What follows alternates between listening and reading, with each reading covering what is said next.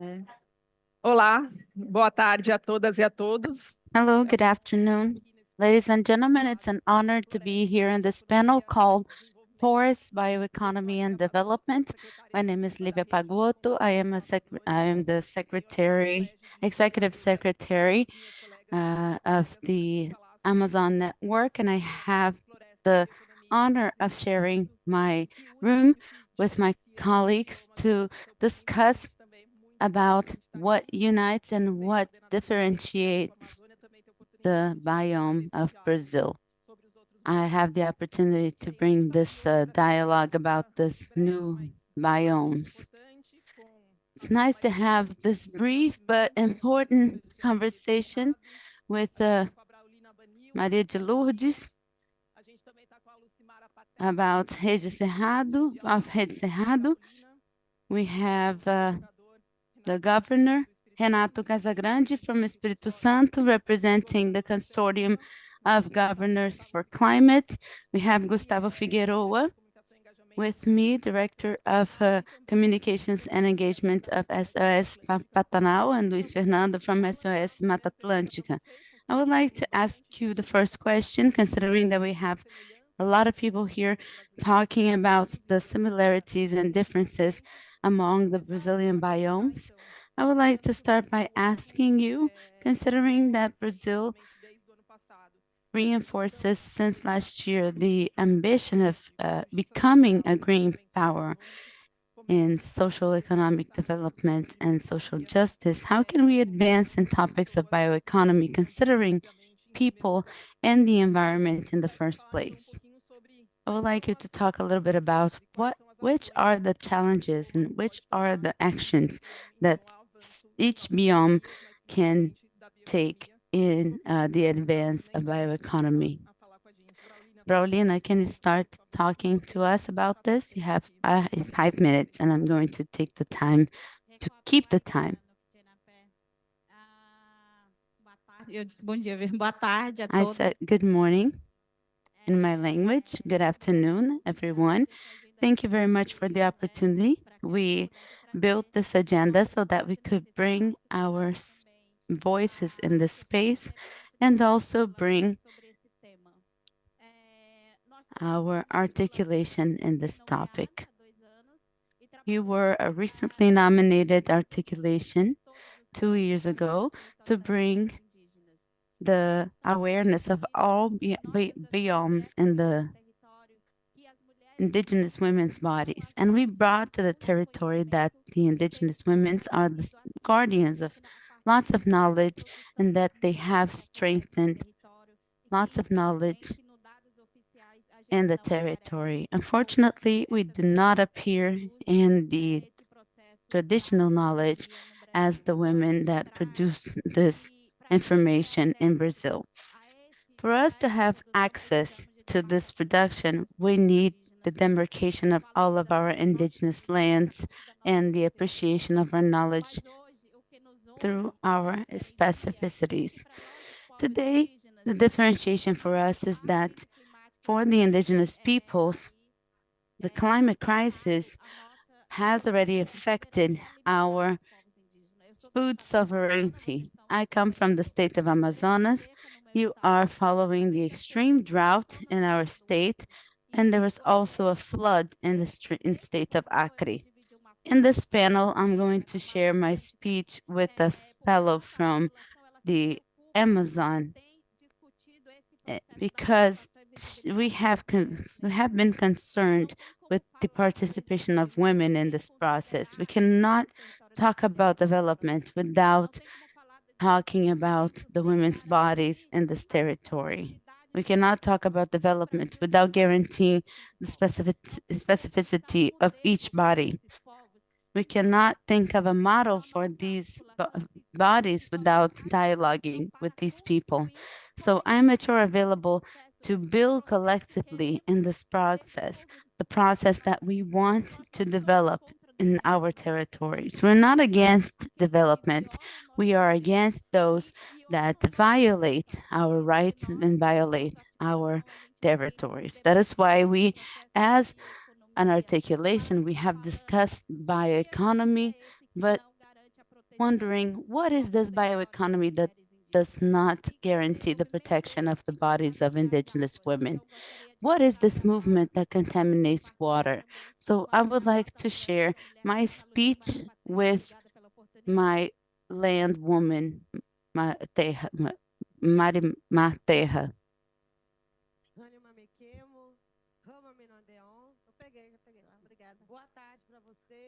Good afternoon to everyone.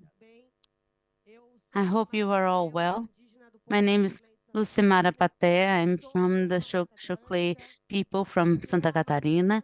I am the Atlantic rainforest biome, the most degraded in Brazil. When we talk about indigenous peoples and diversity, sustainability, when we talk about all of that, we have to understand that here in Brazil, we have six biomes.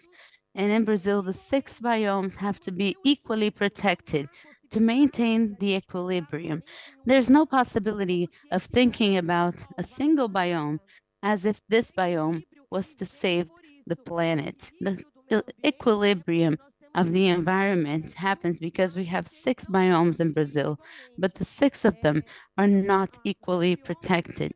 My biome, 70% of it is real estate speculation. My territory today is below water. All of my villages are all isolated because of the excessive water, excessive rain in Brazil.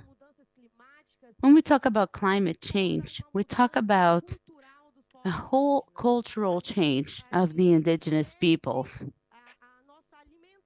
We lose our food stocks. We have to change our eating habits because of the climate change. The culture also changes when our land is devastated. Our bioeconomy is completely devastated along with nature. Our bodies are violated every day with our biome.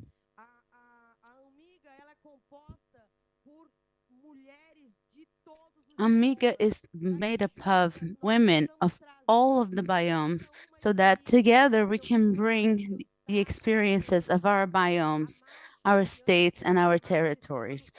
The third March this year brought this topic. It brought sadness, violence. It brought the reports of women who came from the territory and can no longer teach their kids how to continue the natural production of their food, their handicraft, because the big industries, the big companies, the agribusiness, the mining is devastating our territory. But this is not discussed, this is not displayed. Recently, it was broadcasted in the national and international media what has been happening with the Yanomami. But Brazil is full of problems like the Yanomami. In my biome, we have floods every year in September.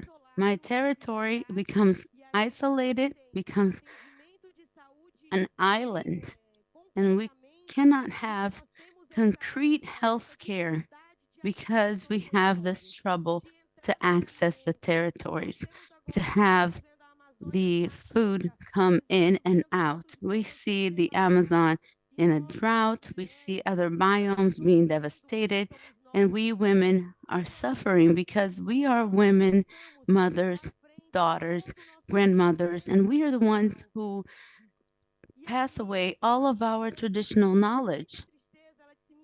My mother told me very sadly, how are we going to tell you? How are we going to fish in the rivers? Because it has now become a sludge. And when we look at the river in my territory, it has now become a sludge indeed. How are we going to take our children to fish? The nature is giving back what we have done to it. Human beings have devastated nature. Our way of life, which is the indigenous way of life, has kept the small equilibrium that exists in this planet. Our way of life is called a setback. They say that we are preventing the progress in Brazil. That is what is maintaining the water and the air. We don't have drinkable water anymore. We have water full of clay, polluted water. This happens because this is a planned extermination to kill us. In the past, they killed us in the form of a law.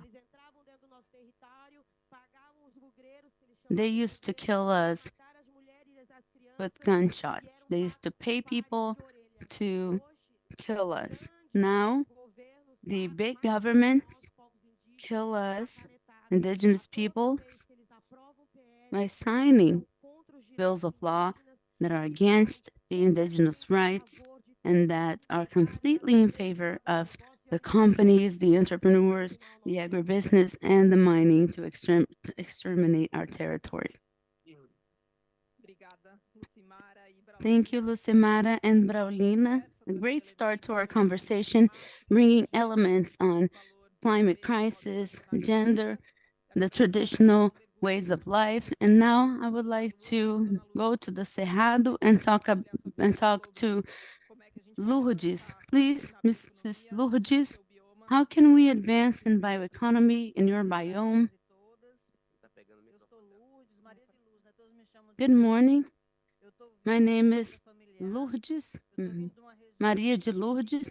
I come from a very rich region, even though they have different outlooks on it.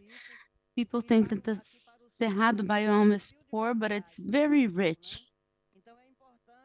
It is important. It is very important. It is a source of water. That is where we have the most important sources of water. There is where we have the connection of the water basins, and there is where we can guarantee water for the whole region. Besides being rich, it connects people, it shows its great singularity, and it has this great challenge in conducting people in this area.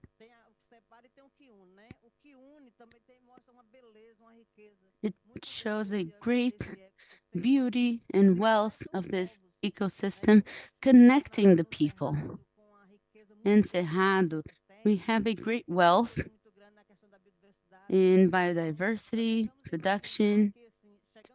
We believe, we are sure that maintaining the biomes standing is much better than having them destroyed. We're going to present to you our production, a new way to live, a new culture, a new way to preserve our environment without destroying it. And how we can do that by appreciating it and adding value, potentializing our culture, the deforestation that happens in this biome. To save the Amazon, people destroyed the Cerrado. For cities to grow, they destroy the Atlantic rainforest. It's not right. Someone pays the price. This preservation policy does not respect the traditional peoples.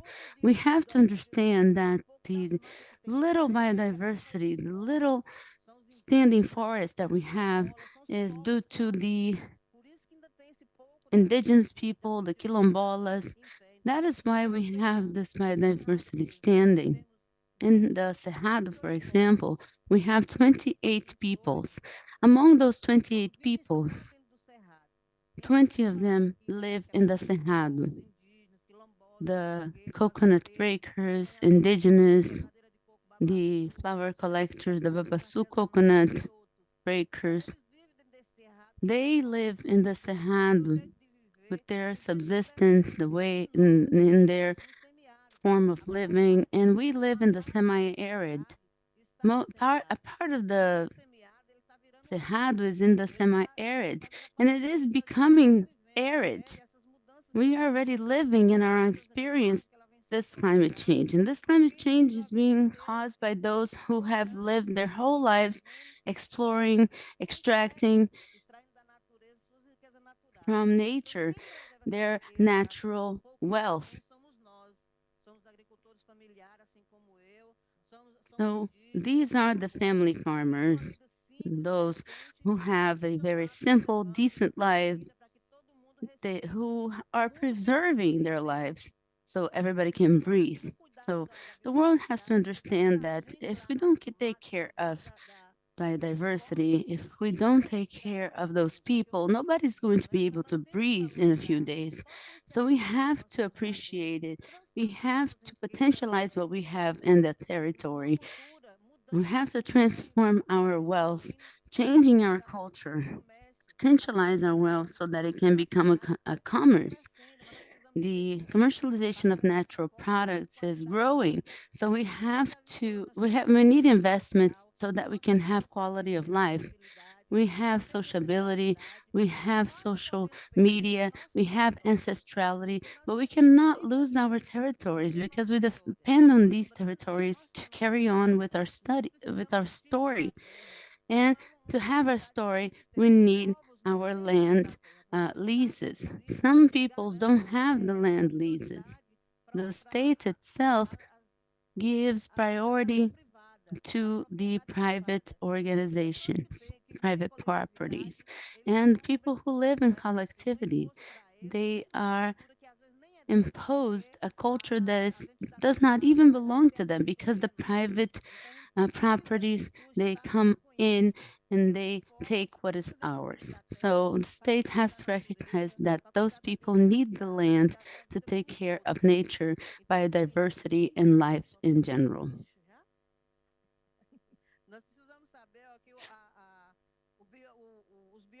We need to know that the Brazilian biomes are not an isolated island. They are space that will take care not only of fauna, they will take care of biodiversity, they will take care of life, and guarantee a culture for the future generations, reminding the big companies that affect people's lives. The big projects like eucalyptus, mining, grains, something else that is affecting us now is the clean energy. I'm not sure how it is clean if it's destroying most of the woods that we have for the deployment of the photovoltaic plates. I could stay here for 2 hours talking about our experiences. Brazil is having nowadays a discussion about bioeconomy. We don't work on bioeconomy, we work on bioeconomies.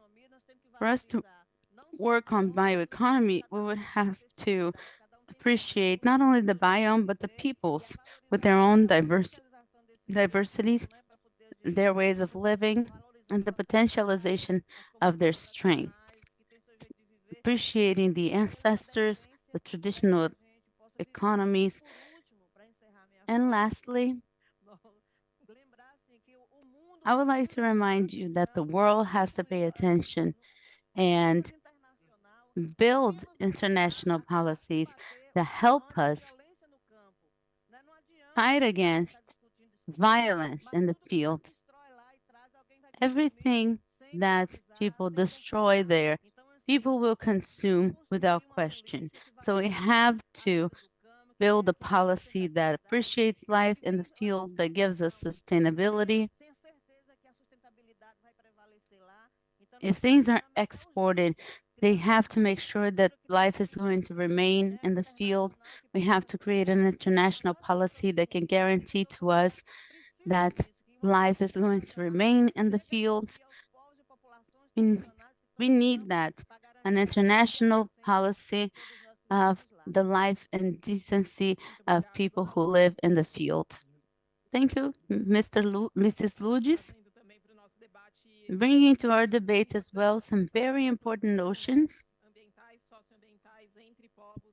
environmental and social environmental notions of what our biomes represent, how important it is to have and maintain those biomes, and very important to our discussion, the idea of bioeconomy and plural, since we're talking about many bioeconomies here, and challenges that involve more than one state or region, right, Governor? So I would like you to speak as a governor, but also as the representative of a consortium called Governors for the Climate, how you have built this idea of bioeconomy and the relationship with the development. Thank you, Livia. Thank you to all of my colleagues here and everybody who is following us and also following us remotely.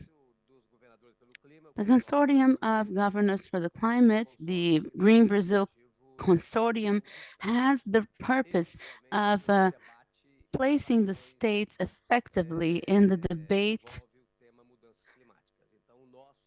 about climate change. So our main incentive is that all states could have their climate change program so that all states can have within the program a mitigation plan for emissions, and all states can have an adaptation plan. This is a work that we have done. We have several governors and governor staffs involved. Many of them are here at COP. Some of them are not here in person, but they submitted their secretaries. We have a huge engagement of the states regarding climate change. And of course, when you talk about climate change, you have to talk about forests. There's no other way than talking about forests, because the forests capture carbon, they maintain the temperature, they protect biodiversity, they protect the original peoples. Forests are the debates and the most engaging action that we have when it comes to climate change. Brazil yesterday launched a plan of forest restoration, understanding that the environmental services go way beyond the carbon market because a mature forest no longer captures carbon from the atmosphere, but it continues producing water, balancing the temperature, and protecting the original peoples. So the forest has many important roles. Mrs. Maria de Lourdes and the ladies who spoke before me talked about all of the biomes. And I think the world is focused on the Amazon because of the size of the Amazon, but in the other biomes, there's also an importance that has to be resumed in the debate. Cerrado and Pantanal have an intensive process of destruction. They're undergoing this process now, so it's important that we treat the other biomes with intensity as well, the Caatinga, the Pampa. We have a similarity among all of them because all of them have a very strong environmental importance. But all of them have different levels of intensity. The Atlantic rainforest has a diverse of fauna and flora, but you have biomes like the Amazon that allows us to understand that the living forest is more valuable than the dead forest. But how can you demonstrate something like this besides the carbon market? The carbon market is being consolidated all over the world. In Brazil, with the approval of the law that regulates the carbon market this year. So you have a debate on carbon market that is pretty much focused on the preservation of forests. And you have to think about the other services of the forest. Pretty much the preservation of Amazon in this sense. In the Amazon, we have a plan and a program of bioeconomy. Advancing in the Amazon in bioeconomy, and this being part of the actions of the federal government, but also actions of the state governments is key. In terms of the challenge, we have the challenge of engaging all of the levels of public administration with the traditional peoples for us to have support for the bioeconomy to be consolidated. It's very nice to talk about bioeconomy, but for the people who live in the forests, who are near the forest and cannot get an income from the forest, that may cause a frustration on those who could live from services from the forest. That is why the governments are launching a bidding uh, call so that we can support the quilombolas and indigenous communities in the state of Espírito Santo so that they can industrialize products that come from the forest and they can advance in their activities because bioeconomy depends on this infrastructure. We have to give value to that what you say that has value and actually it does not have value.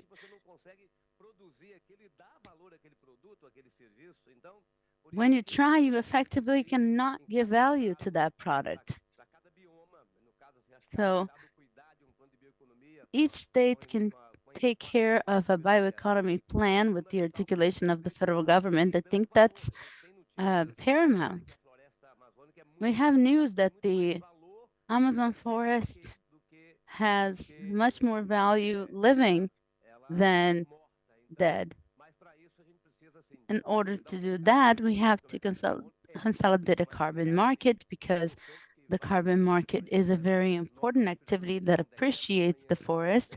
In Espírito Santo, I'm going to sign a decree tomorrow saying that the government is going to be the proponent of the carbon market in the state. We have already reached 4,300 farmers so that other services in the forest can have economic value. Thank you. Thank you, Governor. Lourdes already mentioned an importance of a national policy to value the bioeconomy of the forest. We understand that state policies have their value, so to reflect the diversity of bioeconomies that we have in Brazil. But just to reinforce the interdependence that we have in Brazil among the different biomes, especially to see that in policies. I would like to invite the representatives that we have here of the two SOSs. Luis Fernando is going to speak on behalf of SOS Mata Atlântica, and then we close this round with you, Gustavo.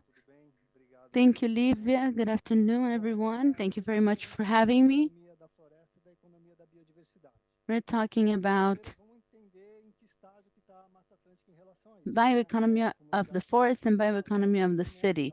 Let's understand how what is the status. We're talking about 500 years of destruction of the Atlantic rainforest, and we have only 4% of coverage of the natural coverage.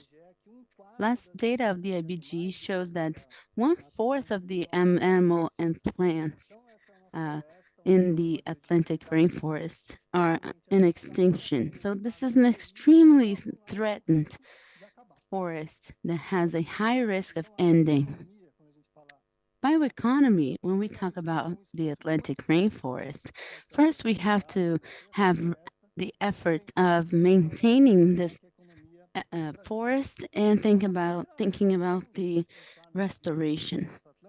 First action to think about the bioeconomy of the Atlantic rainforest is zero deforestation and decrease the pressure so that we can have an economic project for the Atlantic rainforest.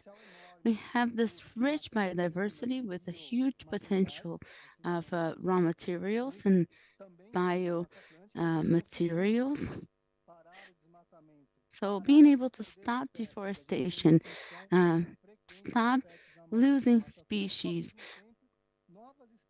and new species of animals and plants are frequently discovered in the Amazon. So we have a huge potential of seeing these species of the Atlantic rainforest as um, raw material for the industry.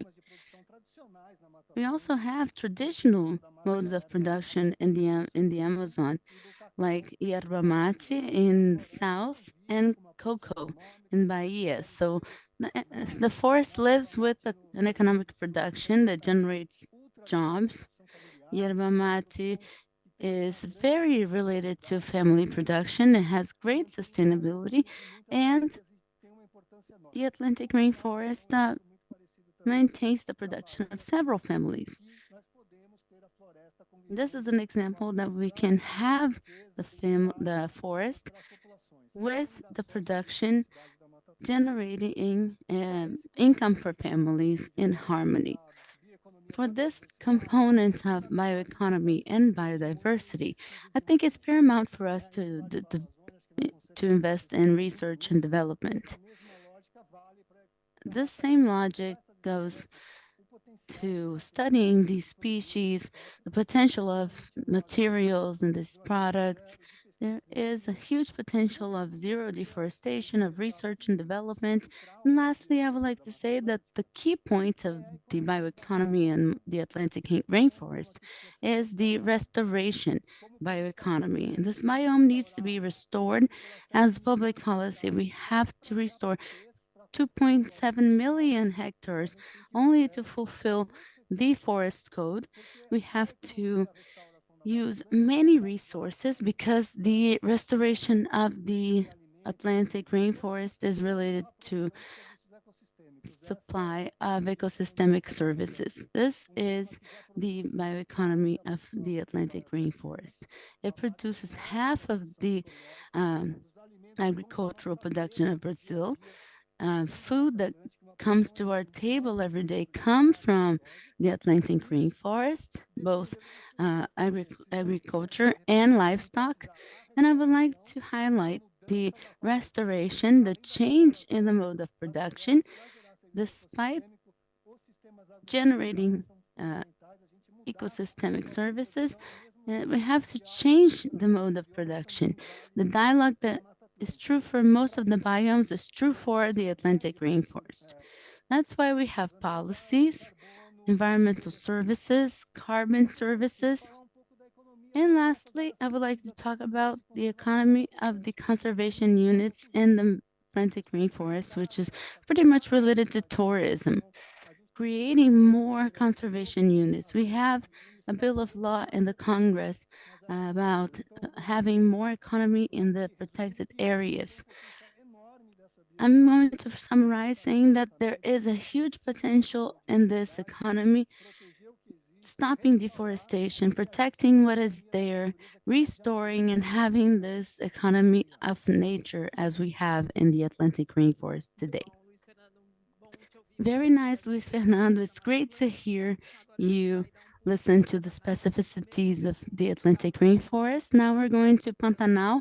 Gustavo, it would be great to listen to you say the challenges in the region and what are the commitments that we have.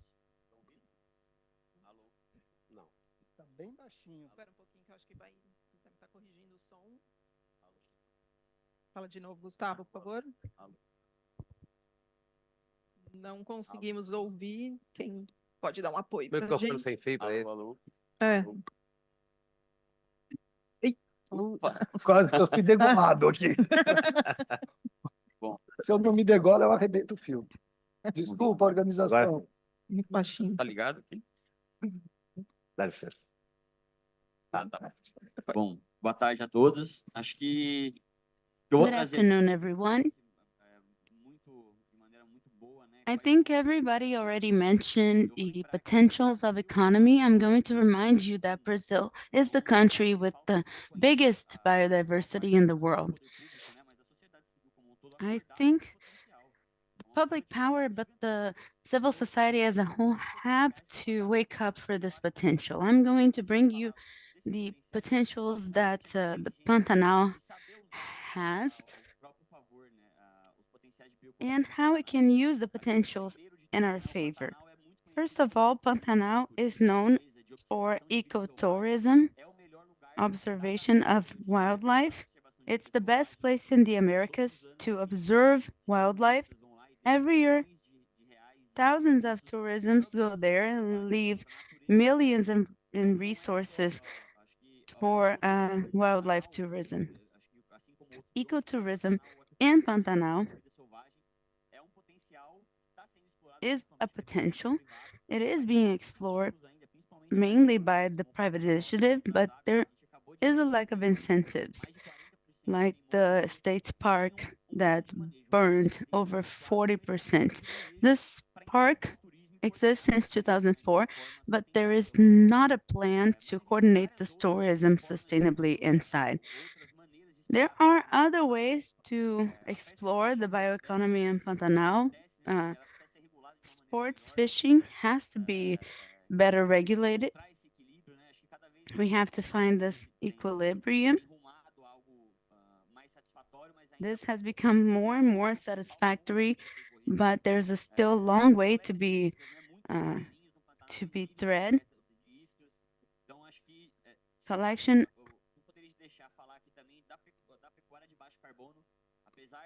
collection of baits, also the seaside, the riverside communities, they live off of collection of baits. There are many fields that can coexist with the low carbon livestock.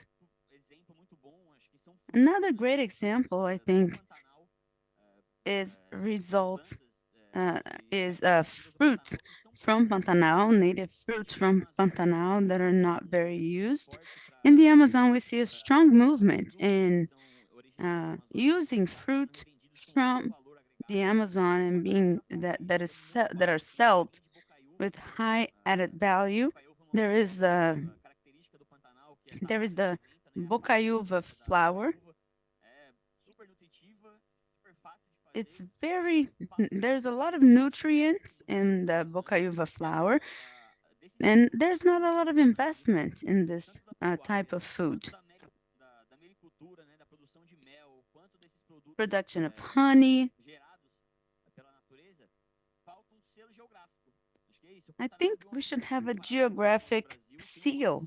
It is Pantanal is a small place when compared to other places in Brazil, and if we invest in a geographic seal for those regions that are protecting nature, that are producing in harmony with the environment, we can add value. We could sell for a more expensive price with a sustainable production.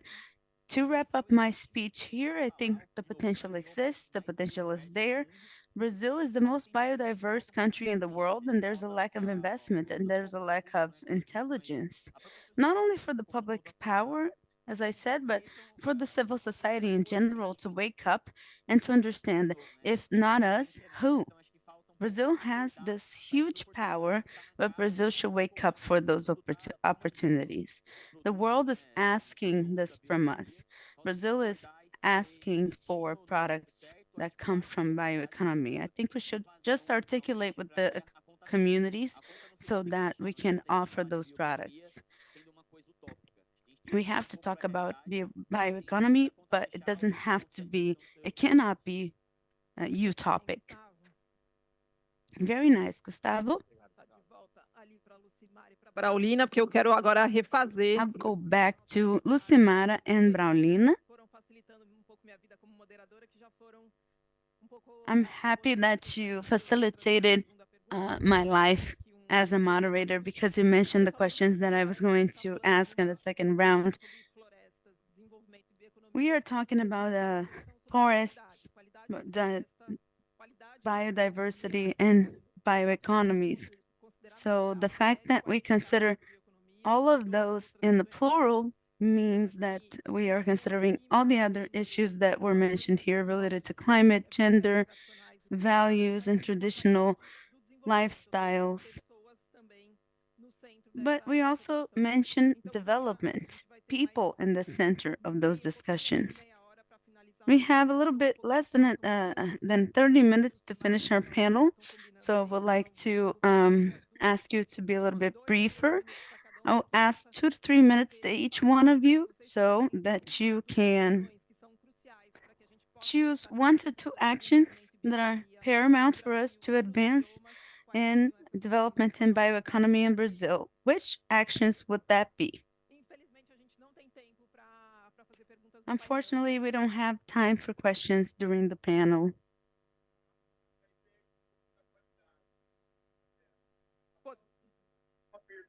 Ela espera, então, que ela aborde algo que vocês não abordam, que é o saneamento básico nas comunidades povos indígenas. Então, é muito fácil falarmos aqui, a todo momento, termos os indígenas presentes, mas não vai no ponto de qualidade de saneamento. Saneamento é saúde. Saúde é uma forma de assegurar a preservação das pessoas que estão na floresta.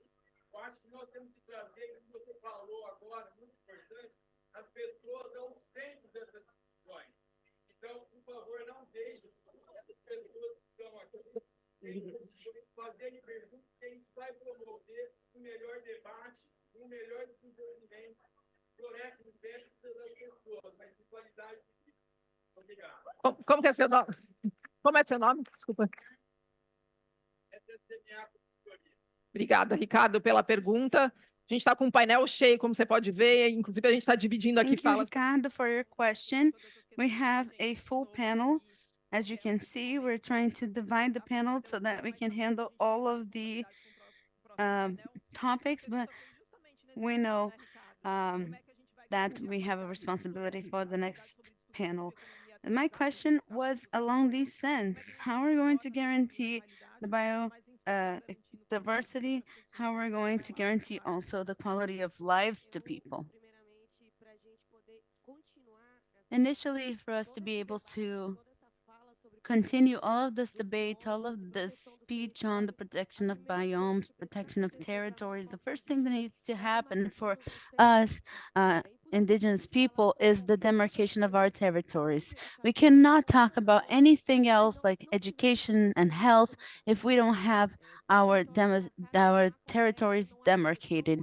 Without our territories given to us, there's no food safety, there's no security, there's no other type of conversation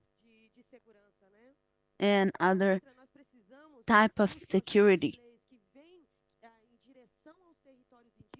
Also, the bills of law that come to indigenous territories, they have to be bills of law that protect our territories and not devastate our territories.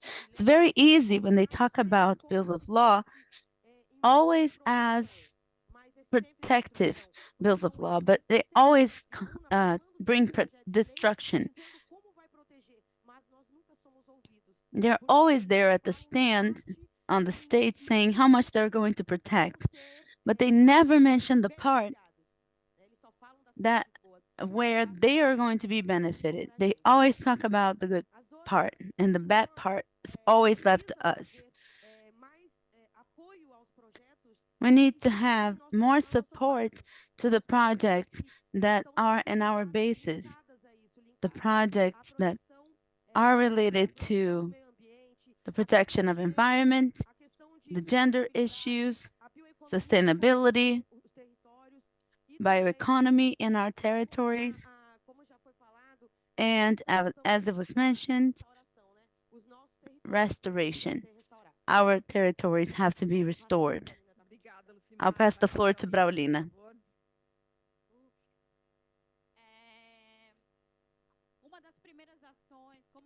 One of the main actions, since we are in the space of negotiations, is to consider what they call exploration and profit. But for us, this is human beings. Before thinking about development, we have to think about people. I like to bring a point that we have seen as indigenous people, which is the contamination of water with mercury. Would you give your children mercury? Would you give your mother or your grandmother contaminated water? I'm sure that nobody here would share contaminated water with your children in your house. So when we talk about this process of dealing with the simplicity of the indigenous peoples, we're talking about life, sanitation. I talked to him that I just came back from Mato Grosso do Sul, and there the indigenous population of our woman, Jacqueline Guarani Kaiowá, they don't have water. Water is life. They don't have access to water. All of the rivers are contaminated and they don't have basic sanitation. They don't have basic policy that gets to them. We also have to talk about this bioeconomy that does not dialogue with our specificities as indigenous peoples. And I pass the floor to you because you talk about development and profit. You have to think about us as human beings. You have to see the indigenous peoples as human beings because we have died every day for violence, for contamination, for the absence of this policy. Because when we are here to build collectively dialogue, we are here to think about this proposal, to have a direct participation in this construction. We're not against development. We are against this process that has violated human rights and our bodies and territory. We want to bring the well-being of indigenous women without violence so that we can continue existing. For some entrepreneurs, for some financiers, the indigenous peoples are in the past, and we have been trying to say with other networks that have discussed the waters and the rivers that we are here and we want to continue in this process of existing, but without a violence, without contaminating our waters and our soils. That is why we have this campaign, Restoration from Zero, because the point of no return is here, everywhere. And when we talk about this process, sorry for the time, when we talk about this point of no return, some territories are already in this point of no return, and we have tried to bring this debate through the territory of the women's bodies, because I'm sure that you wouldn't violate your mothers or your grandmothers in this process. We're talking about the territory bodies that bring the story of the colonization in Brazil. So we're bringing the agenda of the protection of this body territory through what we drink, what we eat, and what we want for the future generations. So thinking of no violence for women and indigenous women and girls. That's why our voice is always for the ones who came before us, for us who are here in this process of dialogue in all the spaces, and for those who will come after us, because we are against exploration, against violence, and against contamination of the rivers. And dialogue with us. We are here and we want to remain in this process. And we are against all types of violence because when there's no demarcation, we are dying. When there's contamination, we are dying. When there's invasion of our territories, we are dying. Unfortunately, people who are outside our territories, they're saying we are foreigners. I'm talking about taking back indigenous lands in Brazil. We are seen as a problem. We were here before and we want to remain here. I think this is the main agenda that differentiates us from the process of bioeconomy, that does not dialogue with our specificities, that does not recognize us as indigenous people. We want to continue eating our food. Our food makes us exist. To have access to these places, we need our territories. Through our knowledge That's why we talk about science from women that produce this knowledge. Obrigada a você, Braulina. Thank you, Braulina. E muito obrigada, Braulina, pelas suas contribuições. Thank you very much, Braulina, for all of your contributions towards this new economy in the Amazon, for the work that you have done as a representative of the indigenous science. Mrs. Lourdes, I'm going to give you a few minutes for the next round. Speaking after Braulina is very emotional. I agree with you, Braulina. We have social technology enough to live in our lands and territories, but we also know about the impacts that we suffered from the big projects, the contamination of our water sources, the contamination of our territories. Agreeing with your speech in Brazil, we just had the approval of another package of poisons that is going to affect our lives even more.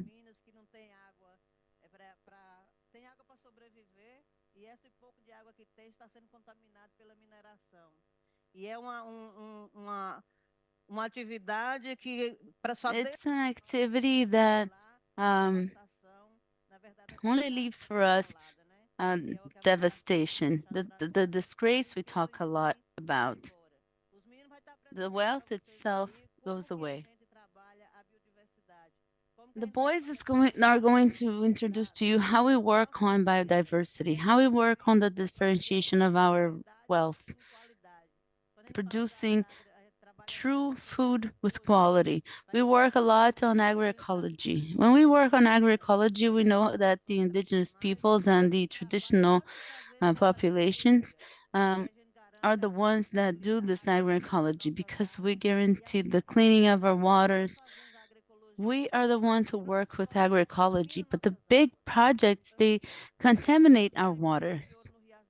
We have a gold company in Riacho dos Machados that we tested and we proved that the subsoil water already has heavy metals and we couldn't do anything about it. Those who consume our products see the trail of destruction that the big projects leave in our lives, in the lives of the biomes, the lives of people. So we have to appreciate life. We have to appreciate culture and guarantee sustainability. It's not only exporting a product without knowing what happened there.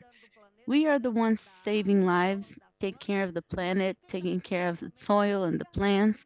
But those who are consuming, they have the obligation of supporting us. When we talk about development projects, nobody asks us, development for whom? It is a development that is not a development for us. It's the destruction of our quality of life, the way we live, our structure. So we need to have this debate comprehensively, and those who listen to us and respect our quality of life should do this with decency so that our future generations can have a condition to live. I was talking about the contamination of the waters, and I remember that I took a trip to South Africa, and I thought in my heart, I could have gone to North Africa because they suffer with hunger in North Africa. I could show them how they could create an economic crop and guarantee their food. In South Africa, I went there and I saw the devastation with mining, and people were drinking sodas. I came back to Brazil and I was sick for a long time. My blood pressure was high. I was feeling that in Brazil. It's not possible. We have a Congress here in Brazil that only thinks about their rights. They do not respect biodiversity. But we have to have the awareness that we are the majority. We can change this. And if we unite the civil society, we can change the story. And then we can guarantee life quality, produce real food with agroecology and a lot more lighter. Thank you, Ms. Lourdes. Papel dos governadores de novo. The role of the governors again. Falar pouquinho mais pra gente nessa segunda rodada. If you would like to talk a little bit more in the second round. As Fernando said, the application of the forest code, we have the real possibility of restoring part of the biomes. The Atlantic rainforest is a huge possibility, but what we are debating right now is how to give value to environmental services to be able to improve the lives of those who live in the forests or live off the forests. Firstly, payment for environmental services. We discuss this frequently. Some states and some municipalities, they have adopted this idea. Any kind of environmental service, we pay in our state for reforestation and preservation of forests. For many years, Espírito Santo pays for environmental forests. We pay 13,000 reais to recover 1 hectare of forest. And in the areas where you have species of the fauna that are in extinction, you may earn 50% more over the annual payment that we make.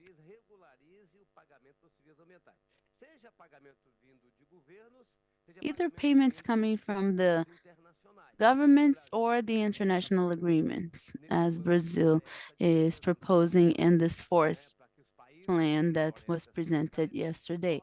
For countries with tropical forests, they may receive through carbon credits or not.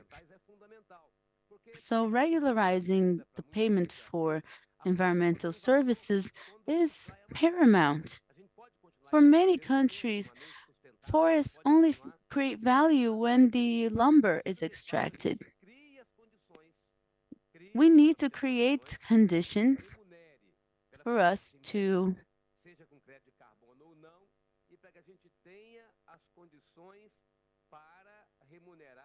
remunerate the other services. If we don't assign value to these services, if people that explore products from the forest cannot survive, they will still face deforestation and destruction of the forest, because nobody can survive if they don't have a minimum income to survive. So the way for us to maintain the forests and maintain the original communities is to have a policy, effective policies that leave the tables and are put into practice so that we can put into practice what we discuss. Every year we have a COP, but every year we also have a bigger destruction of the forest.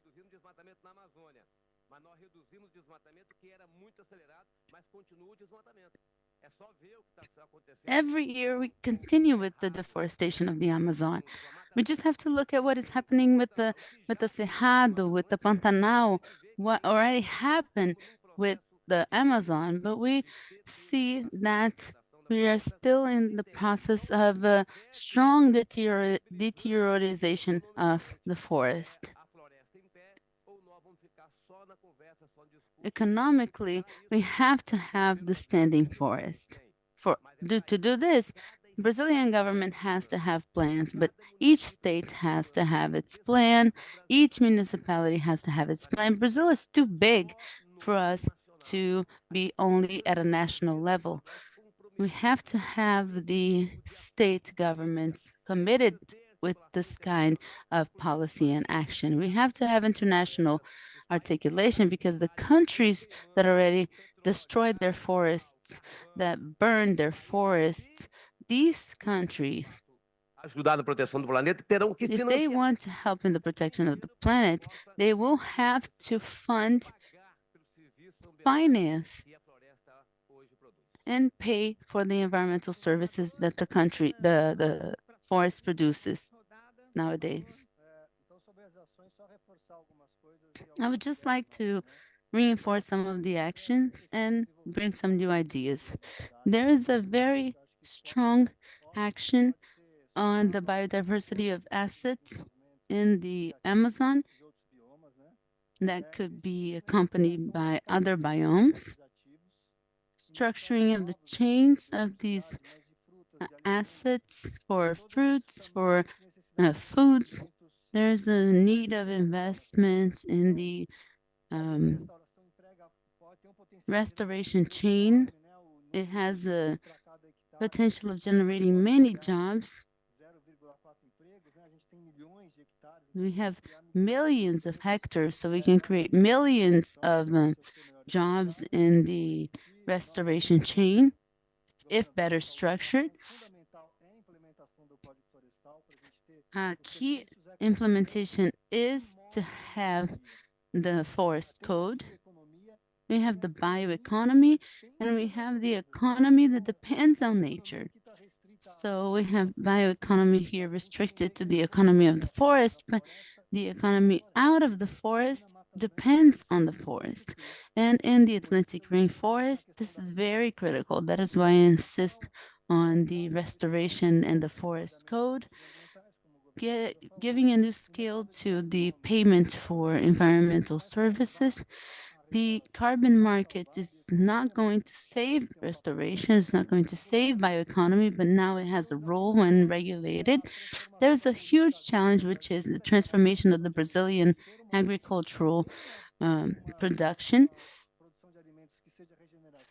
Having regenerative agricultural production, we are starting to change our Safra plan that can be radically scaled. We have a bill of law for RTPNs in the Congress to update this legal framework so that they can generate more revenue for the proprietors. And lastly, the strengthening of the conservation units, parks, reserves, a series of spaces that were not very much implemented that can generate a lot of resources on the tourism of these protected areas. I think this is something that is within our reach. And I'm going to wrap it up here. Thank you very much, Lívia. Thank you very much for your attention. Thank you, Luiz Fernando. Now I'll pass the floor to Ricardo. We're going to have 2 or 3 minutes for questions. So if you have questions, but first we're going to listen to Ricardo, and then we're going to have a final round for 2 or 3 questions.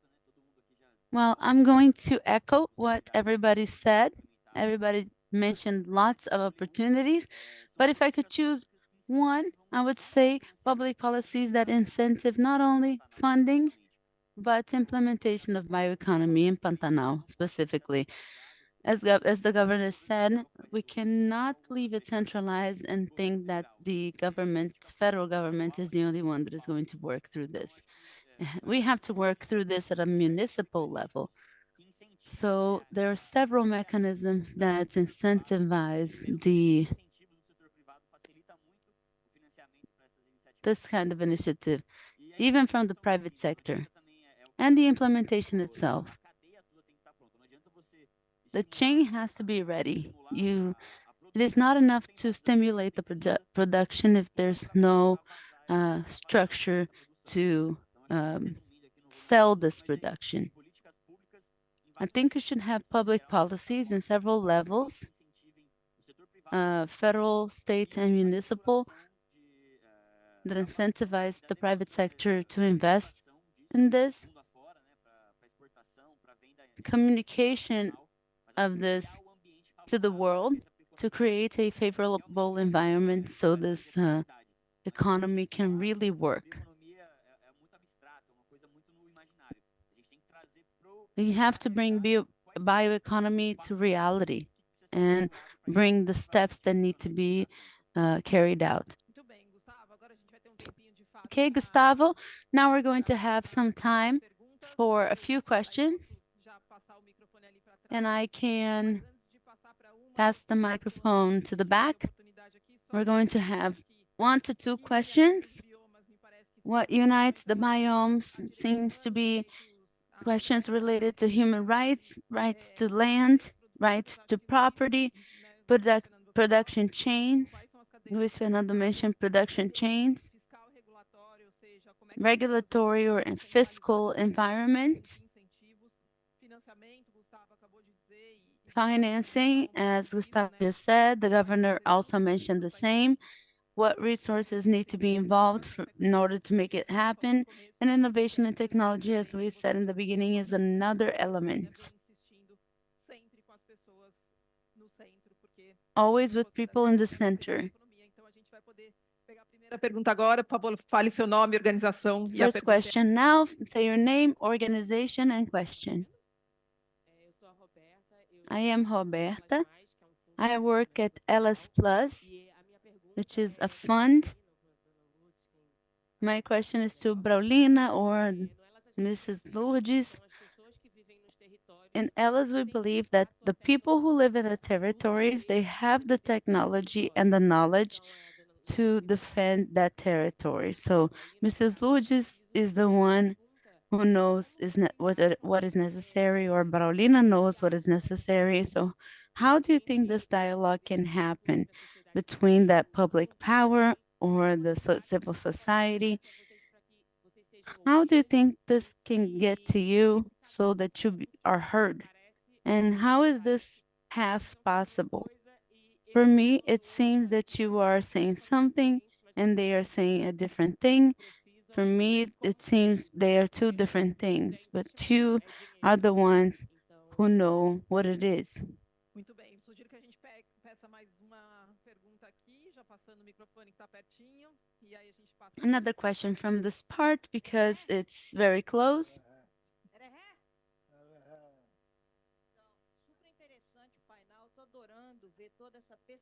Interesting panel. I am loving to see this different perspective of speech, but I really prefer the speech of my people.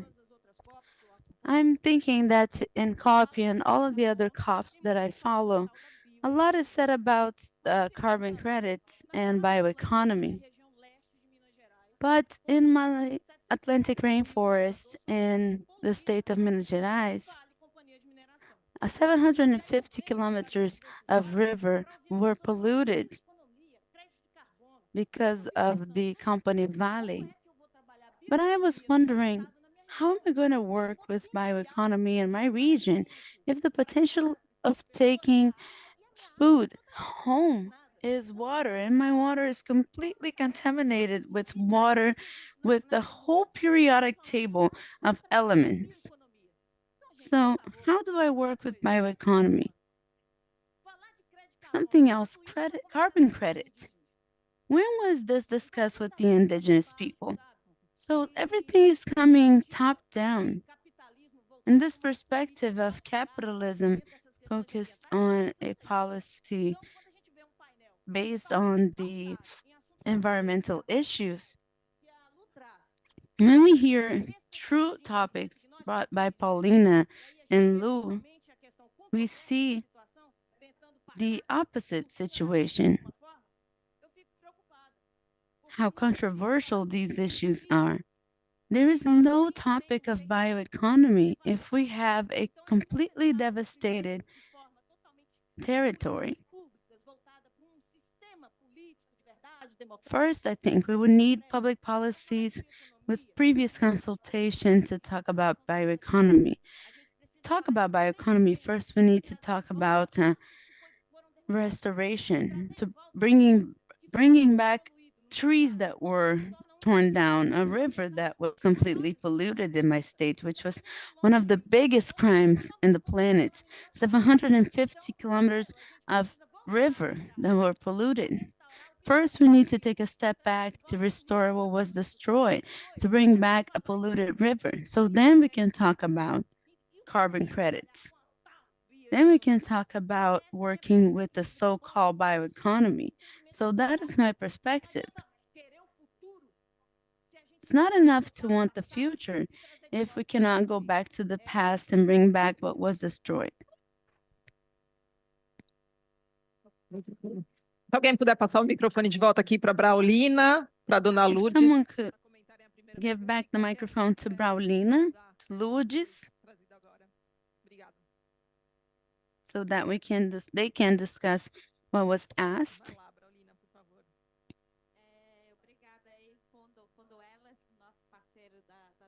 Thank you, Fundo Elas, our partner of the indigenous women. We indigenous people, we have our plan of territorial management, dialoguing with the government through our specificities. I talk about specificities because we are over 300 people and we have challenged ourselves to building our management plan and economy plan to try to dialogue with those rulers and those companies, also bringing human rights as part of our collective construction in the process. So the first issue is that this process of economy has to dialogue with our management plan because we're talking about lives, we're talking about welfare, and some peoples already have their territorial management plan and monitoring. We also have to have people who monitor this production process. In this consultation process, the first question we have to exercise is listening. We haven't exercised listening in our neighborhoods, in our houses, in our workspaces. How do we treat those who clean the floor of our offices? Did you have the opportunity to listen to those people who serve coffee? Do you have any idea how their lives are? I'm sure you don't. So we as human beings, we are very bad when we don't listen.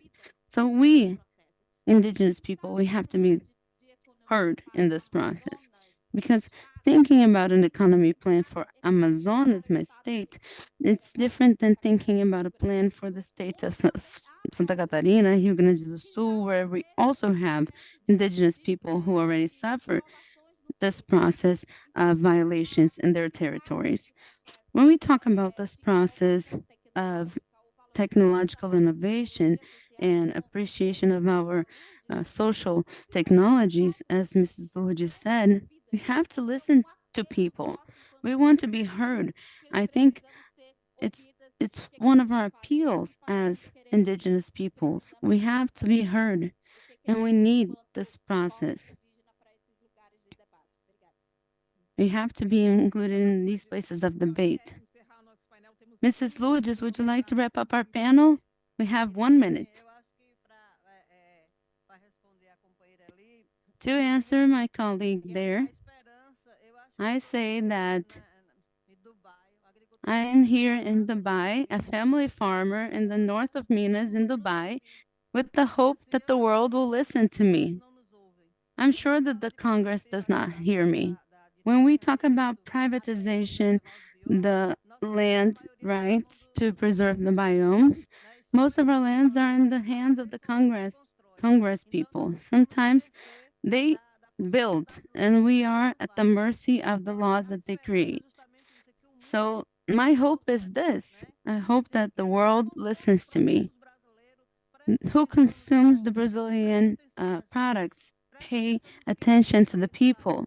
Pay attention to us. Pay attention to what I say. We have to have ownership of our land so that we can continue working. The biomes have to be protected with the original peoples. In the beginning, I said, if you don't listen to us, we're not going to manage. This top-down policy is going to continue destruction. We're talking about bioeconomy and destruction. So, places where the river is not contaminated yet, destruction is still happening. The poison that is in the river now shows what our future is going to be soon. And soon it'll be on the tables of the consumer. Thank you very much for this exercise of listening and dialogue. Governor Casagrande, we wrap up here. Thank you very much for following up on our conversation.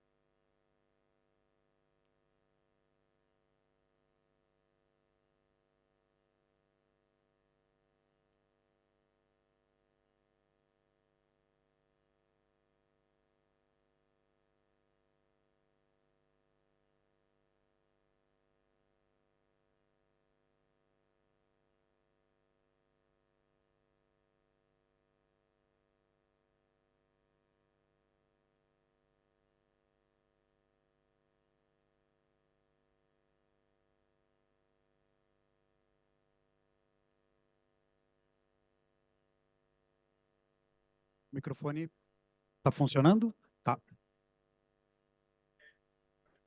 Boa tarde a todas e a todos. É com prazer que o BNDES coordena a mesa de Good hoje. afternoon, everyone. It's a pleasure for BNDES, the Brazilian Development Bank, to chair this session, which is going to talk about the organization, the restoration and strategies for our bioeconomy to face the point of non-return. It's a pleasure to have Aloysio Mercadante, Esther Dweck, Marina Grossi, a very important friend of mine who we've been working for a very long time, president of CBDS, George Viana, president of Apex Brazil, who we work with whom we work closely, and our friend, scientist, and member of the board of the BNDES, Carlos Nobre.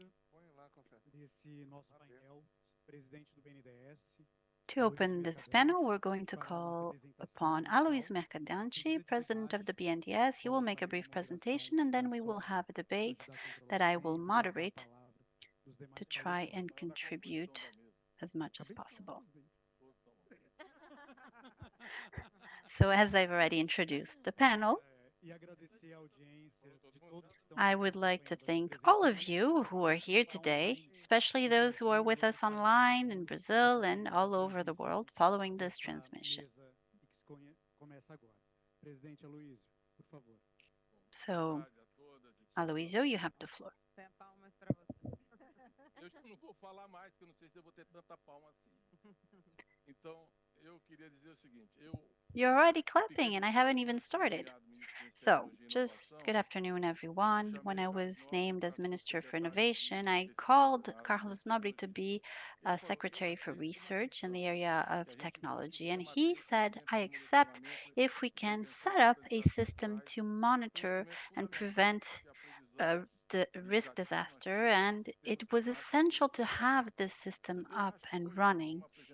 And I think today the proposition we're going to present to you will be the same milestone as this program was back in 2011.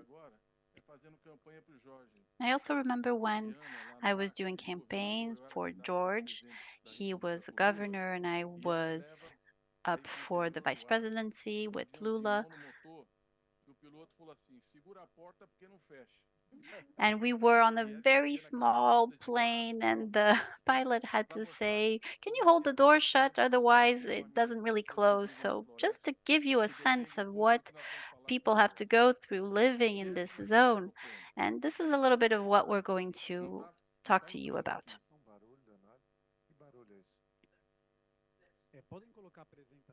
So, can we have the presentation up, please? My presentation, please. Bom, o que é que nós vamos apresentar aqui? Nós estamos com cenário. So, Nós estamos com cenário que we're looking at a situation where we're going towards 1.3 to 1.4 degrees, and we're just 7 years before 2030, and we have to reduce our emissions by 43% to be able to meet the Paris Agreement targets. And COP30 will be 10 years after Paris, and I hope that during COP30 we gain more awareness of the challenges that lie ahead. So we don't have a lot of time. BNDES, according to Bloomberg, is the bank that has most financed and funded green energy in history. We have in our energy mix 47% of renewable energy and 88% of it is electric. So why are we talking about green hydrogen, second generation ethanol, and the advance of offshore solar and wind power? Because this process is very expensive and very slow, and we don't have a lot of time and enough resources in our planet. All the promises that are made during these COPs are not met. So we need concrete actions for short-term alternatives that are well articulated with the long-term structural changes we need. We need to make sure energy transition is going to happen. This year, we consumed 11 billion barrels of oil. So being able to replace and have electric vehicles, all of that is too slow and too expensive, which is why we need to find new paths forward. And we are here to provide a solution which is quite simple. It's less expensive. It was already present at a given point in history when Earth had a drop in temperature by 8%, which is when trees start capturing more carbon, protecting the soil, protecting biodiversity, which leads to a change in the global temperatures. So what we're going to use is a technology that our ancestors and ancestral knowledge shows is very important, which is to look at nature. We are setting up this program, which is to restore the Amazon forest. The Amazon forest, if it were a country, it would be the seventh largest, 49 million people. It's huge, and we have a very big challenge to be able to fight deforestation. Brazil is going to meet its goals regarding emissions by fighting deforestation as we began doing once again after being able to win elections against denialism. So this is the target we have.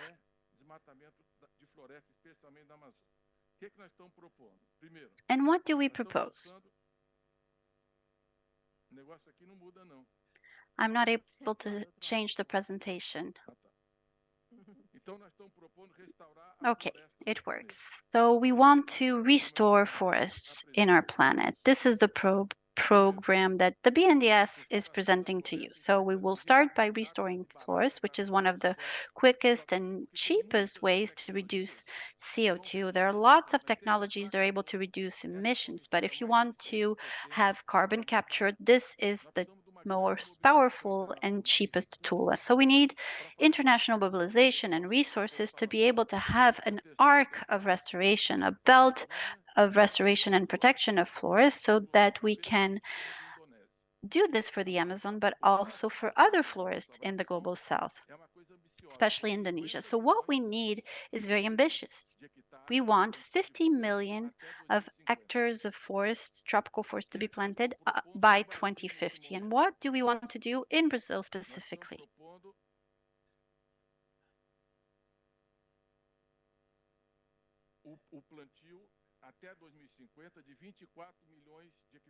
By 2050, we're going to plant in Brazil 24 million hectares. Amazon accounts for up to +1 or -1 degree in the global temperatures. So that's not irrelevant. It's the biome that can contribute the most to face climate change and extreme weather, especially if we are able to fight deforestation, which is not an easy task. We have a lot of illegal gold mining, organized crime, which is very linked to deforestation, illegal logging as well. All of that is linked, and we have very difficult and complex command and control work that needs to be done. But that's not enough. So we want to create an arc of restoration to protect the Amazon, especially where it is most attacked, which is what we call the arc of fire. Because as the forest recedes, it starts to degrade, and the consequences lead us to this point of no return, as was coined by Carlos Nobre. If during 4 years you're able to protect it, then it regenerates itself. Our proposition is to restore 24 million hectares by 2050. I'm having a very hard time passing the slides. I don't know why it's not working.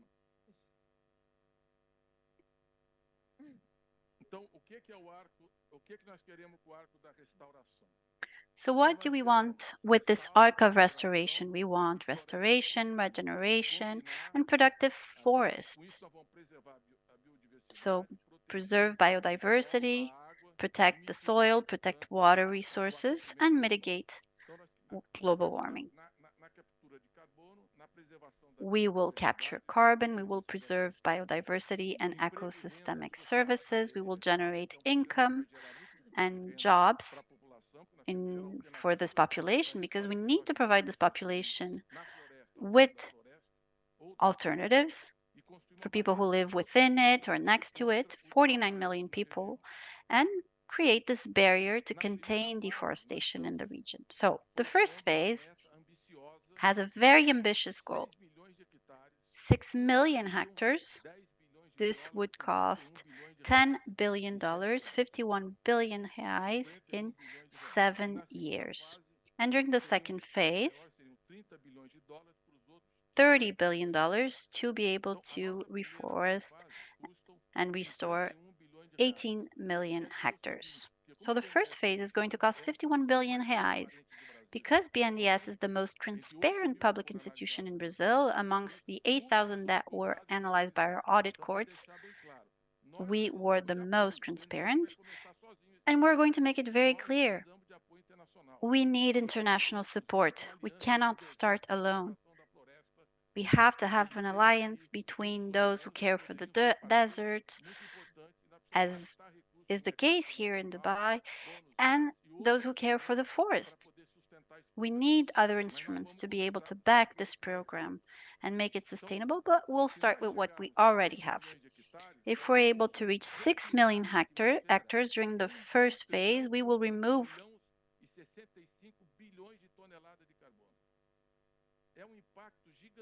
1.65 billion tons of carbon.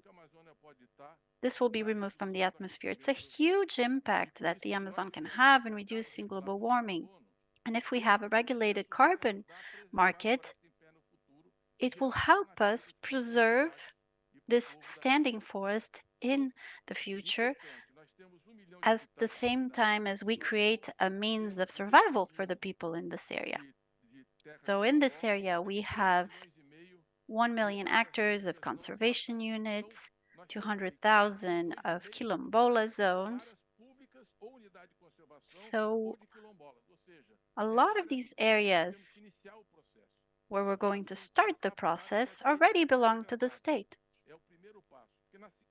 The state's own areas are already degraded, so we can work on these settlements, family agriculture, and this is compatible with the idea of a productive forest, producing açaí, Brazil nuts, cupuaçu, many different fruits that generate income, and we can also generate legal timber. And also this mix called muvuca, which mixes all different seeds and helps restore the environment. So this would help us reach these 6 million hectares. And for the private areas, we have to stimulate and foster financing for private owners. And the carbon market can help us with part of the equation by helping us levy a lot of these resources, which is why Congress needs to regulate the carbon market as fast as possible. And of course, we need to have the discussion about the different biomes that are going to be included, which are more valuable. So BNDES is going to invest 1 billion reais in this program in a way as to make it feasible in the long term. How are we going to do that? The 450 million initial funding are coming from the Amazon Fund. So this is going directly to the Quilombola communities, the indigenous people, so that they can start generating income and restoring the forest as a priority action. This is a donation.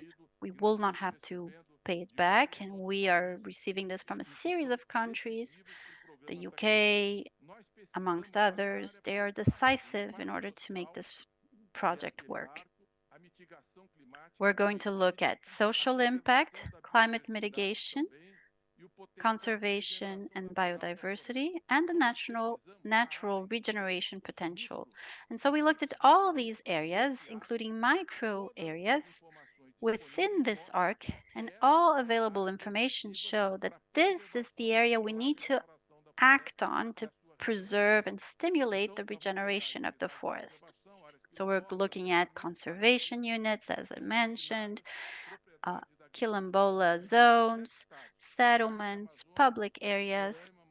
And this crosses 7 states, which you see listed here: Acre, Amazonas, Rondônia, Mato Grosso, Tocantins, Pará, and Maranhão, and involve at least 50 municipalities. And to do that, we're going to mobilize resources from third parties. The state of Pará is going to work on a similar project. And so, working together with the federal government, we can make it even more efficient. So, the second step will be through resources of the Climate Fund. We have an economy ministry which is very much dedicated to the environmental aspect. For this fund, they were able to have part of the resources go to the BNDES, and the 550 millions have already been accepted. For the 400 million, Haddad has suggested that we could go up to 550 million, and the interest rate that was defined is 1% a year for forests. So this is very competitive, and it allows us to have the public sector involved, because we're going to have to track where all these resources go to make sure we're doing replanting, regeneration, etc. We are able with this project to attract private investment and mobilize indigenous communities, local communities in the process. So with these resources, we will have 550 million financed with a differentiated interest rate, a special interest rate. So what do we want to do from now on?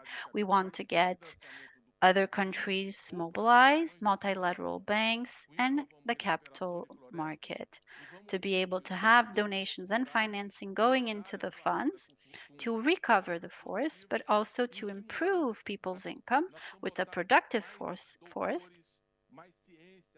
and having also more science present in the Amazon. When we started, Nobre and I, and the Minister of Technology, there were more doctors in the São Paulo University than in all of the Amazon.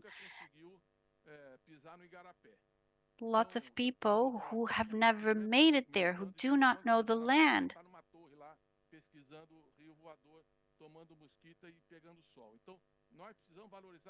We need to value the local communities and their knowledge, engage them in this process, and generate income and jobs so that we can protect a standing forest. And in order to be able to do that, we need a carbon market that is regulated. So, this is a cheap, feasible proposal.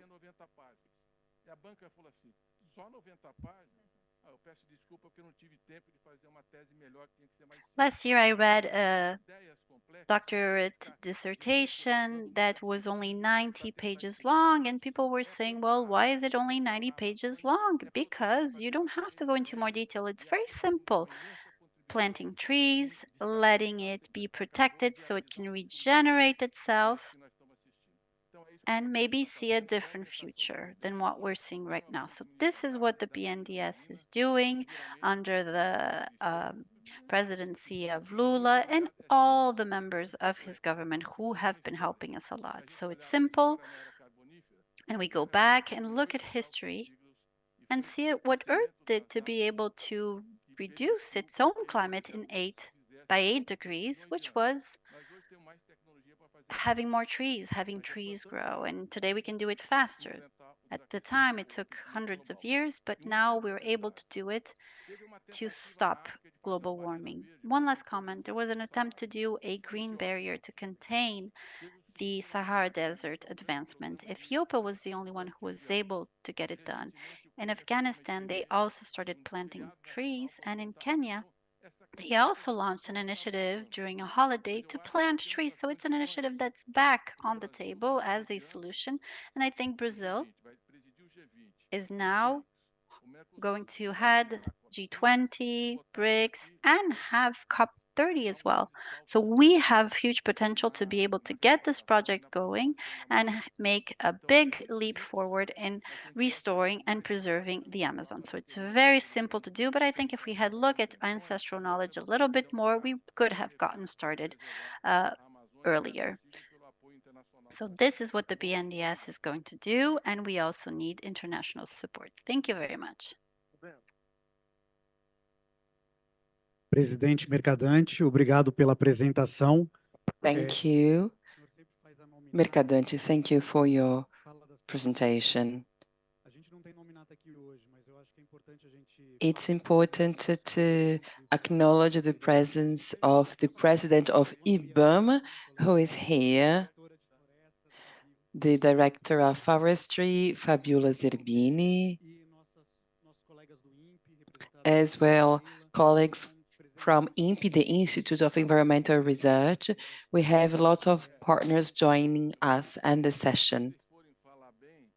Well, if you have positive things to say, do it now, because I will have to leave soon.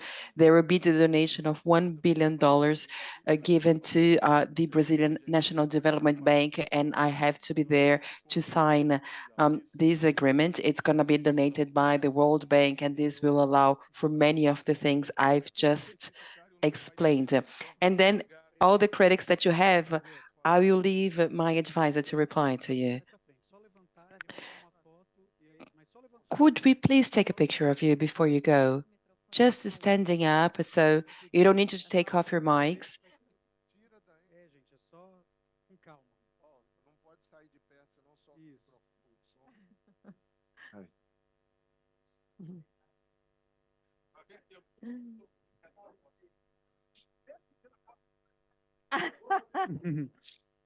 Rodrigo, secretário, por favor. Fabiola, por favor. Venha. Rodrigo, Fabiola, please join us. Não, aqui. Claro, onde quiser. Isso. Aí.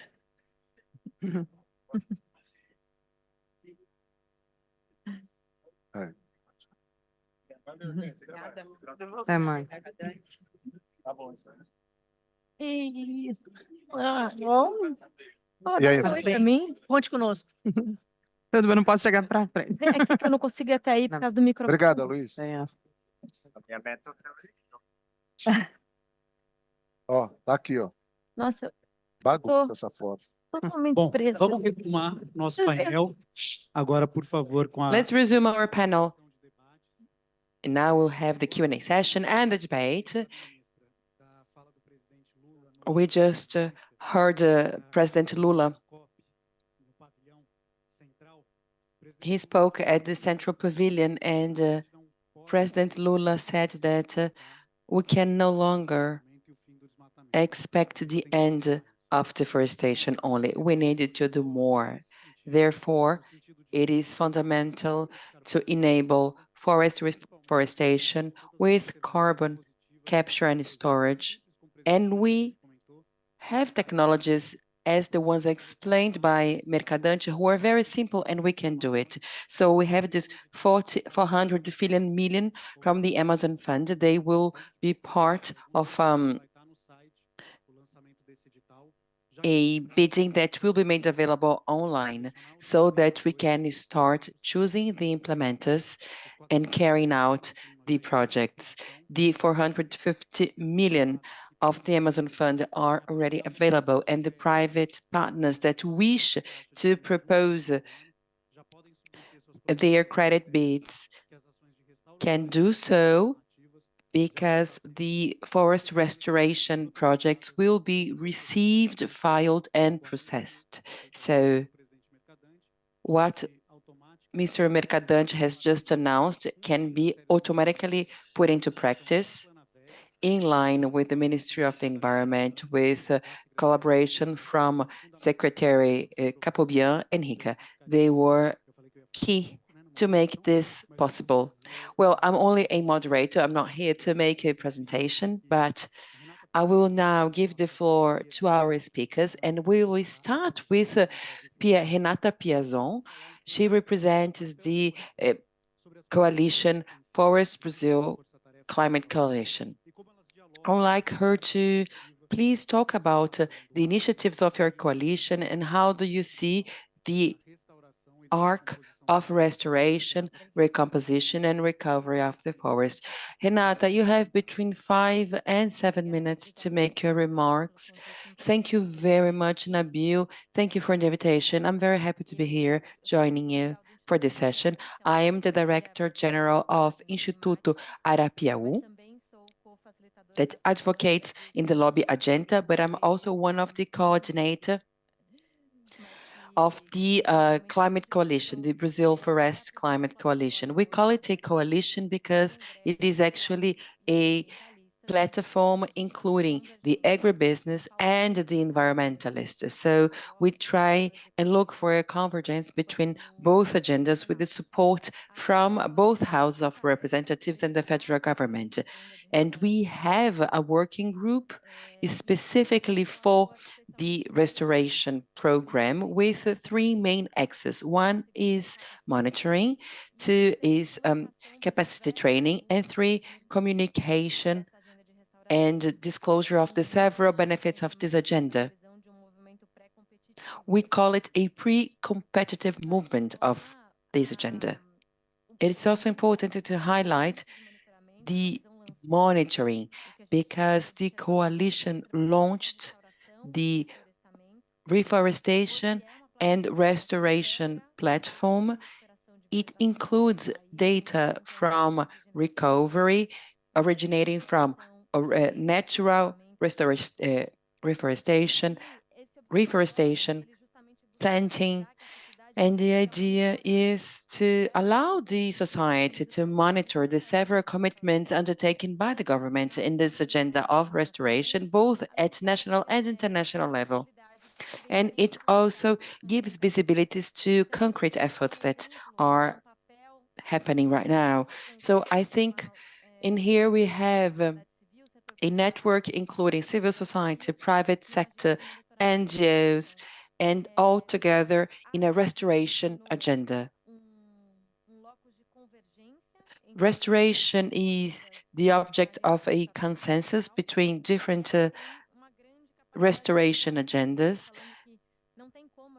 and it's very leveraging because, you know, the restoration agenda has a very big scope and it needs a network operation because we cannot work alone. We need to incubate transformative networks, including several branches of the society, private sector, NGOs, civil society. And the coalition is, I think, an illustration of this type of joint work. And I think that we can have a pre-competitive agenda to engage the private sector and strengthen actions that go way beyond monitoring and that should have a strong advocacy component, advocacy for public policies that are structural. And here I see some people that are part of this work. We also have the Green Transformation Plan, the Forest Plus program, several programs that are part of the restoration agenda and that need a lot of advocacy so that we can strengthen such policies, such public policies, and have them actually implemented. So the coalition works very strongly on the advocacy level as well. On the top of that, we also work with funding. So it's very important to have an alignment between actions supported by the Brazilian National Development Bank, such as Floresta Viva program, promoting efforts sponsored by the private sector.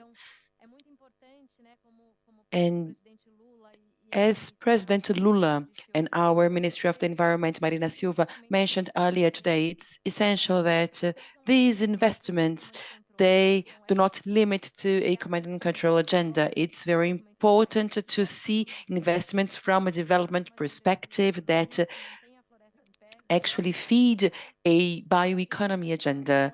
And I think that one very important example and possibility is the restoration agenda.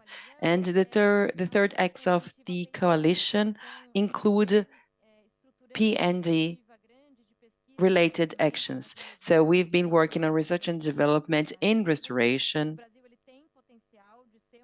and Brazil has the potential to become a reference model in terms of forest restoration and renovation, but we needed to do more. And the coalition has an important role to play when it comes to ensuring and supporting research and development, which will actually lead to more investment, more work, and more initiatives in the private sector.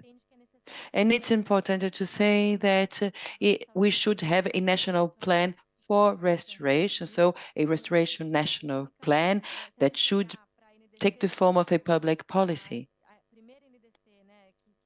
If we see the first NDC in Brazil, where we commit to 12 million hectares of restoration, this agenda can generate 2.5 million jobs. So it's a quite positive agenda in terms of the environment, employment, income generation, social inclusion. This is a very important front, and we should support it. And we are absolutely available to put in touch private sector, society, civil society, so that we can design this national restoration agenda.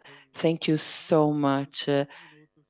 You spoke for 5 minutes. You were perfect. Thank you so much. So you mentioned the role of the private sector, and we know the private sector has a very strong network with international trade, with foreign trade, and the bioeconomy agenda, the forest agenda, has been very present in international trading and also for export purposes. For this reason, Mr. Jorge Viana, we are very proud you accepted to join our panel, and I'd like to give you the floor and ask you to please tell us about APEC's initiatives to support this restoration agenda in the export sector, but also your experience as a governor and senator in the state of Acre. So thank you very much for being here, and I will pass the mic on to you. Hello, I'd like to greet everyone, and allow me to say it's great to start the panel with an initiative from the Brazilian National Development Bank. When we talk about the Amazon, improving the livelihood in the Amazon, and the importance of the Amazon in the fight against climate change, we need to take the economy into account. I will make a brief introduction, if you allow me to do so, because my life is connected with the river streams, because I come from Acre. At the end of the 80s, when I concluded my studies, I went to Acre and to work with Chico Mendes. And Chico Mendes connected with the world in order to defend the Amazon and Acre. He was not heard in Brasilia, he was not acknowledged in Brazil, but his international connections allowed him to give a wonderful legacy. Back in time, we were able to have a mapa mundi on the wall at the place where we worked. And my boss used to say, you see, Acre seems to be very isolated, very small size, but when you see it in a world map, you see it's not small and it's not isolated. It's completely interconnected. And from that moment on, I always have a world map on my wall. And when you think about climate crisis, you have to think about the globe. Put the globe on the wall. I have actually 2 maps on my wall. I think this is very important to have such a perspective. And when we look back, we learn lessons for the future. How was the occupation system in the Amazon? On the one hand, we had an industrial revolution, and we didn't have oil, so we used the rubber plants in the Amazon that were essential to consolidate the industrial revolution. Aloysio also mentioned about the Brazilian nuts. But actually, we should say nuts from Acre. But anyway, Mr. Carlos Nobre, he knows what I'm talking about. But anyway, the exploration of the rubber tree and the Brazilian nuts. You see, this led to so much. You see, Belém that is going to host the next COP. Who was responsible for all of the infrastructure? Was it the agribusiness? No, and I'm not diminishing the role of the agribusiness, but it was the result of these two plants.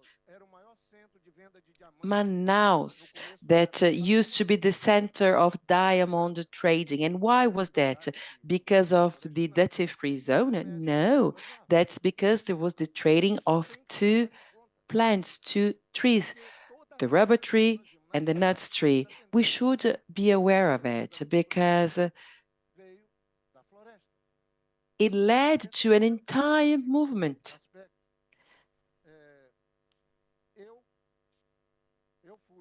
Other than that,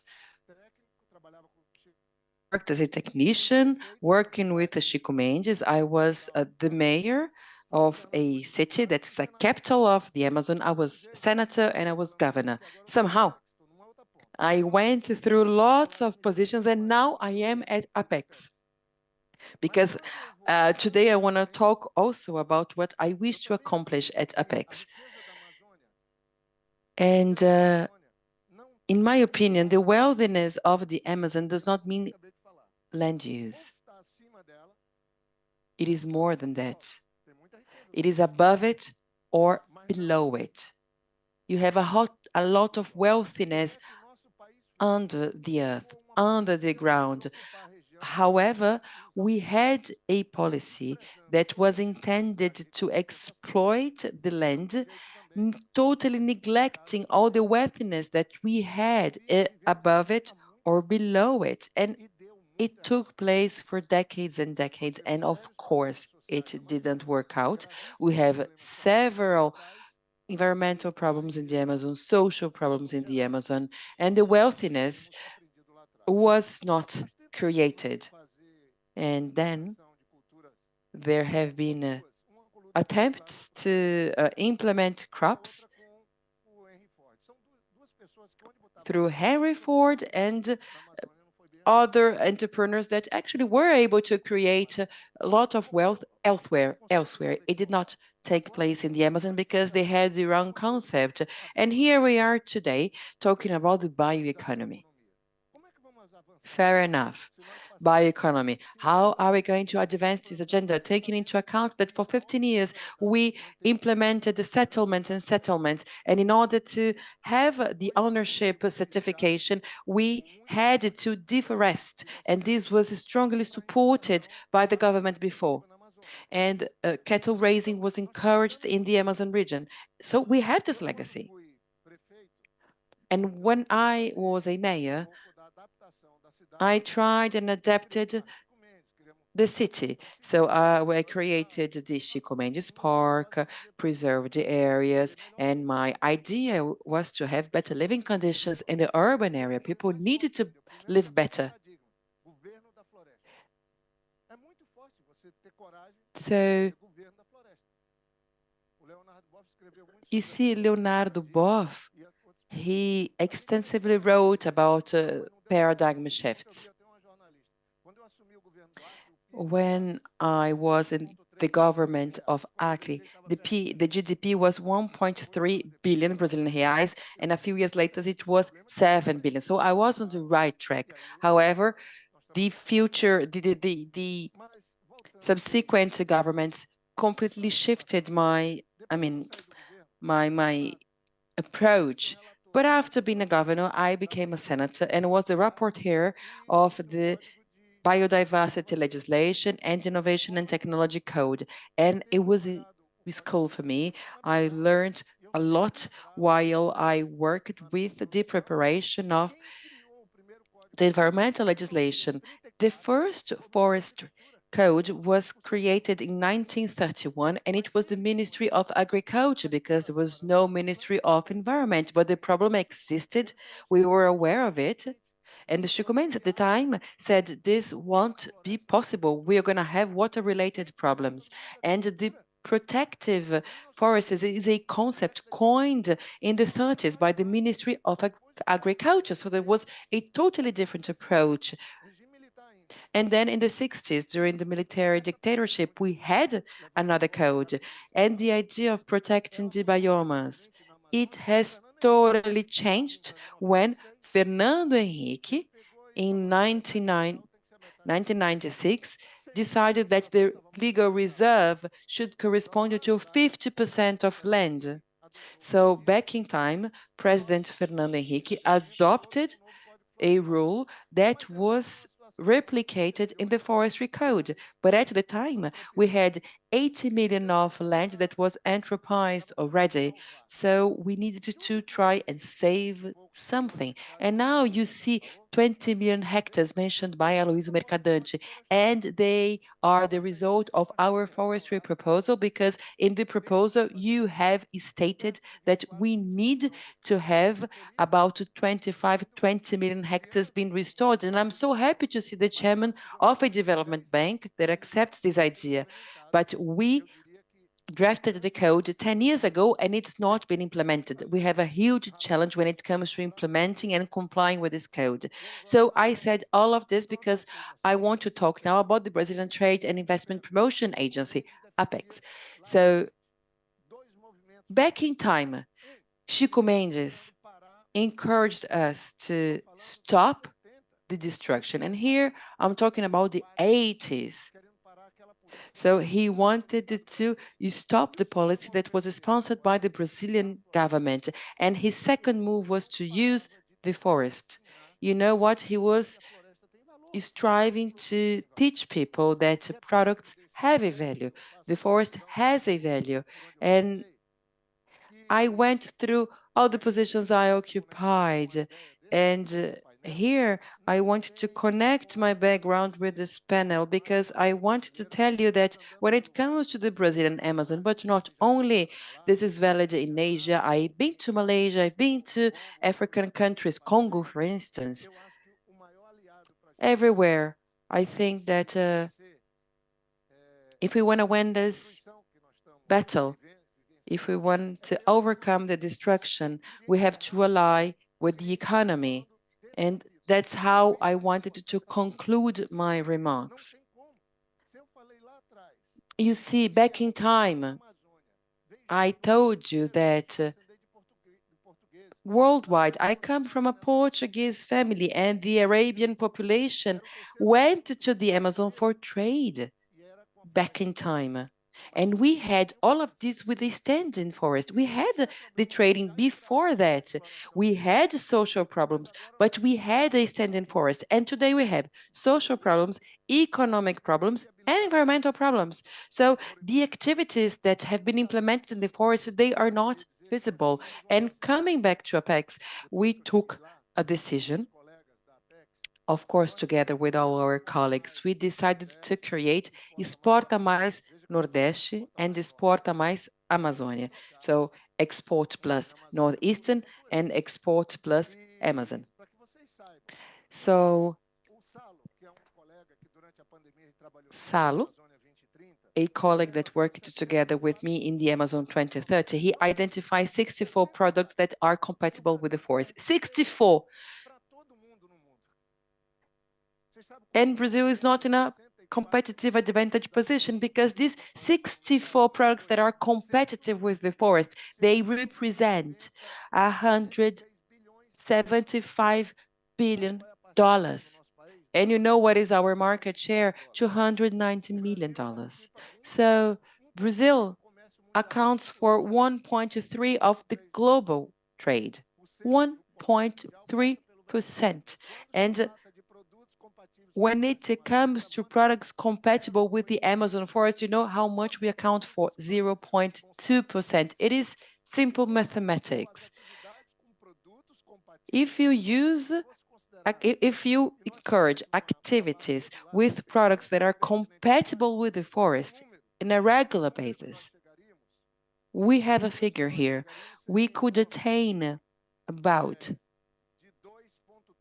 $2.3 billion.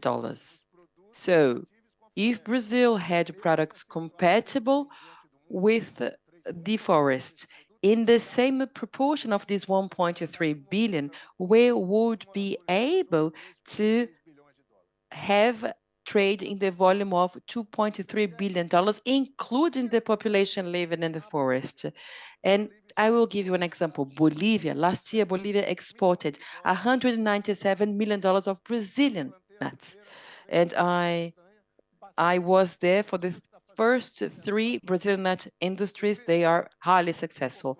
Peru exported $36 million and Brazil $33 million of Brazilian nuts. So I'm here talking about the economy, you see, and I believe we should have a Brazilian strategic plan. I heard President Lula yesterday. He mentioned zero deforestation in 2030. We won't have it. We will have zero illegal deforestation. I live in the Amazon. I want zero deforestation, but I was part of the drafting of the forest code. So I can say that in Acre, you have 40,000 small-sized farms. And the only way for them to produce is to do this type of activities. So I conclude by saying I'm an optimistic that I think we are on the right track. We are part of the solution. We are back as part of the solution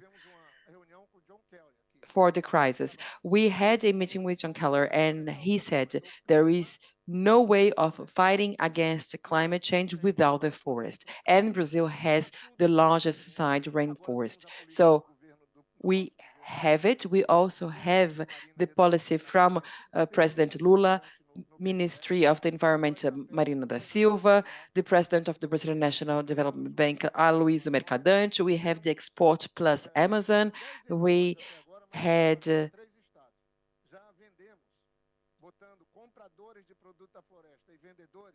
operations putting together local population and exporters. So we are in the very beginning of a process, at the onset of a process,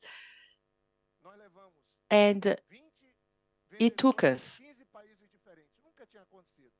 20 salesperson from 10 different countries. It was made possible by Apex.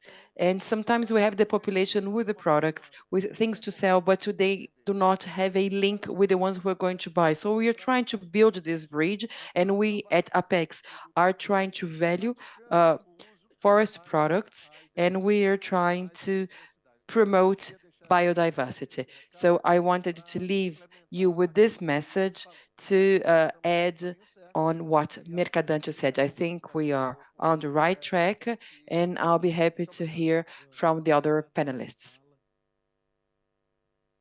Uma experiência tão longa, com tanta Thank you bagagem. very much. Such a long experience. It's important to have your contributions. Thank you, Benedita da Silva, for being here. Thank you, Senator Augusta Brito, as well, for being here with us. We also have a secretary for the state transformation, Chico Gaetani. And now I give the floor to Marina Grossi, president of CBDS, which is a union of very large companies working on Brazil with an agenda for sustainable development. And we know, Marina, you are very close not only to the topic of bioeconomy, but also forest protection. And because Carlos has mentioned companies a little bit in the corporate sector, what do you think would be a positive agenda we can have to prepare COP30 and what we can do until then? Thank you very much for your invitation. I've participated in so many COPs.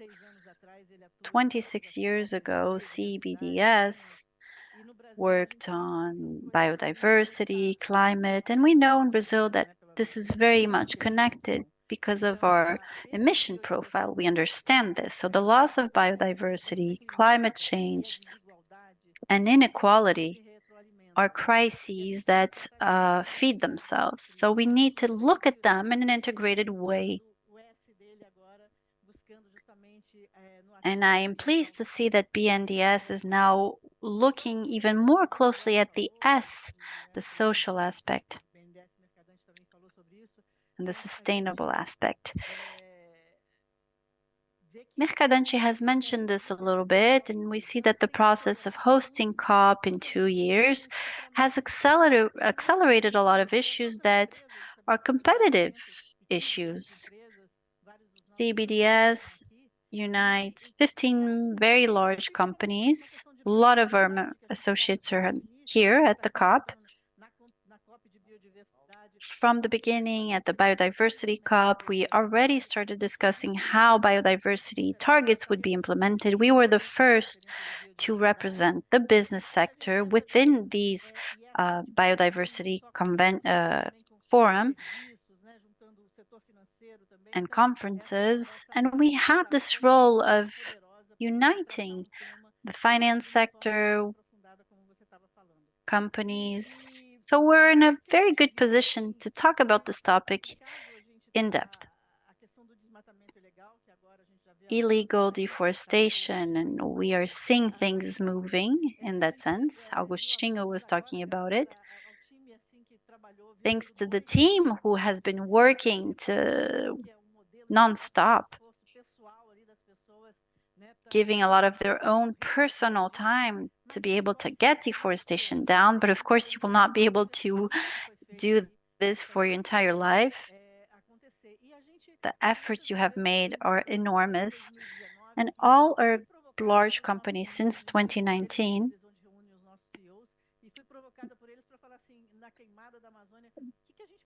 when the Amazon was burning, they called me and said, what can we do? We're doing everything we can to abide to the law, but this is damaging our brand. You cannot separate the brand of a company from its environment. You need to have a healthy environment for a company to prosper. And I remember we had lots of different mobilizations. We took our CEOs to talk to Congress, to the legislative, to the public ministry, to the judiciary, because there was such huge international pressure. We went and did all of that. And I remember one of our associates, the president of Itaú Bank at the time, said, the story of illegal deforestation is like inflation was back in the day. It's a page that we need to turn, and this negative aspect makes us lose any kind of business. We cannot do anything while this is going on. But at the same time, what we don't know is a source of wealth, and this is what gives us a competitive advantage. I am very happy, as George said, I am optimistic as he is, because we have G20 now, COP30, and this allows us to have the international community looking at us with the Green Pact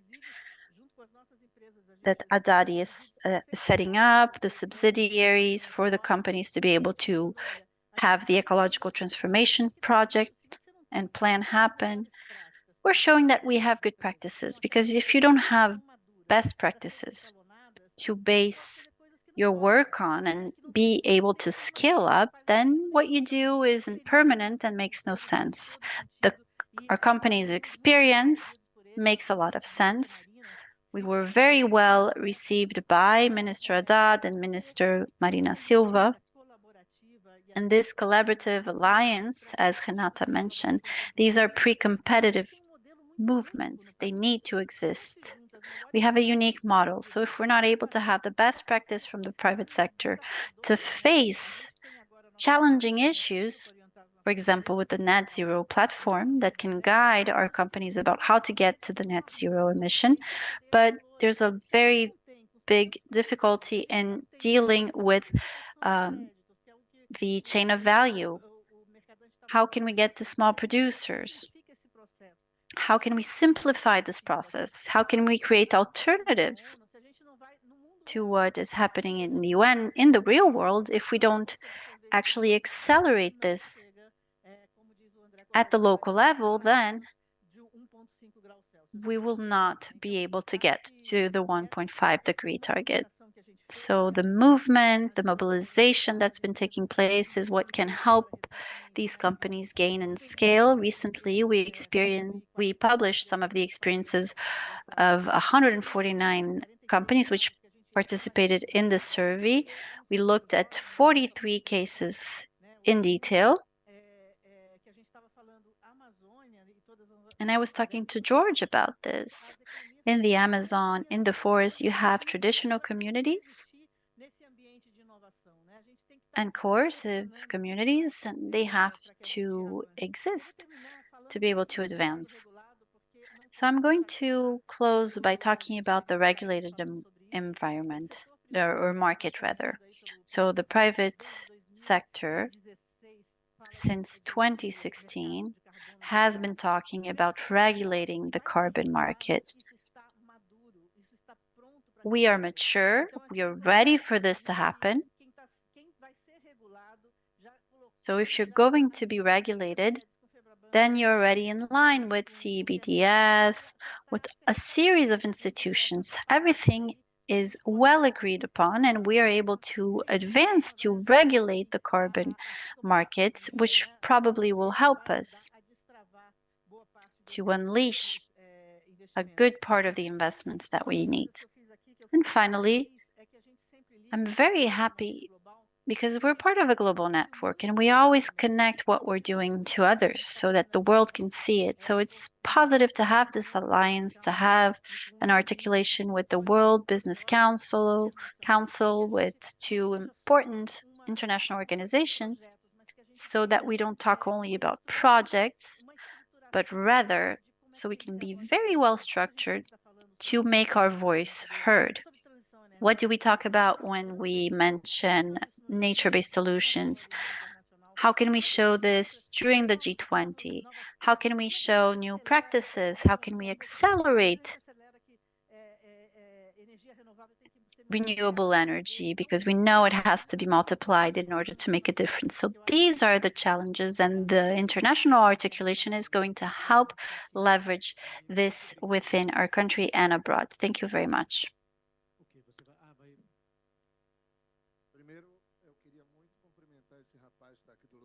First of all, I'd like to greet this person who is right here, President of IBAMA, Rodrigo Augustinho. Congratulations to you and your team for the work you're doing. You've exposed yourself, and it is because of you that we are able to make it here with our heads up. So you've managed to reduce deforestation. Congratulations. It's not an easy task, and I know this very well. I want to apologize, but I have to go speak to the First Lady, and as president of Apex, I have to be present in 300 different positions, but so far I've been making it. I'm really apologize, but I'm going to have to go and speak to the First Lady and the President of the Brazilian Senate, who are here waiting for me.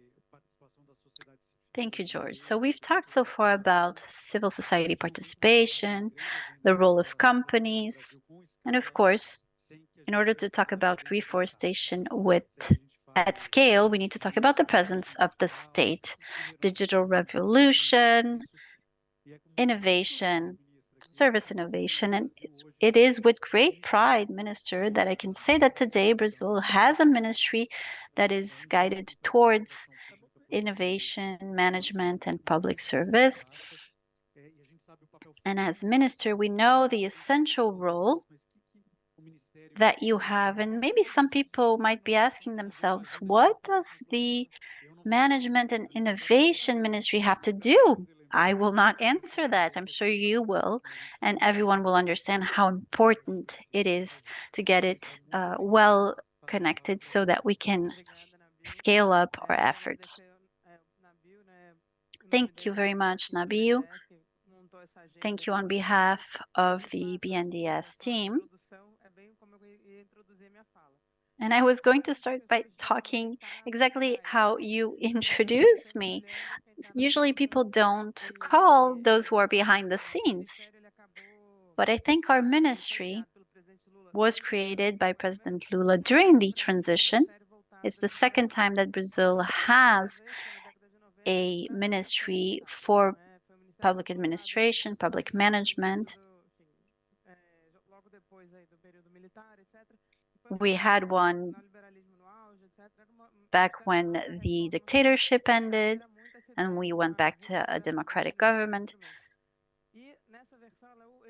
And now we have created kind of the opposite version as they had before, because the idea is to strengthen the instruments that the state already has. And when I hear George Viana say that in the 80s, Chico Mendes was fighting against the Brazilian state because the policy of the state was different from his, then you have to understand that the state isn't something that you can simply say, well, the state will get it settled or will solve it, but how? It needs to have intent, and this intention comes from elected officials. Of course, it gives you a direction. This COP and the next COP are only showing how much the government believes in this issue and is going to make this relevant. But at the same time, we need to strengthen the instruments to make it work. Sometimes you can have wonderful projects which you cannot implement.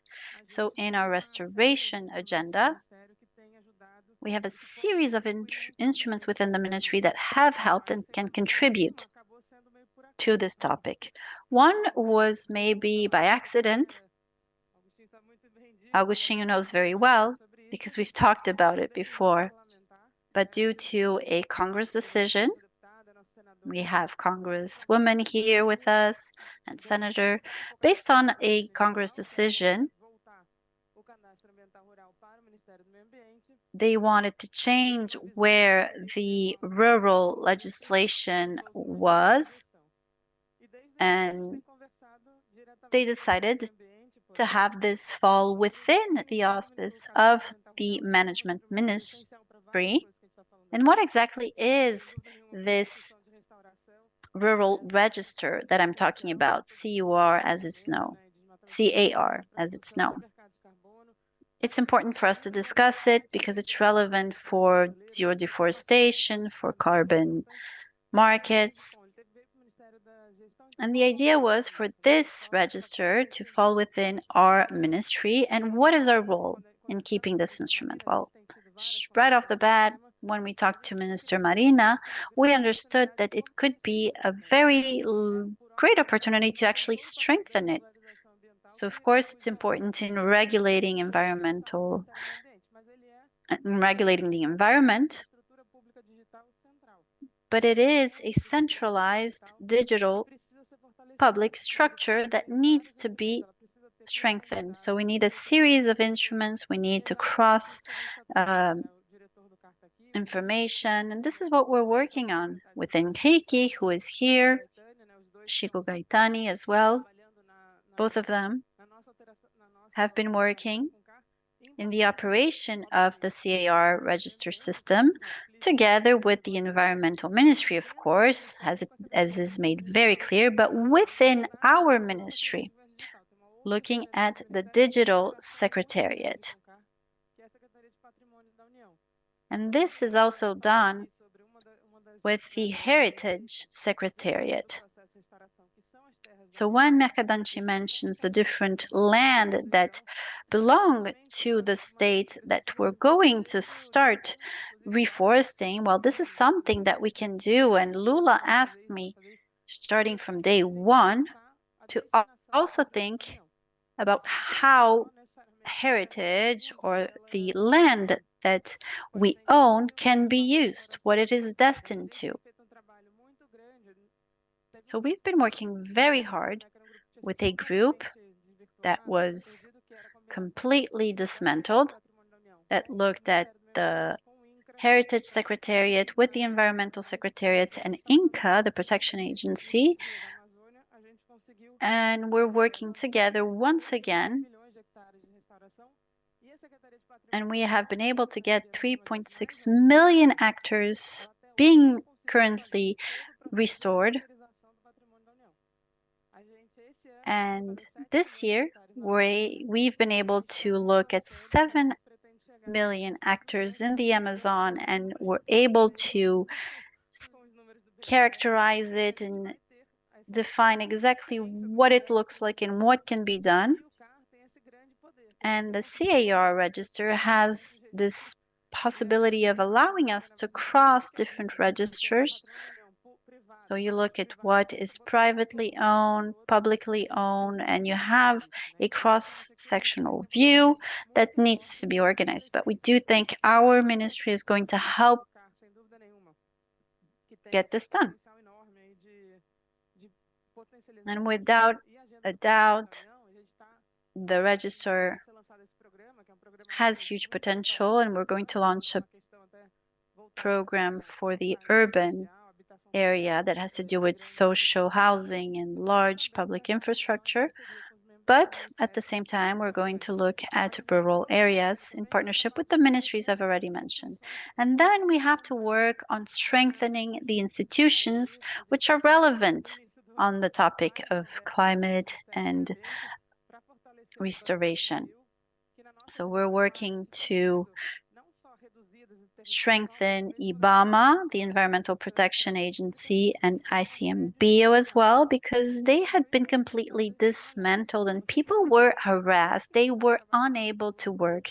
Laws or rules had been set up that made their work impossible. And we've been doing awareness campaigns to have everyone understand the kind of work that they do and improve their working conditions. We have sometimes a well-institutionalized system, but in practice, people are not able to do their work because of all of this harassment. Also, we know that we lacked a lot of personnel, lack of technology, and all of that is back. So we're investing not only for the environment, but also for the Minister of Indigenous Peoples. They are maybe ministries that work in parallel, brother ministries per se. And FUNAI, which is the Indigenous Peoples Protection Agency, was even worse than the Environmental Protection Agencies. So we're working to get it back. And we're providing some kind of executive consulting to them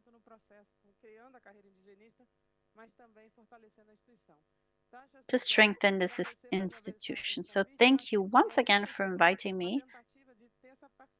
Our attempt is to establish this partnership between the government.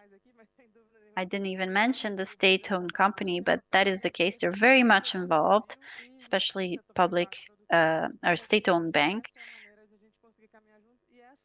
And I think together with the private sector, we can move forward and we will finally have these three elements working together so that we can move forward and have a development project that takes advantage of this moment to improve people's livelihood. Thank you.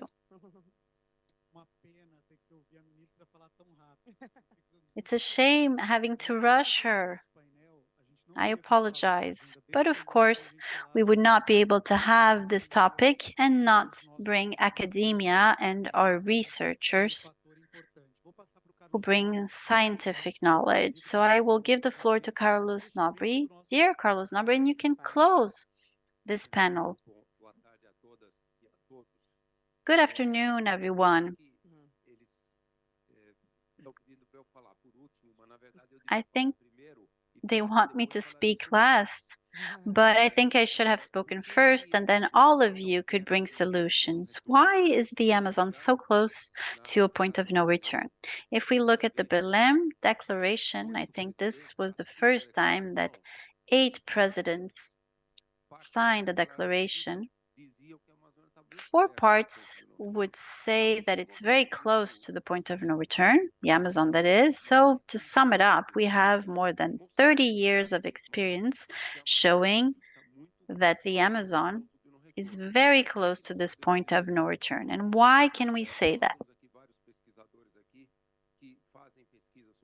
We have lots of researchers that are doing research on this for decades, and I'm just going to sum up why we cannot say that deforestation can continue and climate change can continue as is, because all the south of the Amazon, from the Atlantic all the way to Bolivia, this forest, for 4 to 5 weeks, it's been in its longest dry period. So it's a hotter and very dry period, which is of huge concern. The southeast of the Amazon, you have the forest, which has become now a source of carbon. Don't forget that 1/3 of the carbon emissions we put in the atmosphere is removed by our forests now.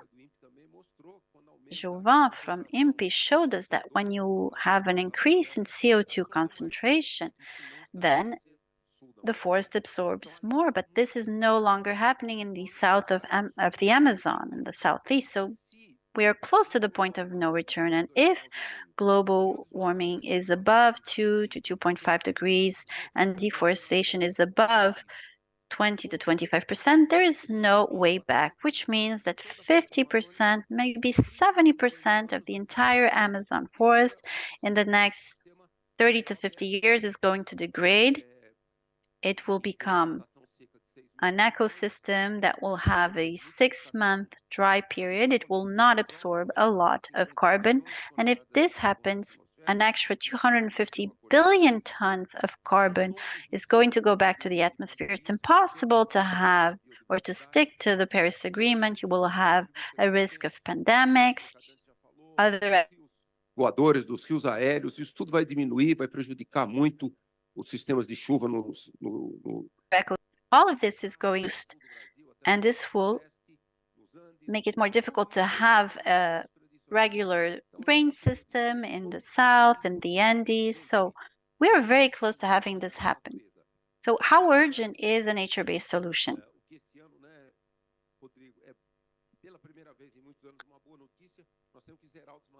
For the first time in many years, we have this agreement that we needed to zero deforestation and before 2030, and we are going to do it. It is an obligation. But if we limit to that, we might still have the point of no return. That's why we have this nature-based solution. We're going to carry out the greatest restoration project in the world. So we will make this project become a reality. This is launched by the National Development Bank, and I'm pretty confident that other international funds will help us give a greater scale and expand these 26 million hectares that will be funded by the Brazilian National Development Bank project. The forest absorbs lots of carbon, yes, but on the top of that, it improves the climate, it recycles the water. The forest recycles 3 times more water than the pasture. This is fundamental.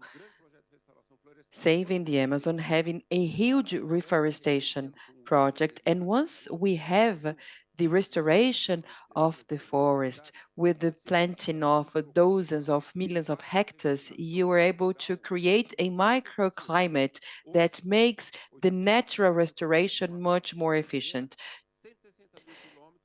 Today, 160,000 kilometers that have been abandoned by livestock producers are now restoring naturally. So we have this challenge ahead of us. Brazil will lead, and we are going to create the largest forest reforestation project in the world. And if we do that consistently, we'll be able to save the Amazon, we'll be able to save the indigenous and Amazonian people, and we're going to have the Amazon we wish to have. Thank you very much.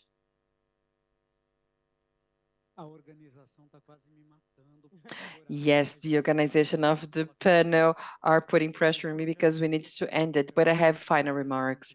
We wouldn't make this project possible without the help from Teresa Campelo, who was not able to be here, but she is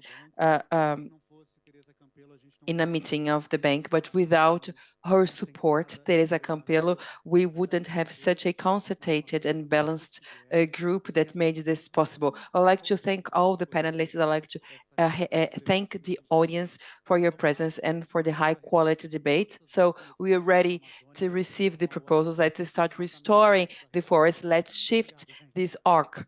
Thank you very much. Have a good day. Bom final.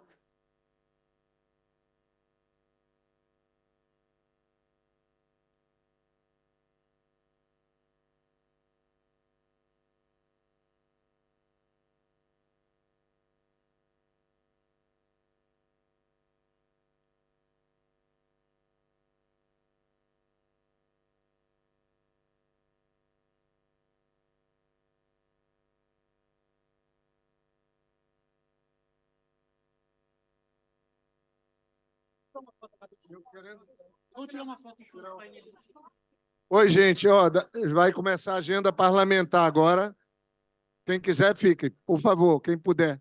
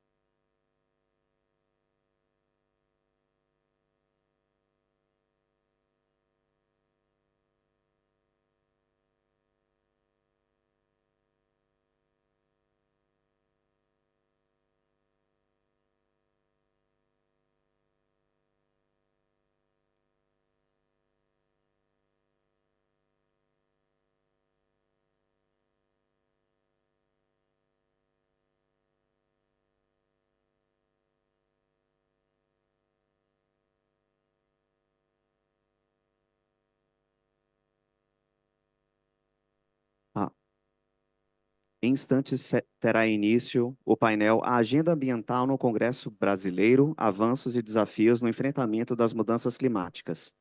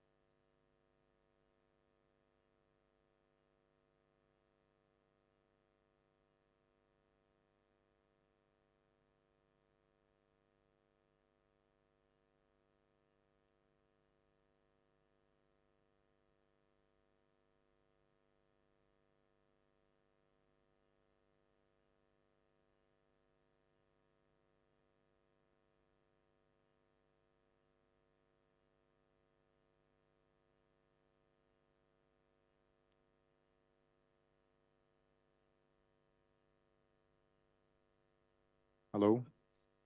Em breve vamos começar o painel da Agenda Ambiental no Congresso Brasileiro, com os senadores da República e o deputado federal Newton Tato. Daqui a 5 minutinhos a gente começa.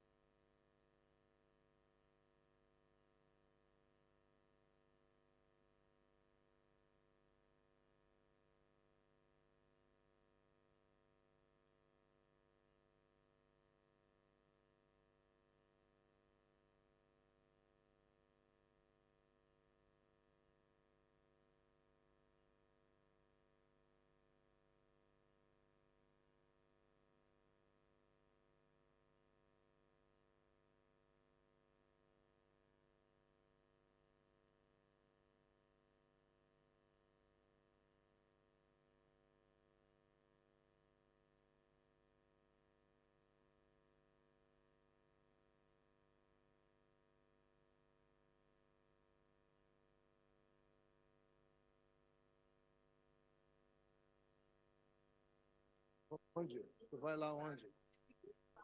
A Janja, vai lá. Divide.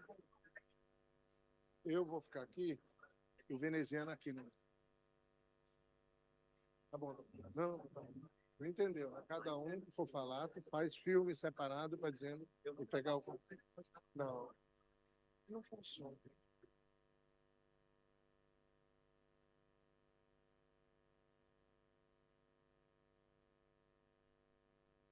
Bem, boa tarde a todos e todas. Queria Good convidar afternoon, everyone. o senador, vice-presidente do Senado, I'd like to invite the Vice President of the Senate, Mr. Veneziano Vital do Rego. esse registro, que ele está com dificuldade de So the President of the Senate, Pacheco, is not able to come. He's been facing difficulties to arrive, so he asked him to represent, also like Augusta Brito. querida, bem-vinda. Welcome. Também convidar a senadora I would like to invite the Senator Elisiane Gama. a honra aqui do lado. Very honored to have you.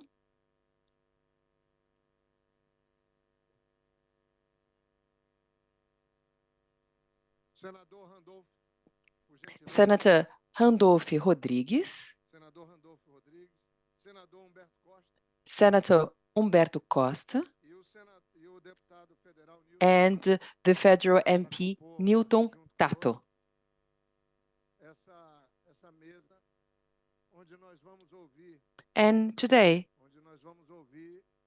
a opinião dos parlamentares we're going to hear the opinion of our parliamentarians regarding the agenda in the lower house and in the Senate, alguns deputados regarding the environmental agenda. espaços como vocês estão vendo para podemos sentar todos.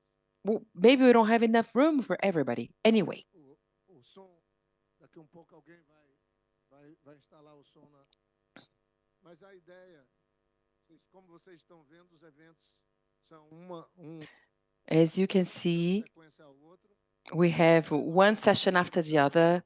We have the First Lady in the other stage. Eu tenho a satisfação de dirigir, mas só faço isso por conta do apoio enorme que tenho de uma equipe. And everything I do is thanks to the team Obviamente com ajudas também that we have at Apex. do Brasil aqui na COP. O Brasil volta a participar And da COP. Brazil is once again back to the COP. Ambiente de debates num lugar só, né? E hoje And all the debates are taking place at this pavilion.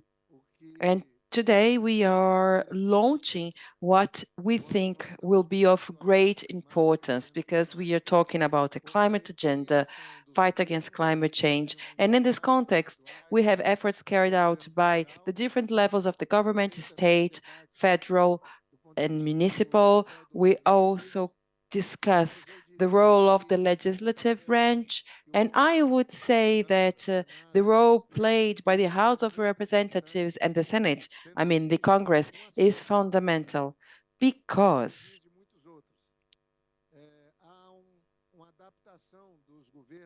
the governments of different countries, they adapt their actions according to climate change efforts. And of course, this includes the legislation. It's inconceivable to think of NDCs attaining targets adopted by countries. It's impossible to measure the targets unless we have transparency and appropriate legislation and legal safety.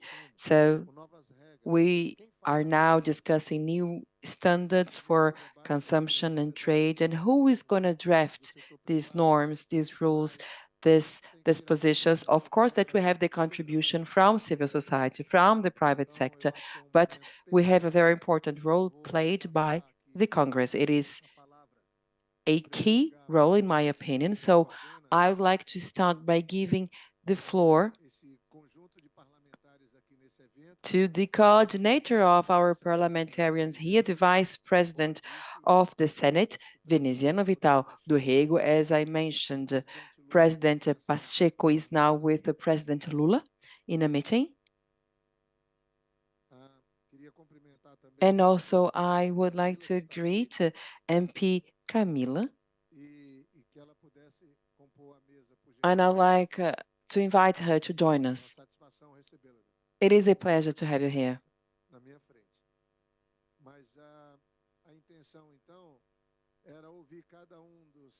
The idea is to hear the MPs and the Senate here present regarding the agenda to fight climate change. And I'd like you to touch upon the role of the Parliament. We have parliamentarians, so please express your opinion, give examples of bills, of projects, of commitments undertaken by you in your mandates. So I'd like to start with Senator Veneziano Vital do Rego. Please make your opening remarks and discuss about the role played by the Congress and most specifically the Senate in this environmental agenda. Hello, everyone. Good afternoon.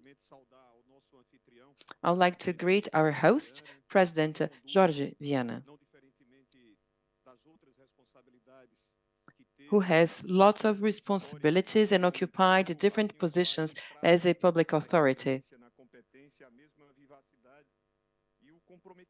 He's very competent, very committed to Apex activities. For me and for the parliamentarians here present, it is a privilege to be here. We don't have... Sorry, I had a problem with the sound. Can you hear me? Anyway.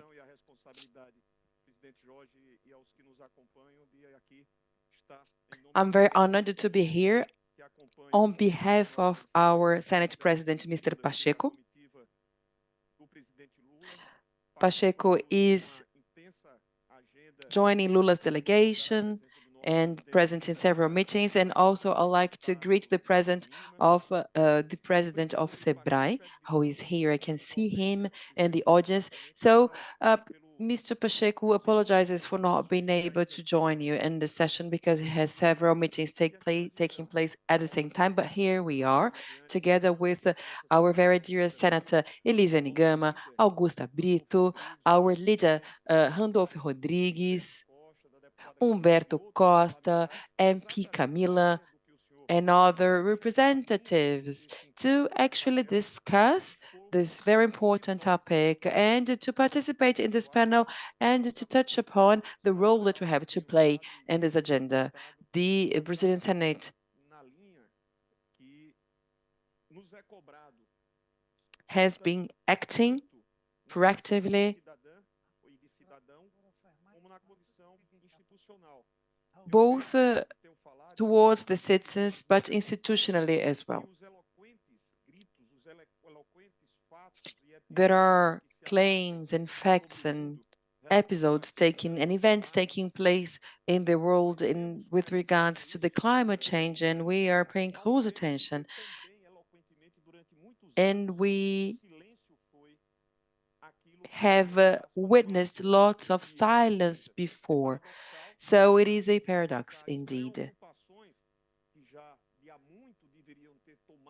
Because the situation was already very concerning and the country should have taken action, should have changed behavior and commitments, but it hadn't happened. But recently, we've seen an accumulation of terrible events that affect our livelihoods. Anyway, we are undertaking new initiatives, and the Brazilian Congress is very active in this field. And I see that we have a panel with lots of very experienced parliamentarians who work very hard every day More precisely, the Brazilian Senate has passed legislations on this agenda, has voted lots of texts, returning the approval back to the House of Representatives, namely the Carbon Market Bill. Last month, the Environmental Committee, chaired by Senator Leila Barros, approved a project proposed by Japon Prates, a project about carbon capture and storage. We've been discussing green hydrogen, and the Senate has approved a text that was now submitted to the House of Representatives. This is a project that touches upon clean renewable sources and hydrogen. So Brazil has been discussing these topics, approving legislation in this matter. And as you mentioned, there is a direct connection between the diplomacy undertaken by Lula's government, international commitments that are undertaken by Brazil, but also the internal discussions that we have in our country.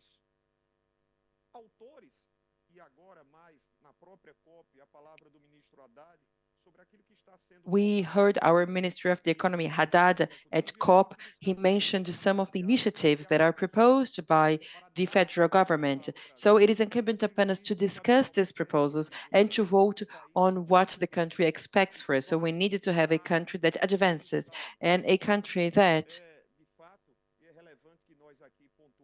takes these issues into account. Brazil produces about 50% of its energy from a water mix, from water basins. And we have also increased wind energy, solar energy. So we are also committed to increasing the production of renewable energy. And we're a country of responsibility. So, dear President Jorge Viana, and to the entire team of Apex, thank you very much. And I'm here on behalf of Mr. President of the Senate, Pacheco. Thank you so much for your very hard work.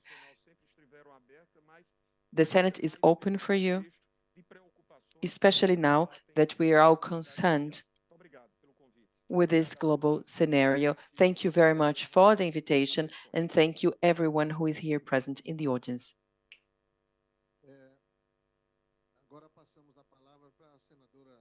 Now, let's hear Senator Lisiane Gama. Hello, everyone. Good afternoon. I'd like to greet all women here present, the men as well, MP Camila, my dear friend Umberto, my colleague Nilson Tato, who works very hard at the House of Representatives, my friend Randolph Rodrigues, our leader in the government, dear Augusta, a great woman, very active in the Senate, our Vice President Veneziano, who is here to represent our Senate President, Mr. Pacheco. And I'd like to greet Jorge Viana. Jorge, congratulations for your work chairing Apex. I'm very happy to be here. For me, debating this agenda at the House of Representatives is a very important challenge that we have. We've faced a period of negationism, and we had the deconstruction of things that have taken long to happen. So we have science-based bodies that carried out works in the past that were actually instrumentalized and bodies that did not fulfill in the past the role it had to guide environmental policy, and the scientists were actually expelled from these bodies, and we had people that were not committed to the environmental agenda. Brazil used to be very present in the international arena when it came to environmental discussions, but during the previous administration, we occupied a very different position and no investment in the environmental area. Notwithstanding, we continued the fight and the struggle, and we worked very hard to resume the debate within the national chambers, but also here we are present at the COP, and we created the Conference of the Peoples during the previous administration because we had no space, no room to advance the environmental agenda. So in parallel, we created our very conference where we were able to discuss these matters. So we are going through a very important moment.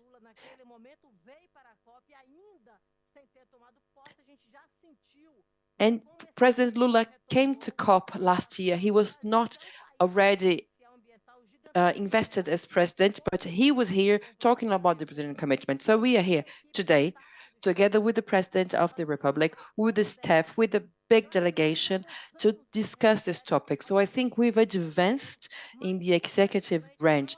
However, unfortunately, we have not advanced in terms of the composition of the branches, both branches, the lower house and the upper house in Brazil, because we really have a daily struggle so that we can put the environmental agenda as a priority in the House of Representatives and in the Senate. But we already have some outcomes. We have readopted very important programs for our country, such as the Amazon Fund, which is fundamental. It is, in the past, we spent money, I mean, the previous administration spent money away. We had huge investments that could be allocated to the Amazon Fund, and it was wasted. And hopefully, it changed now with the new government. And we can see already some results, such as the reduction in the fire, the reduction in deforestation. And it's important to mention all of this because last year,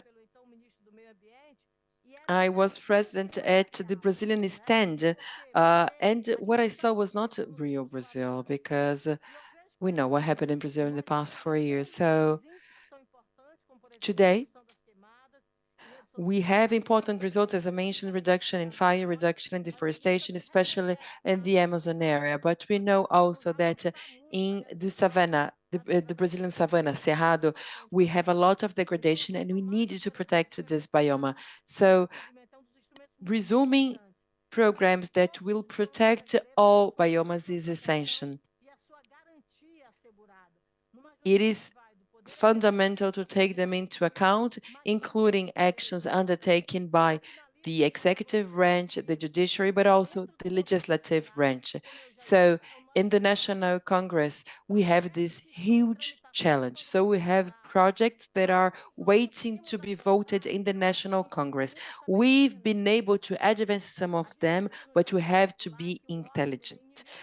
We say that the great is the enemy of the good. Indeed, we might not attain the optimal, the ideal, but we needed to work hard in order to have what is enough. We needed to know how to give a step back and where to advance. So this is a very thin line we have to deal with. In this sense, I'd like to greet Senator Contarato, who was the rapporteur of the pesticides bill, and he was able to change the content of this very threatening bill. So we had a bill that was a threat to the Brazilian environment, and he was able to change the content of it. So congratulations. Also, Mr. Veneciano mentioned our carbon market bill that was discussed in the Congress. And now I am the rapporteur of a bill for the agrarian reform, which is another challenge that we have. So I do believe that we might not have what is the ideal, but we still need to advance in the agenda.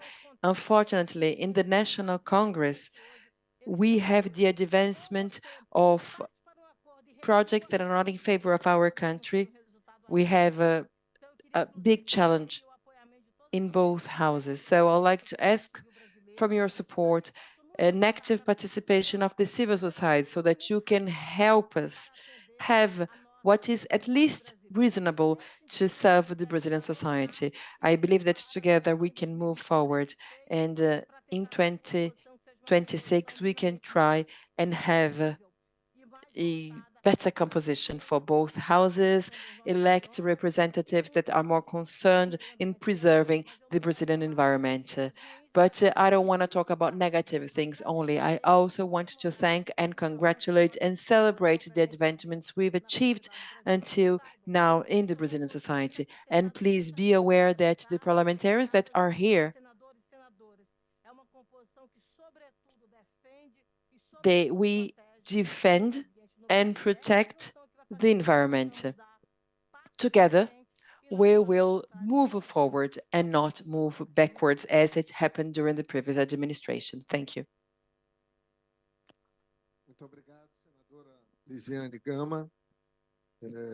Thank you very much, Senator Nisiane Gama.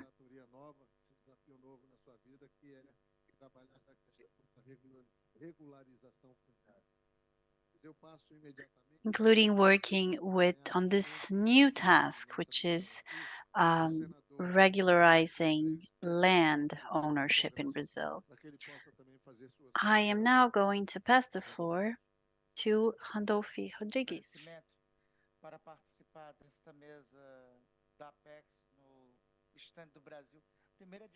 Thank you very much for inviting me to participate in this panel.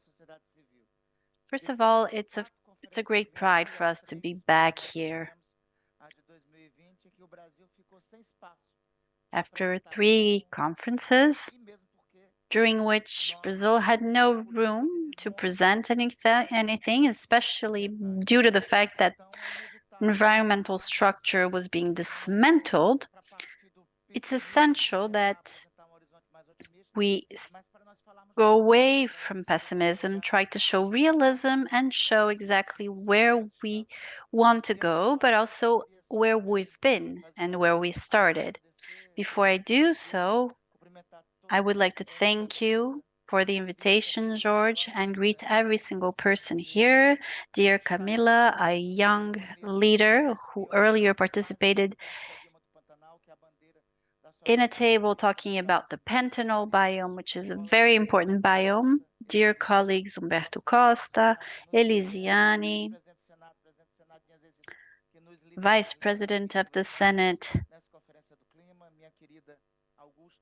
who is here with us, Augusta, next to me, Tato, who are working with us on this environmental agenda. And also I'd like to greet Décio from Sebrae. He has been a true partner in getting all the stands up for Brazil's participation in these events. As I was saying, we need to highlight where we started from. So not so long ago, we had an environmental dismantling policy, a dismantlement of the environmental policy, which made us an international pariah. This wasn't so long ago. It's important to emphasize that a year ago, during the last COP, Brazil didn't have or didn't send an official representative. And in all the climate conferences, we participated in all 3, in Madrid in 2019, Edinburgh in 2021, Sharm el-Sheikh last year. In all of them, it was civil society who made it there and who represented Brazil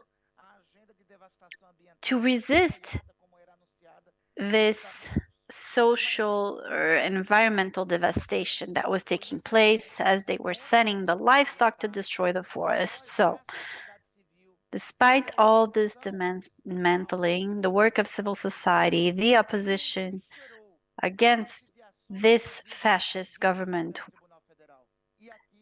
got together and found a place. So we have to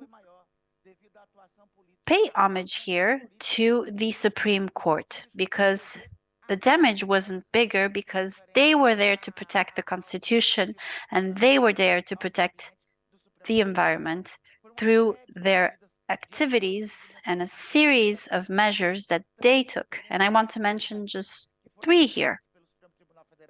Three actions by the Supreme Court, which were successful within the Supreme Court. And with its success, we were able to avoid an even greater disaster from the previous administration. So this is how Lula got into power, was inaugurated to reassume this leadership, talk about environmental aspects, and reconstruct the environmental policy. So he reestablished a national environmental council. He set up a program for the forest. He restored policies that fought against climate or environmental crimes. And more importantly, we have to talk about numbers. So we are here today with moral authority and able to say exactly what has been done. Our national leaders, our president is respected by all here at this conference. And we come here and we're able to show that from January to July of this year, deforestation in the Amazon was reduced by 42.5%. Over the last period, deforestation in the Amazon was reduced by 22.1%, starting in August 1st, 2022, to this day. Lula's administration and the various instances that work on the environment are back. Their policies were restored, and we know how much the different agents of the environmental agency, Obama, were harassed and how their work was completely dismantled. So we got them back. We are valuing these professionals, and we also were able to find 3,966 people, more 133% more. 12 billion fines were sent to criminals, especially for crimes in the Amazon region. And without these measures, we would not have been able to reduce deforestation by 23%. During this time, we destroyed 288 pieces of equipment that was being used in the Amazon, an increase of 204%. And our government, which does not deny climate change, was the first to face the consequences of this climate change, of global warming, of El Nino effect, of the extreme weather. And one of the droughts, if not the worst drought that the Amazon has seen in the last 100 years. Rivers such as the Rio Negro had seen a reduction in its normal level that it hadn't seen in the last 120 years. And this goes for Acre, Amazonas, but also other areas that are having to face the consequences of this very severe drought. And it is within this context of global climate crisis and collapse that last year we came to expose it. As last year it was still being denied by some. So it is in this context that we have to ask, facing this reality. And as was said by Senator Elisiani, the Brazilian people has elected its government to ensure that it's going to defend its most valuable, what it has, which is most valuable, which is democracy. And we were very close to losing that democracy, but choosing a government, a left-wing government with a NAMPOL alliance, and being responsible for reinstating environmental governance sends a very clear message. Also, it's the less conservative government we've seen since redemocratization. So it's this context that we have to face, and it's under these circumstances. So we have to state it clearly. President Lula vetoed the the marco temporal, the rule about the indigenous peoples and their right to land. Vetoes are not negotiable. And the veto to the marco temporal law is not up for negotiation. See, if in the Congress you try and form a majority to be able to overcome this veto, then you can do that. But you will not be blessed by the government. The government will not go back on its veto. It will not negotiate it.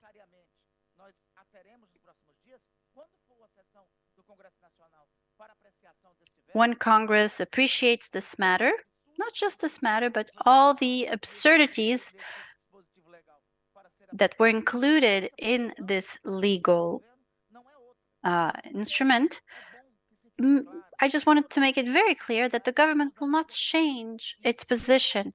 And what we want is for society to help us defend this precisely. The government has a clear side.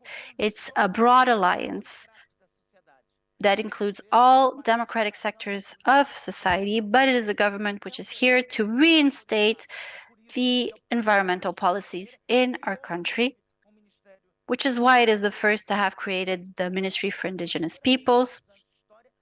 And in 500 years in history, it has finally an indigenous leader at the head of such a ministry. So it's a very broad alliance that we've managed to unite, but it has a clear side and it will not shift sides.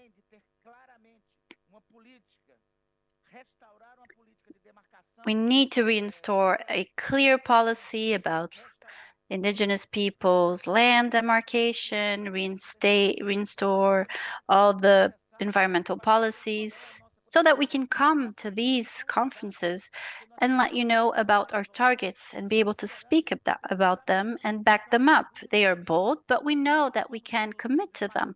We will be able to reduce deforestation in the Amazon to 0 by 2030. And the 10% which are necessary to reduce CO2 emissions in the planet that we need to contribute, we will get it done. And it is because we want to do that that we have invoked all the peoples of the world to be in the Amazon. It's important to go there in order to be able to talk about that. About it.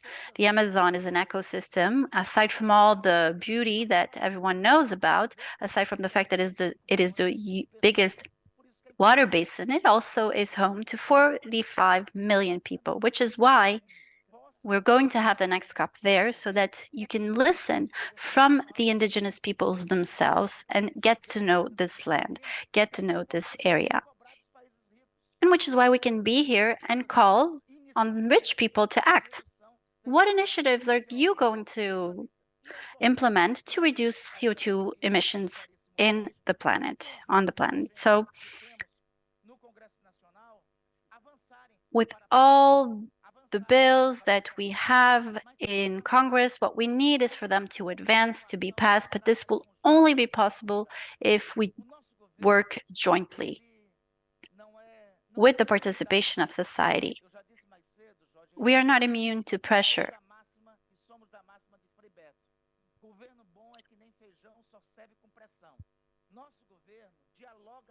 Our government dialogues with everyone.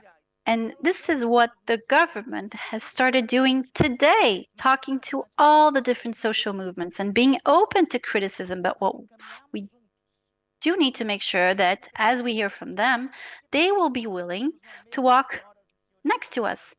Here we have a panel of members of parliament which are committed to this agenda, but this is not the rule for most of Congress. So in order to be able to advance, in order to be able to regulate CO2 emissions, in order to have an equalitarian project which is coherent with Brazilian policies in order to generate electric energy through alternative sources such as wind power, to be able to advance for green hydrogen and for other things that we need developing. It's essential for the government to count on society as a whole. So we want your pressure, we want your criticism, all of that is necessary. But as we said back in 2019, when we lost the election, we have to hold hands, we have to be here together because fascism is still around. It did not disappear, so we need to defend democracy, the environment, have a broad alliance, and have a very strong solidarity between peoples so that we can walk together to have this become a reality. There's a long way to go, and it will only be possible when government and society feel like they are part of the same journey and they walk side by side. Thank you, Government Leader and Senator Rodolfo Rodrigues, for your contributions. And I will give the floor straight to Congresswoman Camila. We will hear from you now. Thank you very much. Hi, everyone. I am Camila. I come from the state that no one talks about, where we have the Pantanal biome. But before I start talking about it, I'd like to greet all the members of this panel, my leader, Nilton. He's working with us in the environmental front, and he is very patient about teaching us how Congress works. Randolph, who has to bring a progressive agenda within a Congress who is very resistant, Senator Augusta, and I will also greet the Elisiane. Both of them have an important role in the Brazilian Congress because it is us, women, who will suffer the most the consequences of climate change.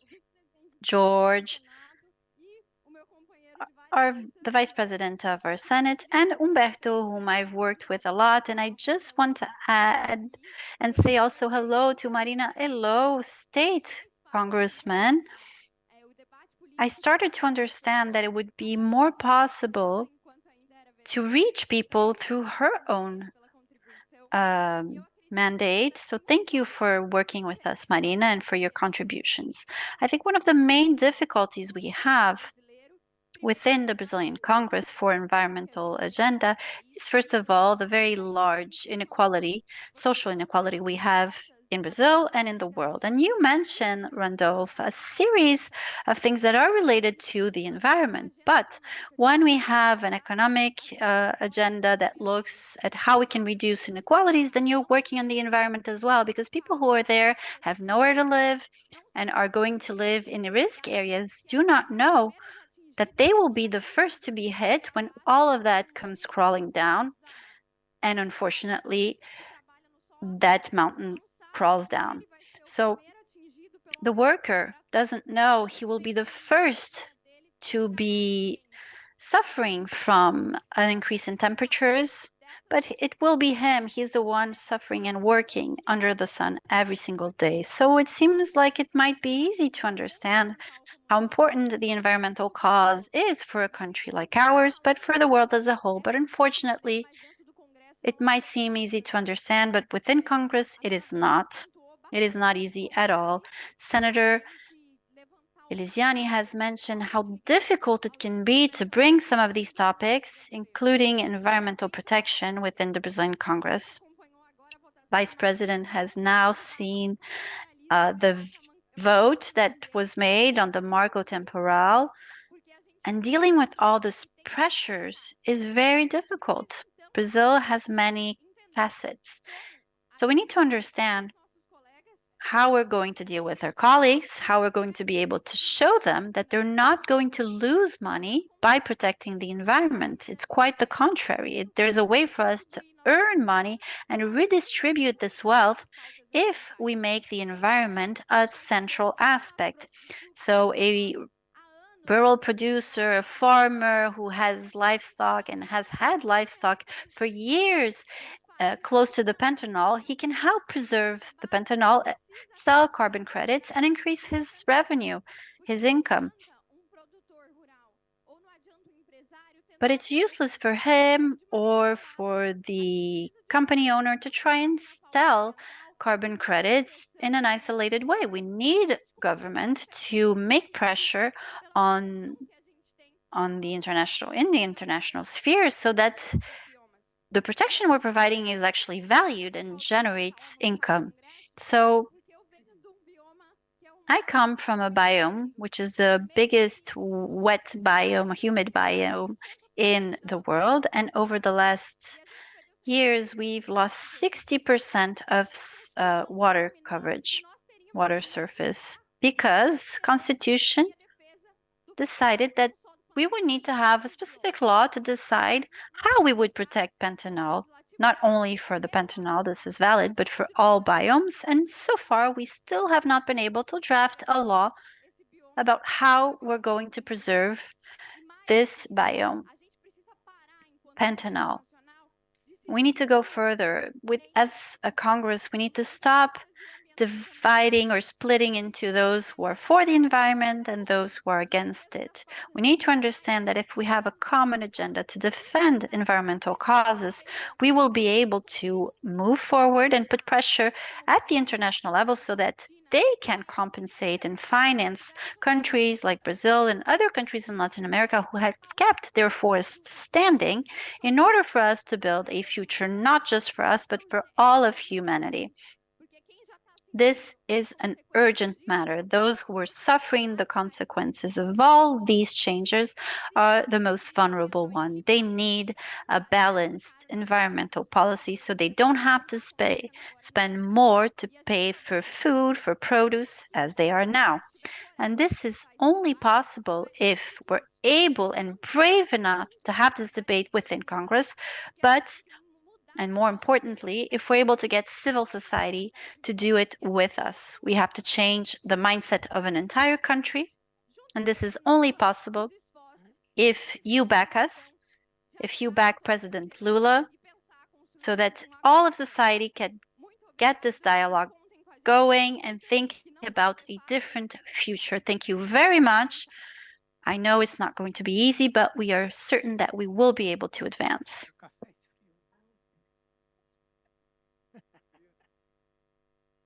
Senadora Lisiane pediu para dar uma palavrinha, porque ela tem compromisso. Senator Lisiane has to go, so she has her final remarks. There is a panel with the First Lady. I'm going to join her, so if you allow me, I'm going to go to the other stage.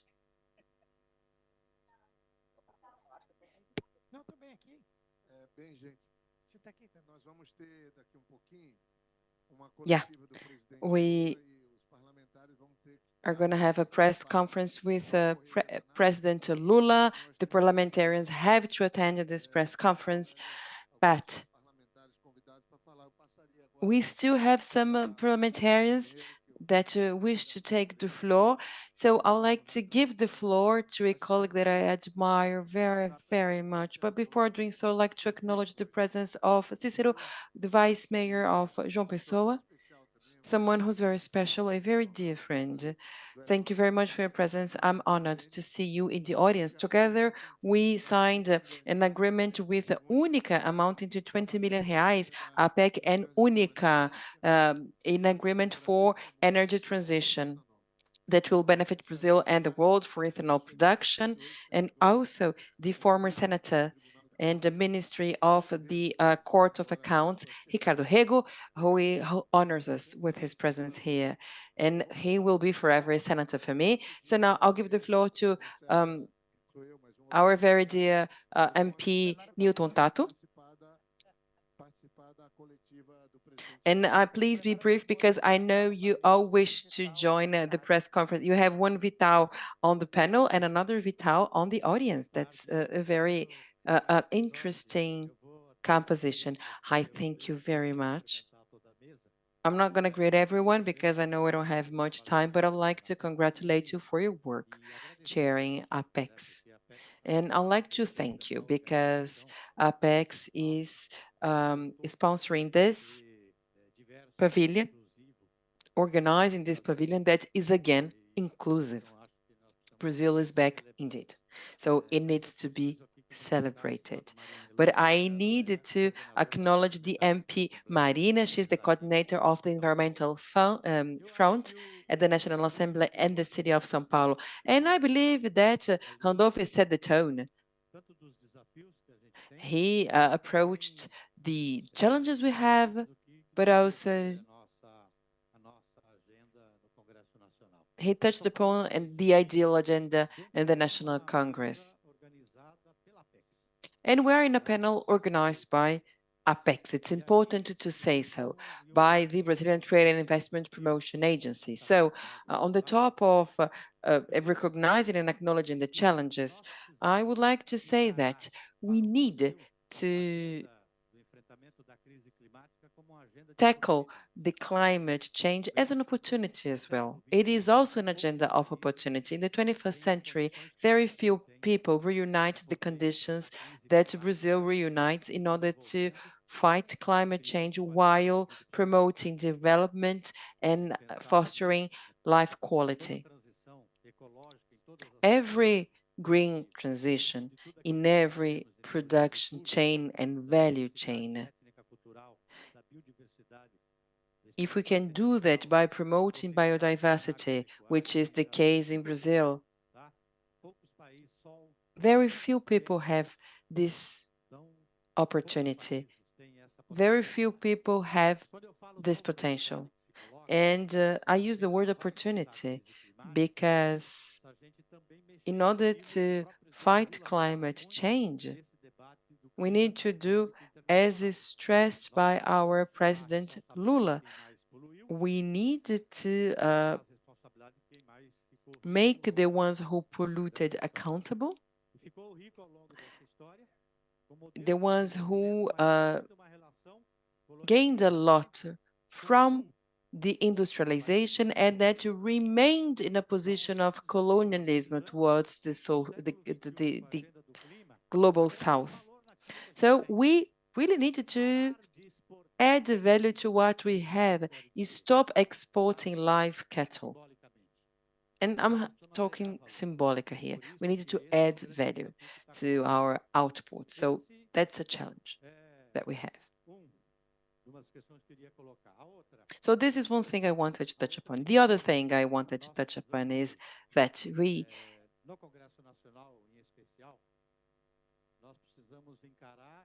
need to try and understand that most of the National Congress does not believe on climate change.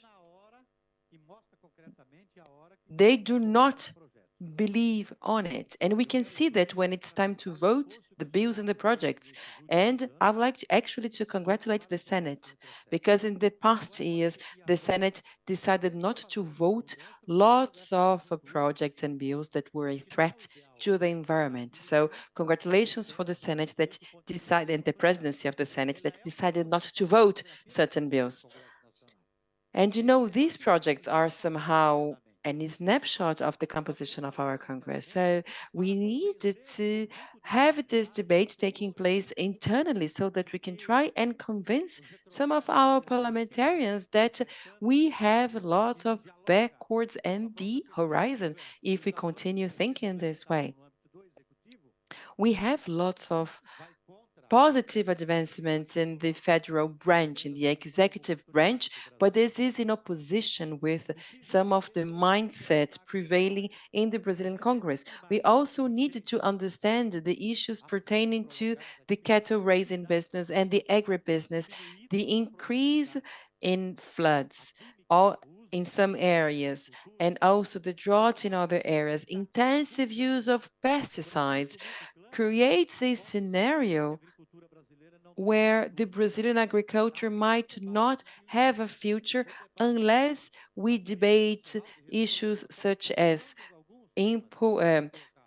pesticides, fertilizers,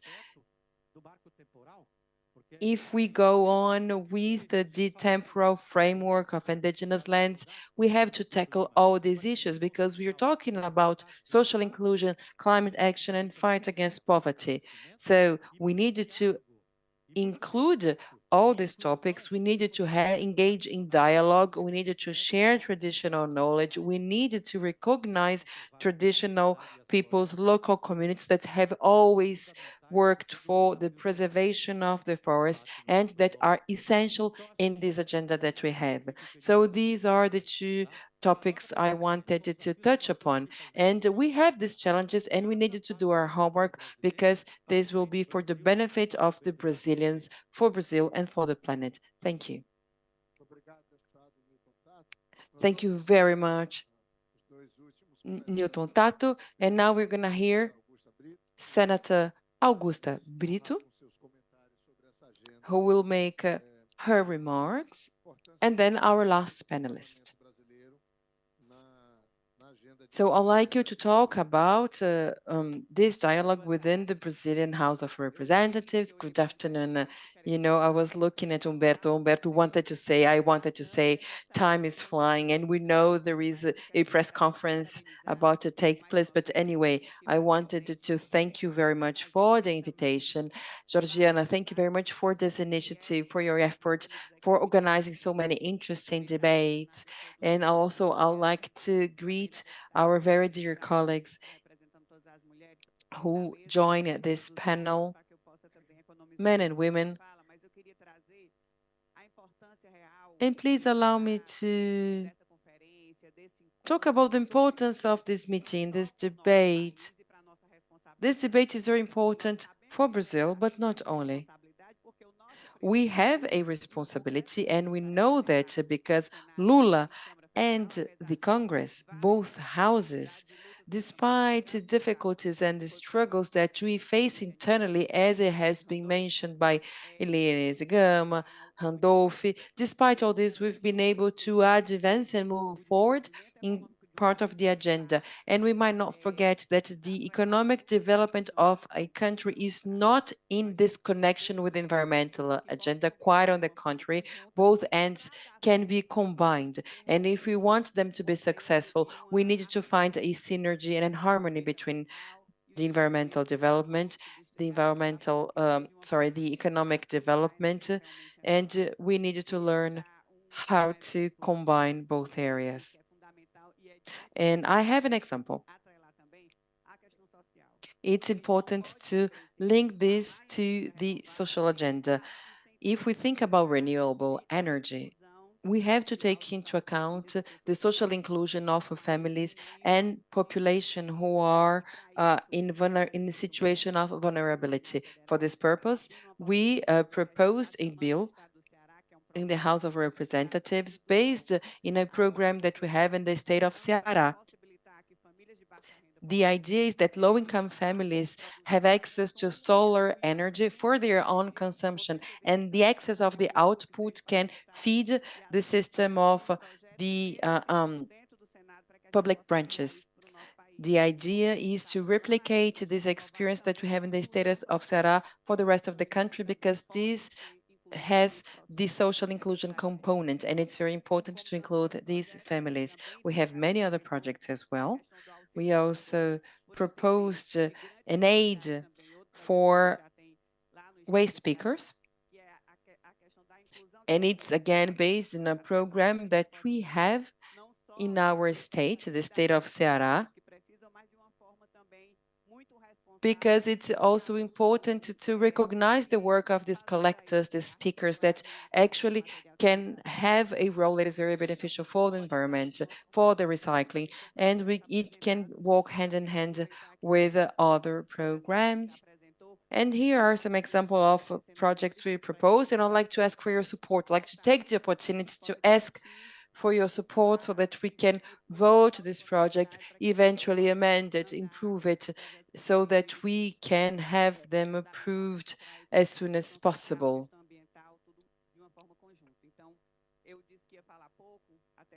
I said I was going to be brief because time is short, but again, I wanted to greet Secretary Vilma, who is present, Carlos Alberto, I see him in the audience. We have a delegation of the state of Ceará, a delegation that is very active, participating in several meetings, because we need to share good practices. It's the first time I attend a COP as a senator, in the position of a senator, and I can see how important it is for us to have a president that is aligned with the agenda of a country, and a country that has a global role to play. We know Lula is a leader, and he's been proposing many important initiatives for our country and also for the world, and all in favor of agenda that can no longer wait. We have the written agreement, but now we have to put it into practice. So thank you very much. Congratulations for your work and for this space that you organize where we have wonderful debate. And thank you also for the ones who are following us online and here at the COP. Thank you very much. Thank you, Senator Augusta. Now I'd like to give the floor to Senator Humberto Costa. Please make your remarks. Good afternoon, everyone. I would like to greet everyone and also our comrades Camila, Augusta, our comrade from the state of Ceará. Sorry, I had COVID short ago, and my memories, I'm short of memory. Anyway, I'm going to be very brief because we've been informed by the Ministry of Foreign Relations that the president is about to start the press conference, and this is part of our agenda. We have to attend the press conference. But I believe that everything that has been said, all remarks, they've covered very well the situation and the scenario that we have in Brazil. And they were able to successfully explain about the challenges we have in the National Congress.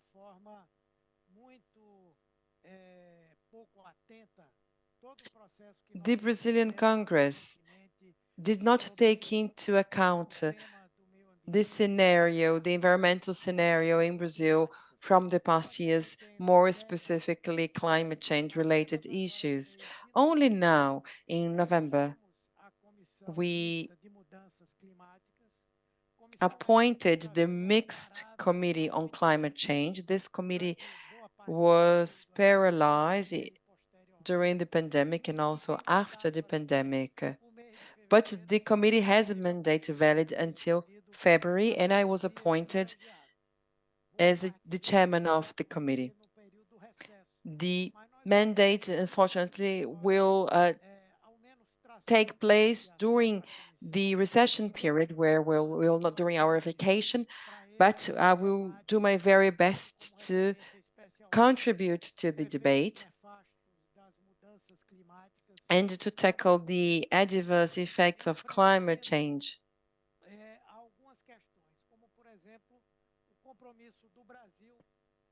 And here I would like to name Brazil's commitment as to the reduction of deforestation, the indicators that have been mentioned already.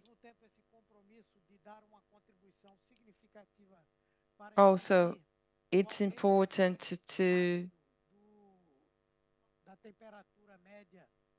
limit the increase in global temperature, ensure concrete actions that can be beneficial to the global effort. This is a responsibility that we have in the Congress. We need to monitor and oversight initiatives and actions undertaken by the government, the federal government, a government that is highly committed to fighting climate change and global warming. And as mentioned by Randolph,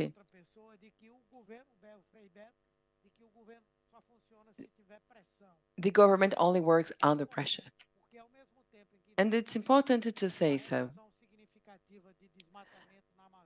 we had a significant reduction in deforestation in the Amazon. However, in the Atlantic forest, we have high rates of deforestation, of fires, also in Cerrado bioma. So these biomas are under pressure and we need to take them into account.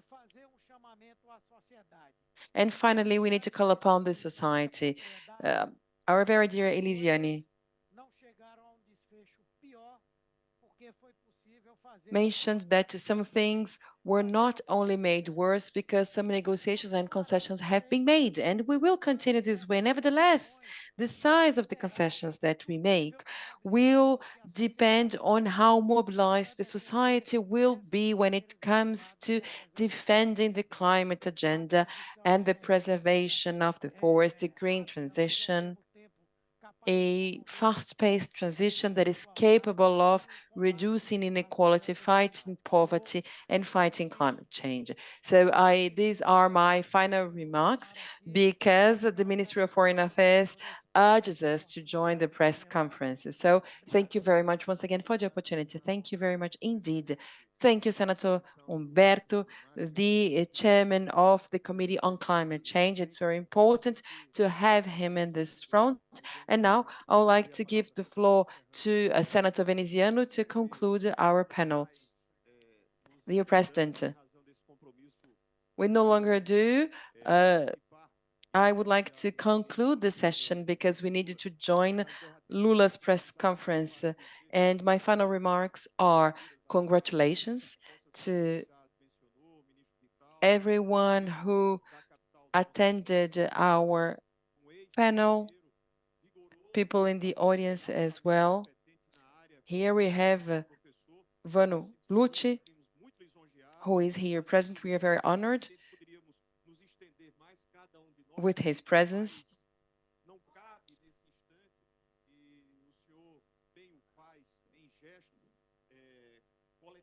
There is a lot to say, but even if we didn't have much time, you gave us the space where we could talk about parliamentarian activity, about the challenges. So it was very important to have so many parliamentarians present at the session. And I believe that we might have different views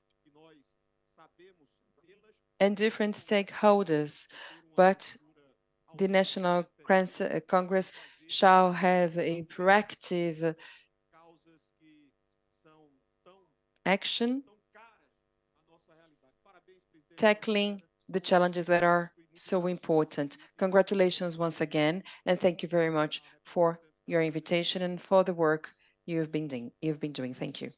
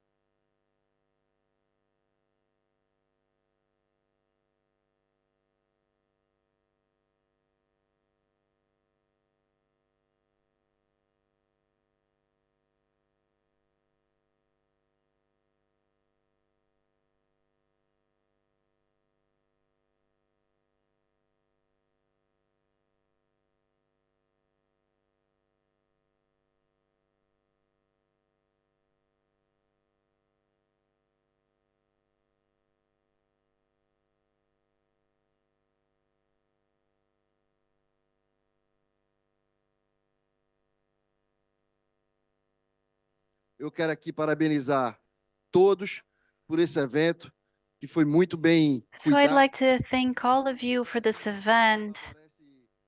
It took a lot of care, a lot of work to be able to organize this event, starting in Brazil 2 months ago, working with the Ministry of Tourism, the Ministry of the Environment. And I'd like to thank Ministro Bruno Dantas for being here. He is in the Brazilian Court of Audit. I also like to thank Gaguin, Congressman, for being here. Also, thank you, Congressman Rodrigo Valadares, who is sitting right next to him. I'd also like to thank Yandra, Congresswoman, Ulysses, Congressman as well. They're all here. I'd like to thank the mayor from Belém, Edmilson, who is also here. I'd like to thank FSB, who's been collaborating with us through Henrique. And thank you to everyone who is here today. And Vitinho, Vito Diaz as well is here, Congressman from Belém, who has made it all the way here. Thank you all for being present. I'm going to make a brief presentation. In this panel, to represent the Ministry of Tourism, we have Celso Sabino, Minister. We have Celsa Celia Carlo as well. We also have Wilson Lima, Governor of the State of the Amazon. We will be joined by Marcos, Governor of the State of Rondônia, Maria Emilia to represent women here, our national treasurer, and Felipe, Associate and Director of KPMG. So we are going to hear from 6 people. We'll start with Vice Celso Sabino, then we will hear from Governor Wilson, Governor Marcos, and finally Maria Emilia and Felipe. Because we don't have a lot of time, maybe I will start with Minister Celso, and then we will hear from Carla. Are we ready to go? Okay.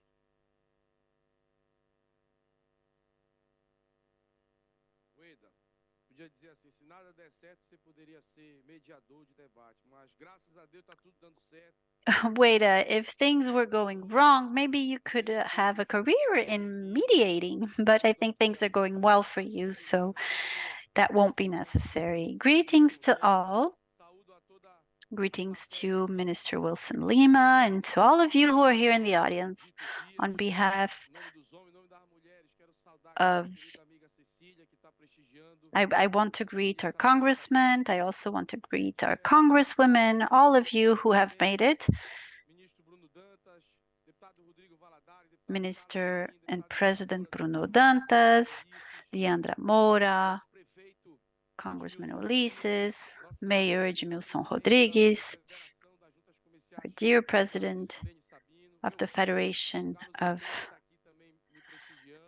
Sabina, my son as well, who is here. Thank you all for being present. Thank you all authorities who are here either in person or who have sent representation. Thank you to the organizers of this Brazilian pavilion. And thank you very much for the opportunity we're having and Brazil is having to showcase its experience, its knowledge, its everything it has done so far, so that we can reach the end of this COP with concrete alternatives to be able to stop the increase of global temperatures we're suffering from. On behalf of Carla, thank you to all the members of our tourism ministry who are part of this delegation and are helping contribute in drafting and creating sustainable policies. We went to Barcelona first, where we had the International Barcelona Travel Market, one of the biggest international fairs where hotel governments go to try and find major events that they want to have in their own countries. So the launch of vehicles and others. It's a fair for all fairs. We've been away from home for almost 4 weeks, but Without a doubt, this was a very special occasion. And the topic we're going to talk about today is part of the solution that we need to find to preserve nature. What makes it difficult for us to keep the forests standing? What's the main challenge we're facing? How can we keep our rivers and our water basins clean, free from pollution? Well, we need to make sure that the people who live in these areas, and in our region, it's more than 30 million people who live in the Amazon, we need to make sure these people have possibilities in terms of their own social, economic, intellectual development. You need to tell an indigenous person that if he wants, he will have the same opportunity someone who lives in São Paulo will have. That you will have the same opportunity as someone who lives in the outskirts of Rio de Janeiro, for instance. And today, this is not the case for people who are in the Amazon region. Opportunities, intellectually speaking, economically speaking, are very scarce. And we are living on top of a heritage that the entire world is concerned about. And we're here at this global forum to discuss how we should preserve it, how to maintain these natural reserves standing. So how can you have this dichotomy?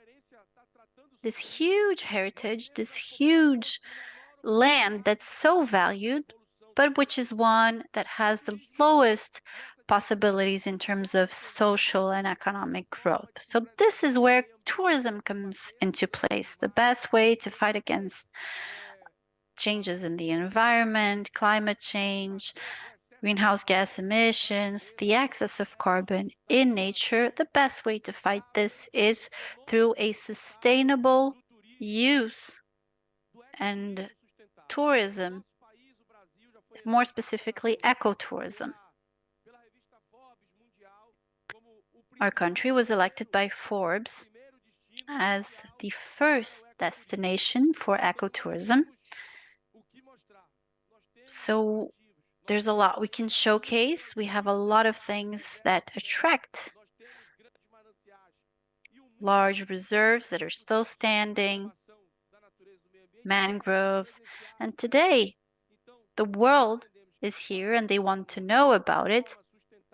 And they want to get to visit these places as well. So we think that tourism in a responsible and sustainable way is going to help protect the forest.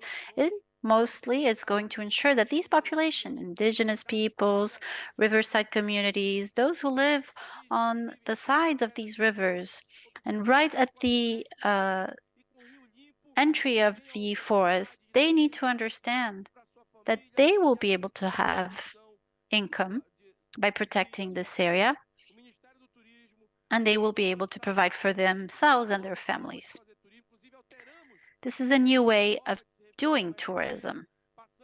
We changed how we used to call ecotourism.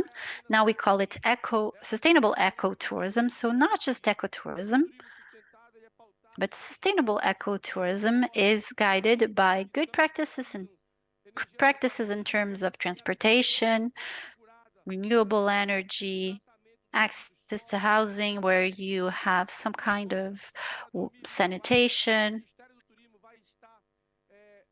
And now in 2024, the Ministry of Tourism is going to participate, or rather have a ranking where it's going to classify the different tourist attractions, hotels, resorts, etc. It's going to take into account the amount of carbon that is emitted by each, what they do with solid and liquid waste, what kind of fuel they use to maintain that hotel or infrastructure, what kind of transportation, etc., so that we can help contribute to preserving the environment. And if you're from Belgium, Germany, or wherever, you can come and visit the Amazon in a sustainable way, knowing exactly the classification of the different sites you can go to and which have been working even more to preserve it.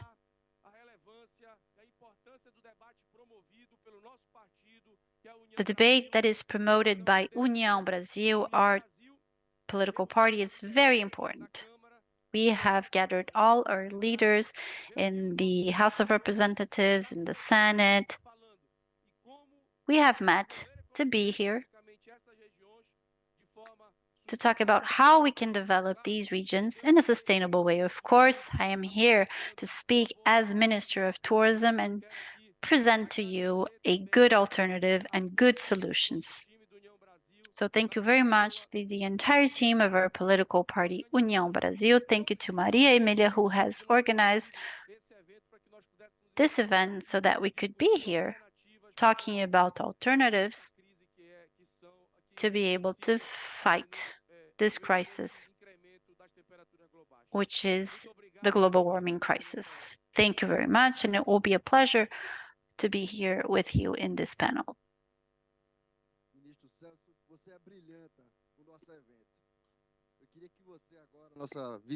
Thank you, Minister Celso, for a brilliant contribution. I'd like Carla to talk a little bit about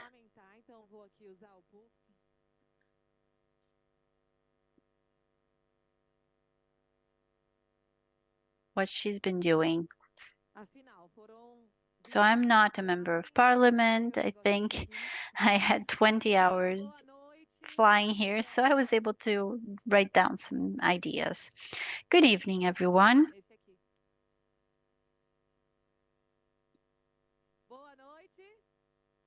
Good evening. On behalf of our doctor, treasurer, President Maria Emilia de Rueda, I'd like to greet all women who are here present. On behalf of our minister, Celso Sabini, I'd like to greet all the men and authorities who are here.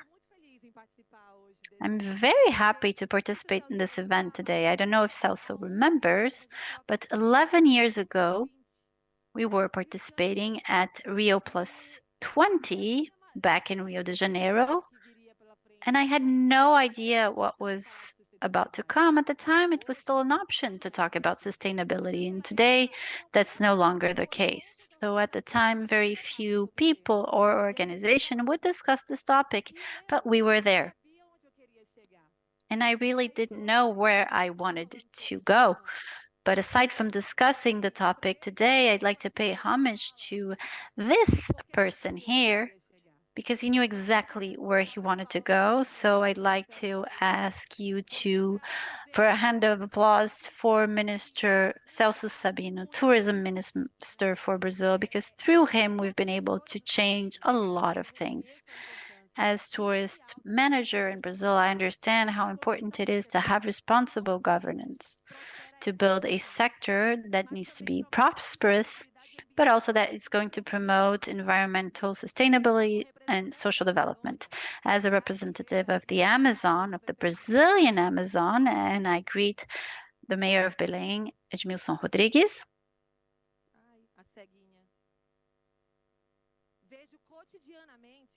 Every single day, I see the positive changes that responsible tourism can have. We know that tourism is a powerful tool for economic growth and for job generation all over the world. However, this needs to be done responsibly. We need to take into account not only immediate gains, but also the legacy that we will leave for next generations. And Lara and Cecilia are here participating in the discussion at an early age. In this panel, we're going to see how responsible governance can be a catalyzer to have more ethical, inclusive, and sustainable tourism. This is why it is essential to establish solid partnerships between governments, companies, civil society organizations, and local communities. We cannot forget them. to ensure that tourism is going to continue being a force for good, to preserve at the same time cultural integrity, but also the environmental integrity of our land. Sustainable development of tourism is not just an option, it is a necessity today. We need to adopt practices that respect the limitations of natural resources, that protect and value cultural diversity, and that promote economic opportunities for all. I believe that tourism, if well managed in a responsible way, can be a transformation agent to make sure we are inclusive and equitable. So, ahead of us, we have the possibility of rethinking and redefining how tourism is conceived and put in practice. And having this discussion here at COP28, thinking about COP30, which will be in Belém in 2 years' time, aside from being a source of inspiration, brings us an even greater sense of responsibility. So I thank all of you for being here, and I hope together we will be able to build a future where tourism isn't only a means of prosperity, but is first and foremost a way for us to preserve the environment and to transform our planet in a positive way. Thank you, and I hope you will have a very positive panel. It's an honor being here.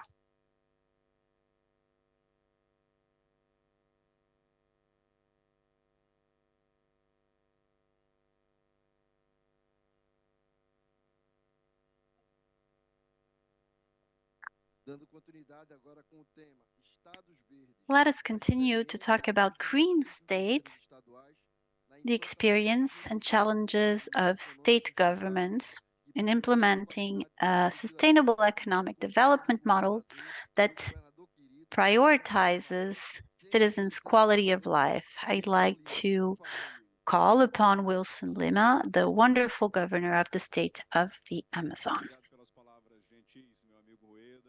Thank you very much for your comments. Thank you for your welcoming remarks. I greet everyone who is here. And it's a pleasure to be here to talk about a topic which is so essential, not only for the Amazon, but for the world. I greet Carla from the Ministry of Tourism, the representative of KPMG, Mayor Edmilson from Belém. I'd also like to greet Adjuto Afonso, State Congressman.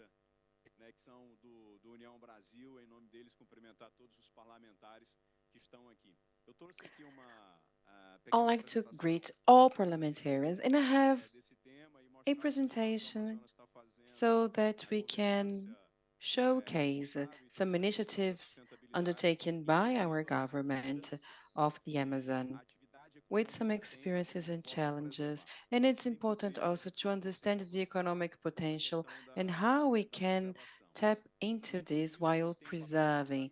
In this sense, tourism plays a very important role because tourism is a sector that does not emit smoke and greenhouse gases. And I believe that the tourism chain is of a great potential. You have access to this data, but I would like to reiterate that the Amazon state spans 1.5 square kilometers, the largest piece of territory composed of a forest. We also have Congo, of course. Congo is a state, a country. The Amazon is a state. And 97% of all forest area is preserved. 90% of preserved forest. This is a striking number. And people are oftentimes not aware of it because they are more concerned about reading about the fires and the devastation and deforestation, but 90% of preserved land. Uh, a fifth of total volume of drinkable water in the world, and 50% of the Amazon population is composed of indigenous people. And we have a huge populational diversity. In the Amazon, we have about 50 different indigenous languages. And only in the region of São Gabriel, we have 23 languages. There is a city in the region of Cabeça do Cachorro with 3 official languages, Portuguese plus 2 indigenous languages that are spoken at the public school. And you can see continental size. Within the Amazon, we could have French, Spain, Switzerland, and Greece all together. We have the challenge to preserve all this area, the forests, the rivers, the streams, the biomas. We also have to foster socioeconomic development, and this is a challenge. How can we combine environment and economic activity and environmental protection? This is no easy. If it was easy, we wouldn't be in such an event gathering global leadership researchers, experts, trying to find a solution. And in the Amazon state, this challenge is even greater. It's even more difficult to combine both activities. We have large distances. We have a city called Itamaraty. If you want to go from Itamaraty to the capital, Manaus, you take 5 days by boat. And that's because you're going downstream. When you go upstream, it takes 7 days. In the state of Amazon, we do not measure distances the same way. We don't measure by kilometers, but by days of boat transportation. That's how we measure distance in the state of the Amazon. In Pará, it's different because you have roads. In the Amazon, we do not have roads. And I know what I'm talking about because I was born in Pará. As for the tourism activity, the state of the Amazon has a huge potential. As of 2019, we've invested about 120 million Brazilian reais. We are located in a strategic area close to the United States, 5-hour flight to Miami. And we have a flight to Bogota now. It takes 2 hours, 30 minutes. It's faster to go to Bogota rather than going from Manaus to the city of São Paulo or Rio de Janeiro, for instance. And we have other neighboring countries such as Peru, Ecuador. We have flights to Panama, to countries in Central America, in North America. So we have a very special and privileged geographical position. We also have sport fishing, which is important for our tourism during the period of drought that we call the Amazon summer. Thanks to the sport fishing, we do partnerships with the population living in areas of reserve. We have a reserve called São Sebastião do Atumã. We entered into fishing agreements with the community, so there are certain species that can be fished through this sport practice.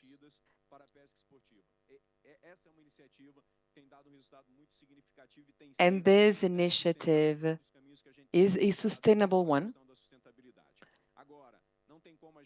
and very important for our sector.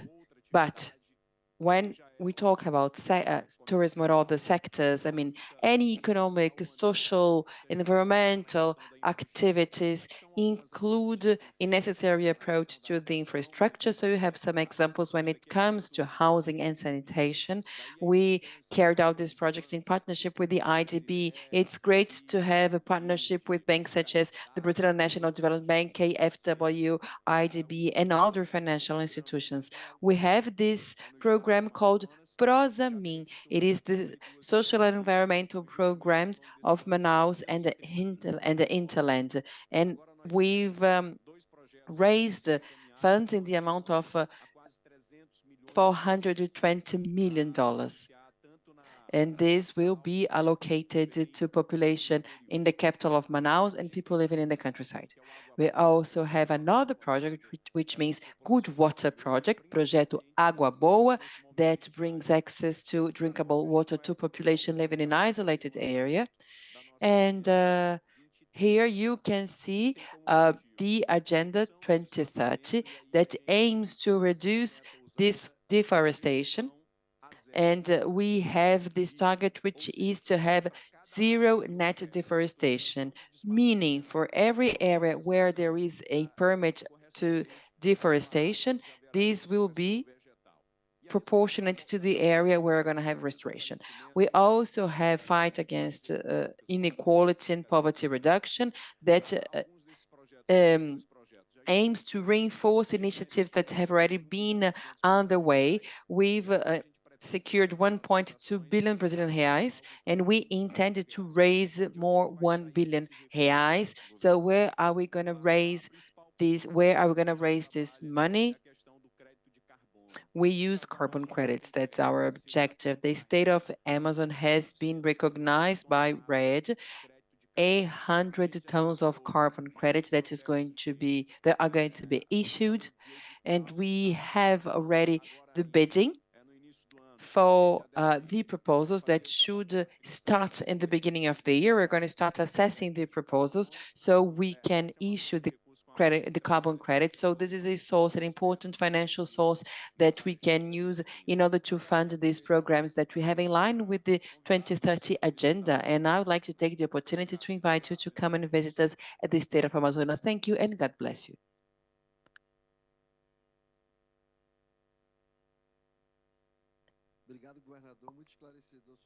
Thank you, Mr. Governor. Now, we have a presentation about a vision for the future. We are going to have a presentation about public policy and sustainable development. And I would like to invite Maria Emília Gonçalves de Gueda, the coordinator of the program Brazil 2044. And then we're going to hear the partner at KPMG, Fábio Salgado. After, I'm going to ask a few questions to our panelists, and we can have a Q&A session. So please. Thank you. My name is Maria Emília de Rueda, National Coordinator of the project Brazil 2044 of União Brasil Political Party, and it's a pleasure to be here with you. This project is actually a program aiming at discussing public policies with an aim to have better quality for the Brazilian citizens. So I am going to share the screen. I'm just waiting for the presentation.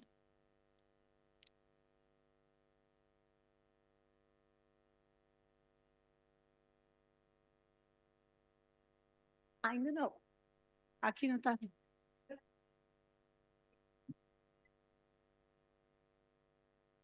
Agora sim. Muito bem.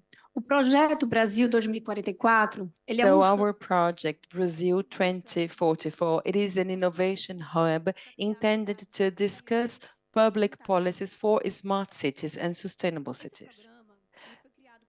The program was created by União Brasil, a political party that has a very high representation at the House of Representatives for governors, 3 in the Amazon region, such as our governor who's present today, and representatives all over the country. Our strategy is to think about the future and act at the present, because we need to deliver cities that are more sustainable. As you all know, our planet is experiencing heat waves.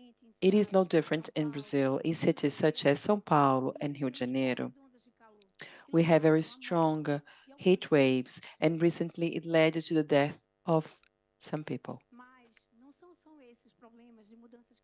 But we do not only face climate change events, because these are not the only ones. In the southern area, we had strong rainfall, but in the northern area, we have lots of drought. However, on the top of climate issues, Brazil faces other challenges. Almost 50% of the Brazilian population do not have access to sewage and drinkable water. In the 21st century, 29% of the Brazilians live in poverty. 61 million Brazilians are in a situation of food insecurity. Oh, I'd like to greet our governor, the governor of the state of Rondônia. Hello.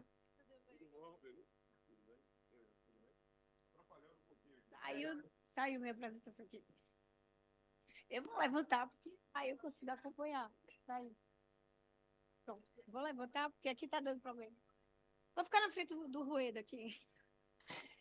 51% da população é menor. 51% of the population under 25 did not have access to complete education.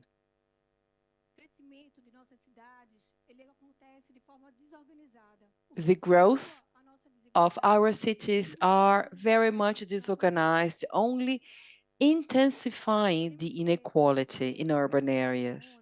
We can say that in our country, 211,000 people are born every day. So a new city is born every day. 70% of greenhouse gases are emitted in urban areas.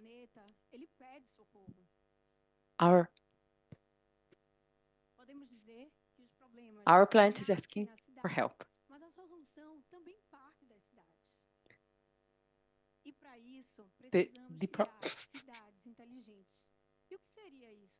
Inteligentes e sustentáveis seriam aquelas cidades que conseguem focar no cidadão, na qualidade We de need vida, smart cities that are focused on the citizens.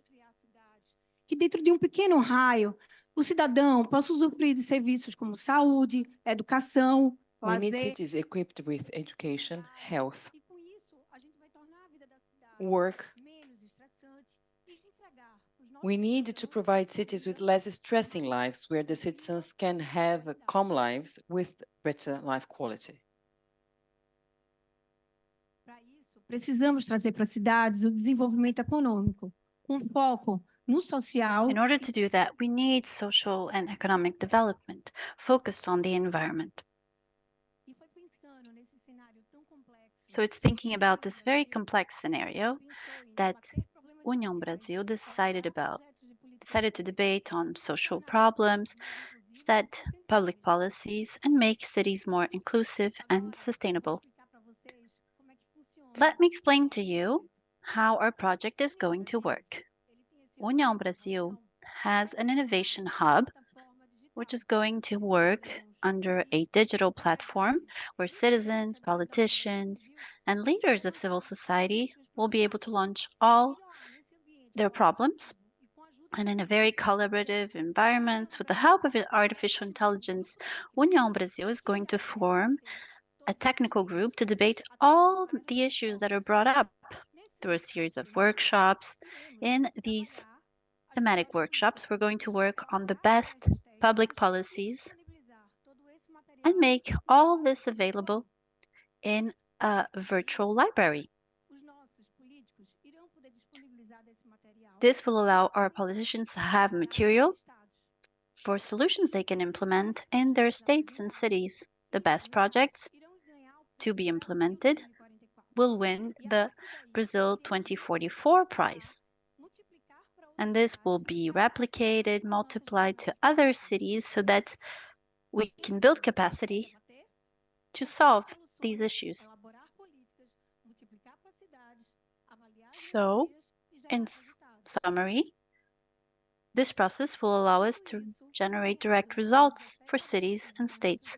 And all of this is in line with the SDGs and ISO 37120 for sustainable and intelligent cities.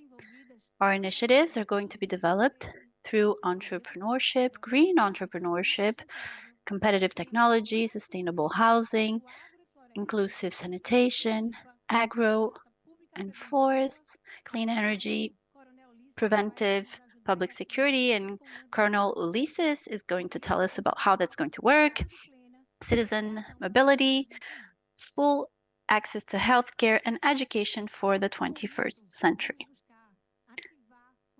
This will allow us to activate union, and we will give politicians the possibility of working on a series of issues in an integrated way, combining the work of governors, mayors, business owners, academia, congressmen, citizens, and NGOs to provide the best possible quality of life to the Brazilian people.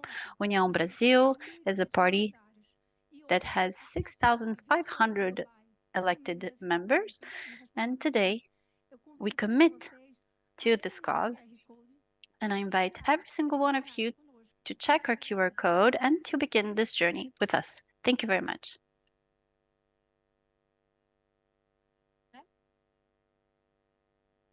Obrigado, Maria Emília.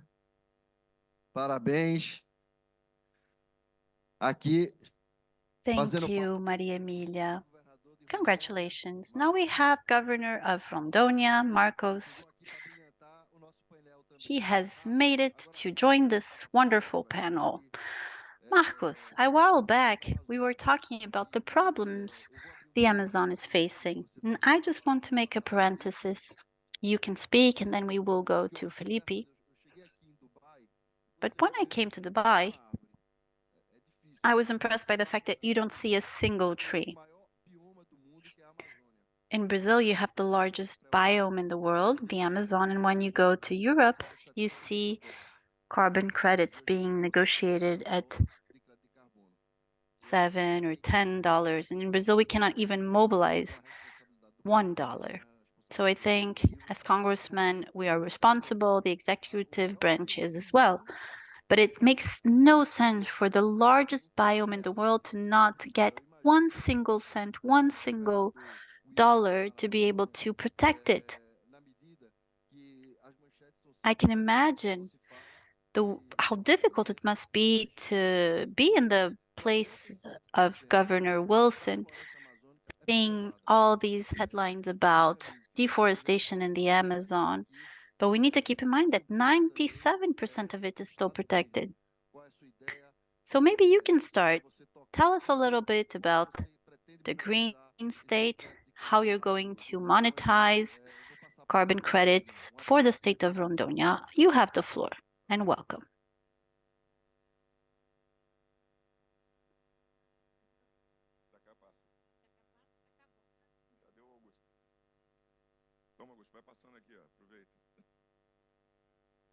Melhor.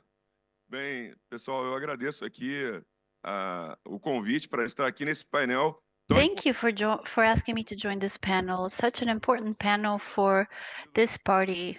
The party União Brasil has been growing and has been working very well. We are happy to be part of this team. We have our minister here, we have governors, we have Rueda, Mila, all these people who are very important, as are all of you. I'm very saddened when we look at all the work that we do as governors in the Amazon region.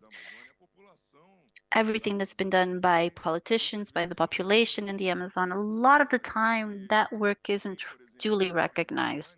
In the state of Rondônia, we have 60% of the area which is preserved as native forest. It's never been touched. But why can't we monetize it?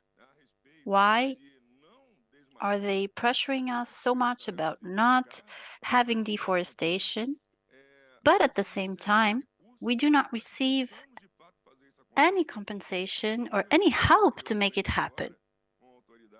Just now, I was meeting with authorities and people from the financial markets, and we've let them know that Rondônia is ready to receive your funding, but not just Rondônia, the Amazon as a whole. We need to receive the resources that we must have if we want to keep the forest standing as the world wants us to do. So let me start, first of all, by answering your question.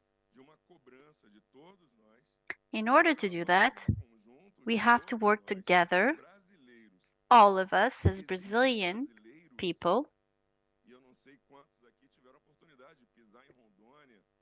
because there are Brazilian people, and I don't know how many of you have made it to Rondônia, to Manaus, or have visited other municipalities and states of the Amazon region. But the reality is a lot of Brazilian people do not even know what our regions go through. So they say, you shouldn't touch anything there. You shouldn't do anything in Acre. But says who? Of course, we're able to explore it if we use technology, as Mila said. We have the technology to be able to do it and explore it in a positive way. I participated in a meeting in the United States not so long ago, and I presented the fact that Rondônia reduced deforestation in 72%, fires in 70% as well. We've been able to increase agricultural production very strongly. And when I explained this, people would ask me, but how have you managed to do it? And the answer is that on your side, we see that you're concerned about preserving only, preservation only, but we do need to preserve human beings and human livelihood. So preserving is important, but at the same time, we need to value the human aspect. How can we do that? With clear guidelines, with technology. So this is how our state of Rondônia has worked to show that you're able to have both. And Rondônia is a case showing us that you can have both, in fact. And I'll give you an example. We have devastated areas, areas that have been completely destroyed. This is the case for all the states of the Amazon region. But in the Amazon, we have trees which can be replanted, which are cocoa trees. Cocoa trees originally come from the Amazon. So why couldn't we reforest the Amazon with cocoa trees, take advantage of its fruit, and generate a new bioeconomy? Green forest. We have lots of places where we develop that in Rondônia and in many other regions of Brazil. So let's take advantage of these with specific techniques that forest engineering shows us. You're able to use and mobilize natural resources to produce something. And what I want to make it very clear, wherever you go, you might see wood, a table made of wood, wood on the floor. That doesn't arrive there by chance. Everyone likes to use it, but of course you need to know how to use it wisely. You need to know how to protect it as well. So preservation is important also in that sense. When you look at major investors and people who purchase these, they say, we're not going to buy from those who are destroying the environment. Most of them say that. So if we want them to buy our products, we need to show them how we are protecting the environment. So we need to make all these aspects very clear so that economy can get going and bioeconomy as well. And now I'm going to start with my slides. I had forgotten about my slides, but let me tell you a little bit about the state of Rondônia. We are a AAA state as rated since my second year in term.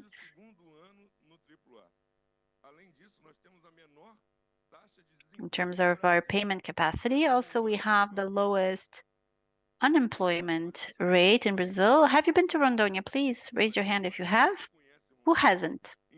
So most of you have. We have the lowest unemployment rate in Brazil, in the state of Rondônia. We also have the greatest transparency. And this means Rondônia wants to be first at everything all the time? No, that will be useless if other Brazilian states aren't striving to get up there as well. So we want to work together, and we do think about opportunities to do so. So we have very strong agriculture and fishing. We've been broadening and investing in infrastructure with the support of the federal government. We have resources to be able to do that, and they will come from the federal government themselves.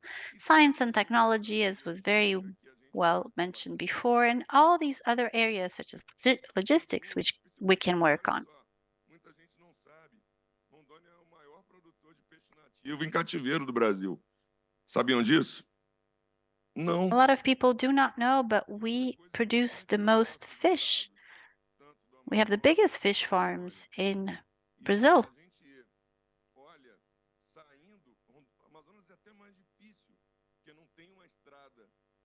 And to leave the Amazon region, it's very difficult to do because there are no clear roads for access to the Amazon. We're fighting for the roads to be built, but Rondônia is 4 days away from São Paulo. Are some of you from São Paulo? Raise your hand. We're just 4 days away by road. But we're 1.5 days away from Peru. So everything that comes from Acre, Rondônia, all the production can go to the western part of the continent much quicker, much faster. So something is being said outside of the mic. So part of Brazil is actually closer to Peru, Bolivia, and Chile than it is to Brazil itself, to another part of Brazil, which is precisely all the Amazon region and its states. So just to go briefly through my presentation, we produce a lot of corn as well. This is the tambaqui fish. It won first prize in a fishing fair in Boston, and Americans said, well, maybe instead of eating ribs from pork, we should eat ribs from the fish. It's a very, very big fish. So I think working together, we can make a difference. We can make a difference for our country. We can make sure that our country is growing, developing. And to do that, we need to count both on the federal government, but also on our congressmen and women, on our senators, on the ministers who now are part of the government. So I think step by step, we will be able to get there. Congratulations to all of you. Congratulations to my wonderful party, União Brasil, our party, for making it here in this important event, which is a way for us to showcase to the world our potential and what we can do. We are not small, we are very big.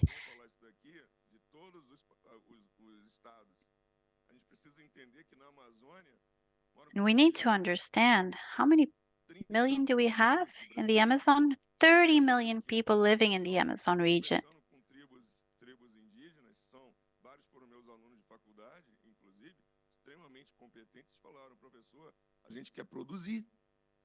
A lot of the indigenous tribes I met, some of them were my students at university. What they said and what they told me was that they want to grow. They want to develop. Everyone wants to make for a better livelihood for their own children, and this is the case for them. So we have to come together, make a difference, show that we are strong, and show the world that we are preserving but building as well. Thank you very much. God bless. Valeu, ministro. Obrigado. Valeu mesmo. Obrigado, governador. Thank you, Governor.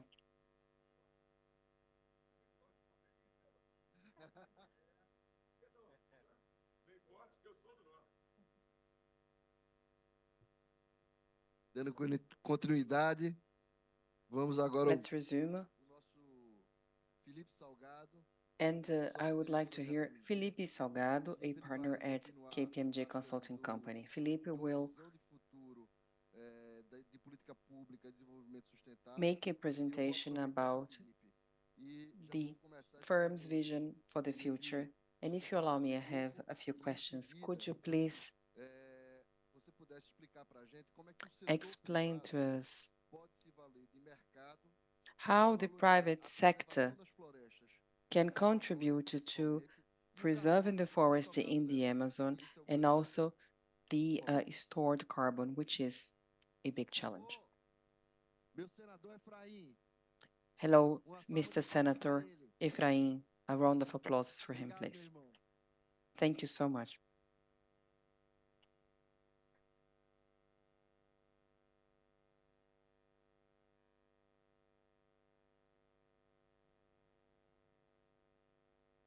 Bom,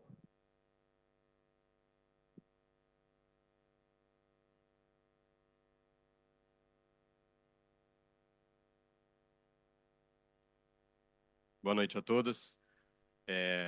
Good evening, everyone. First of all, I would like to thank you very much for the invitation, for the opportunity to join this panel. It is difficult to be in this position to represent the private sector, and the business community. We have different demands, and I will try to give you an overview and to reply to your question. When we mention KPMG, people associate us with the accounting, financial accounting audit company, but we do way more than that.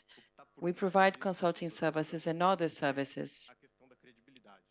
And we also work with data validation, credibility, having an independent opinion on assessment. So that's the world of the auditing business. And more, we are present at this discussion, and we see the issue of environmental assets, carbon credits, they become mature instruments, and it's very important for us to better understand them. And we need to have credibility in terms of environmental assets.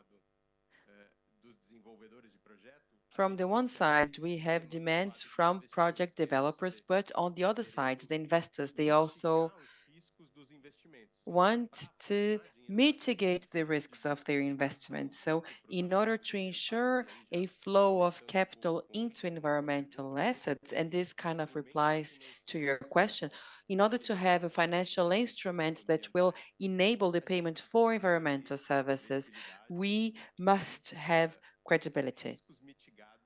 And it's essential to mitigate the risks of these assets. Some investors hired our services, and some of them are present here today. And we were hired to analyze a given asset in depth.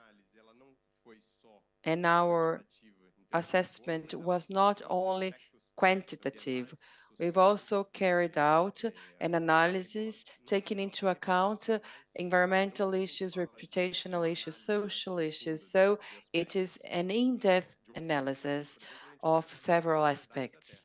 And of course that we also analyzed land ownership, the rural credit ownership,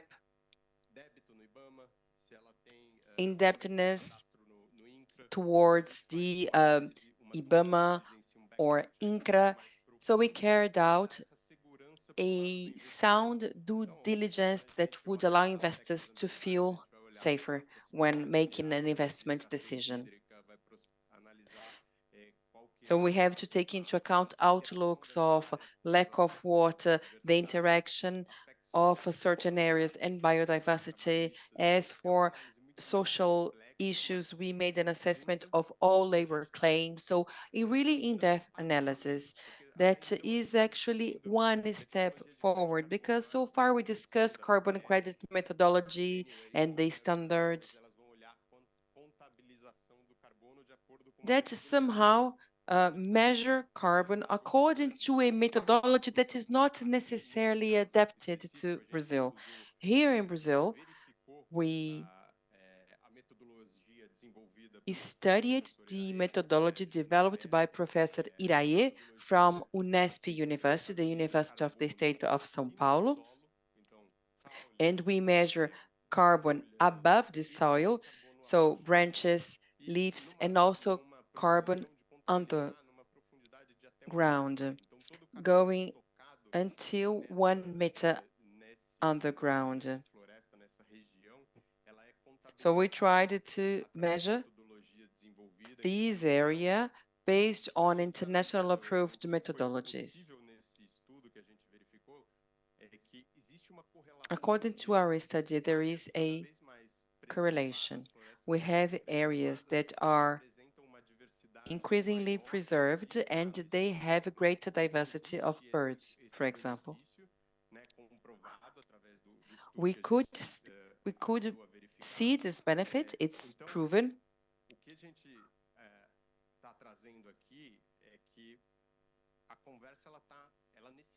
So what I'm trying to say is that we needed to go one level up on this debate so that we can actually enable the payment. How the way the market will pricify this asset depends on the quality of the asset, and the quality of the asset relies on a quantitative analysis, of course, a qualitative analysis, and we needed to provide the investor with some certainty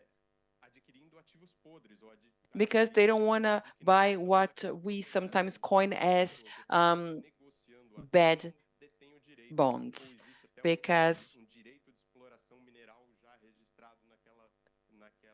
we've had lots of issues with what we used to call rotten bonds. So on the one hand, we have demands from the investors. On the other hand, demands from project developers. So we needed to generate better quality assets in terms of carbon storage, carbon credits, and biodiversity related assets. And once we have these high quality assets, we can take this leadership position that has been mentioned here and in many other panels throughout the day. Brazil wishes to be a leader, wishes to lead by example, wants to be compensated for these assets.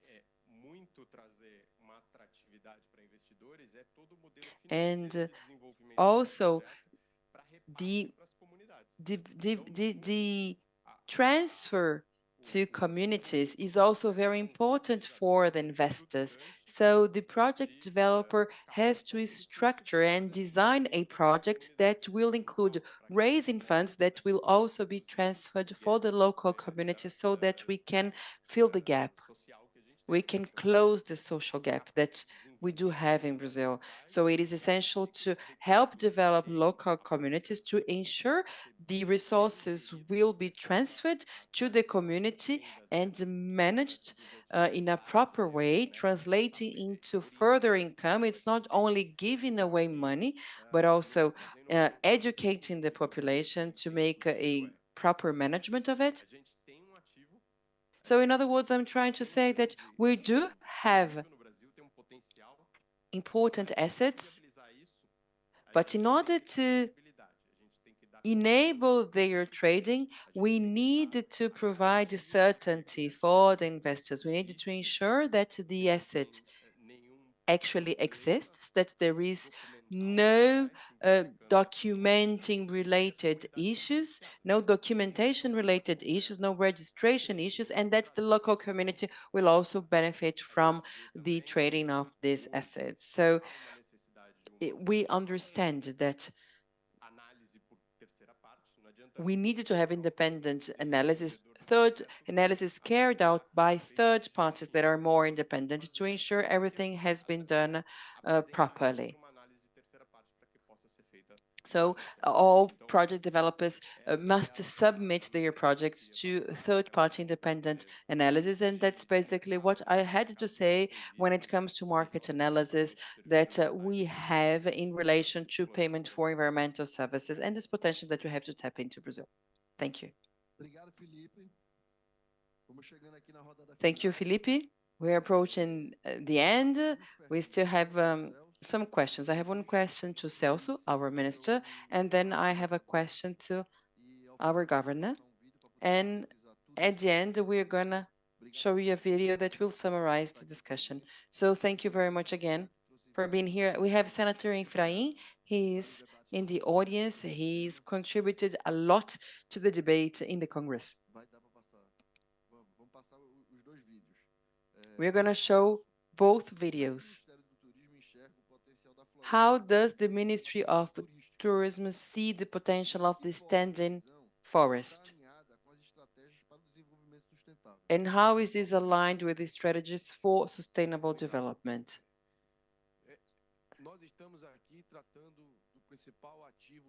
We are dealing with our main asset, which is the nature. And how can we preserve the nature and minimize climate change? As I said at the beginning, the entire world is watching the preservation of the forests, water reserves, and in Brazil, we have the greatest biodiversity. And the Amazon, Mr. Governor, is the most important hub of biodiversity in the world with a very wide range of fauna and flora. It's a unique place in the world. So we are all discussing the preservation of the forest management of green areas. And we must say that the Amazon is the greatest asset of the world. So here in Dubai, we are discussing about our most valuable asset, our most expensive asset, namely the Amazon. So COP30 will take place in the Amazon in 2025 in the city of Belém. And thanks to that, the planet will discuss preservation and the environment within the very biome. For the first time, we're going to discuss the preservation of the Amazon while being physically present in the Amazon. So I believe that this is an opportunity to have our forests standing. And for me,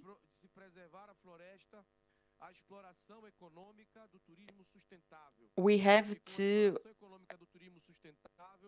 tap into the economic potential of the tourism in the area, because by doing so, you give opportunities for the local communities to develop economic and socially. So from the moment you have 30 million people living in the area, living in the Amazon, and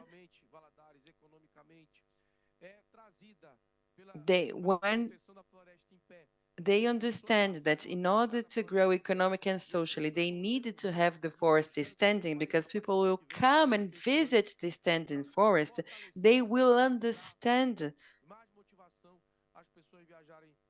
the importance of preserving the forest, and people will more and more encouraged to travel to the Amazon. And I'm here using the word Amazon, but please, I'm also including Pantanal, our wetlands, the National Park of Jericoacoara, the Atlantic Forest. So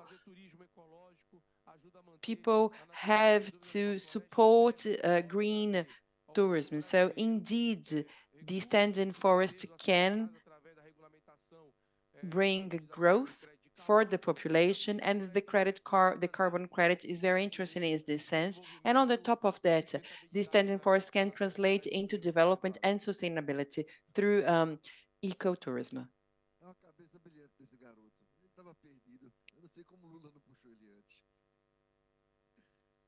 Meu governador, o senhor costuma dizer que a população da Amazônia ainda está à mercê de tecnologia do século passado.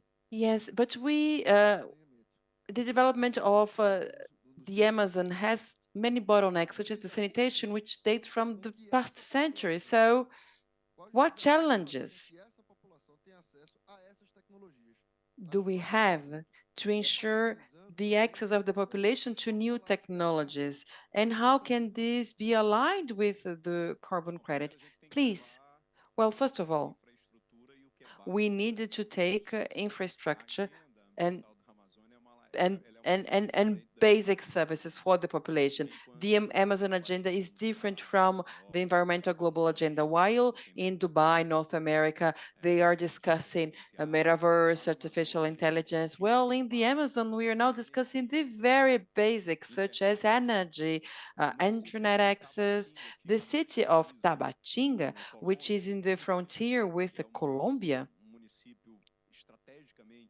this city is very strategically positioned. It is a route for drug trafficking. It is impossible to use a mobile phone, so the police does not have access to communication. It needs to improvise communication means. The lack of sanitation is also severe in the Amazon as a whole. And the state of the Amazon, you have children going to school in order to use facilities that they do not have at home, such as having access to drinking water, going to the toilet because they have no sanitation conditions at home. Many children in the Amazon, they go to school to eat, to have the first meal of the day.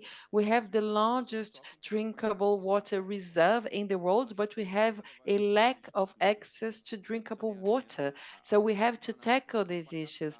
The city of Manaus, the capital, only 23% of the water is treated.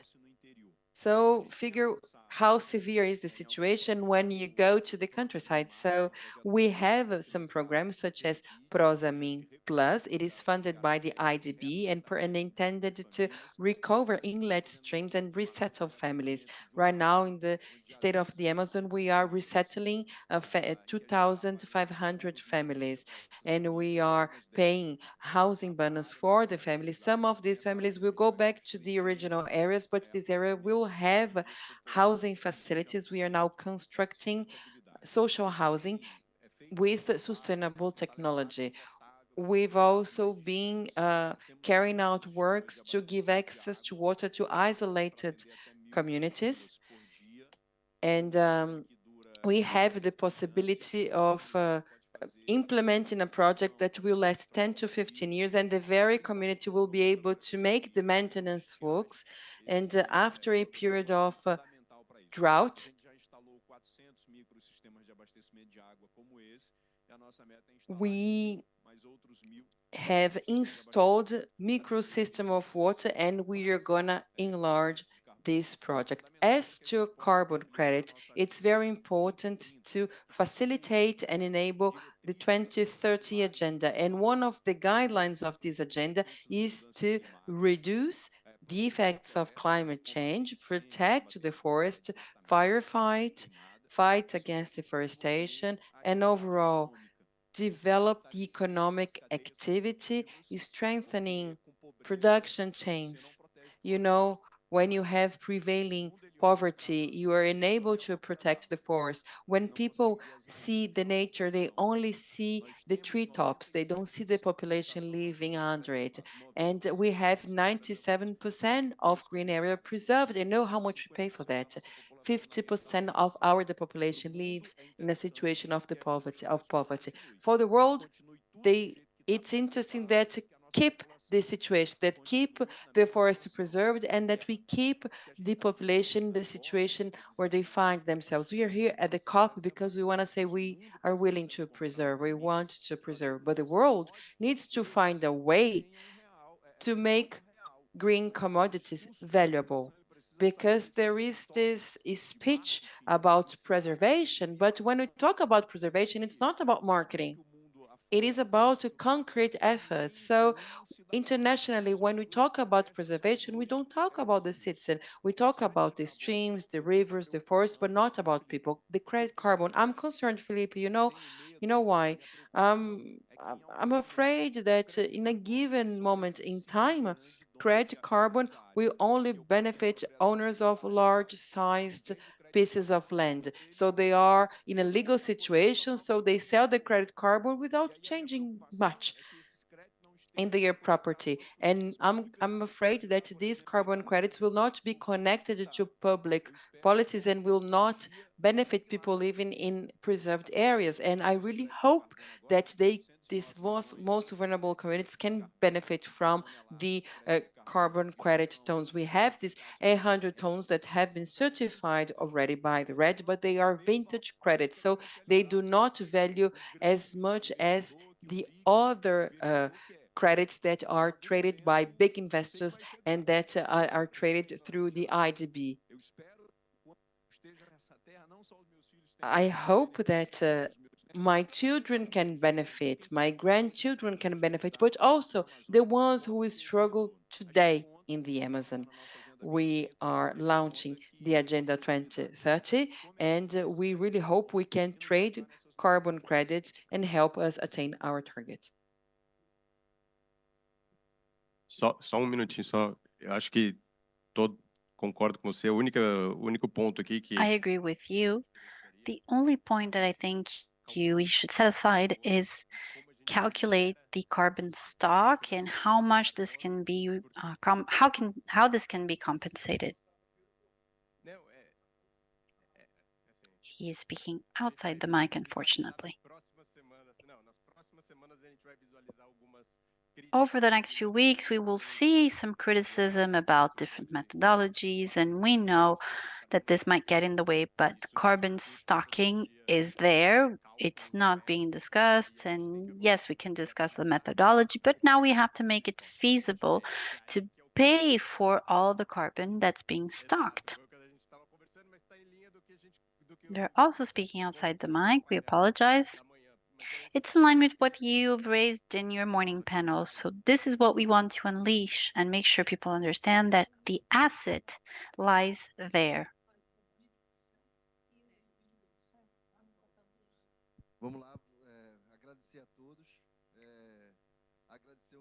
I'd like to thank you all. Thank you, União Brasil and Senator Efraim Filho, leader for our party within the Senate.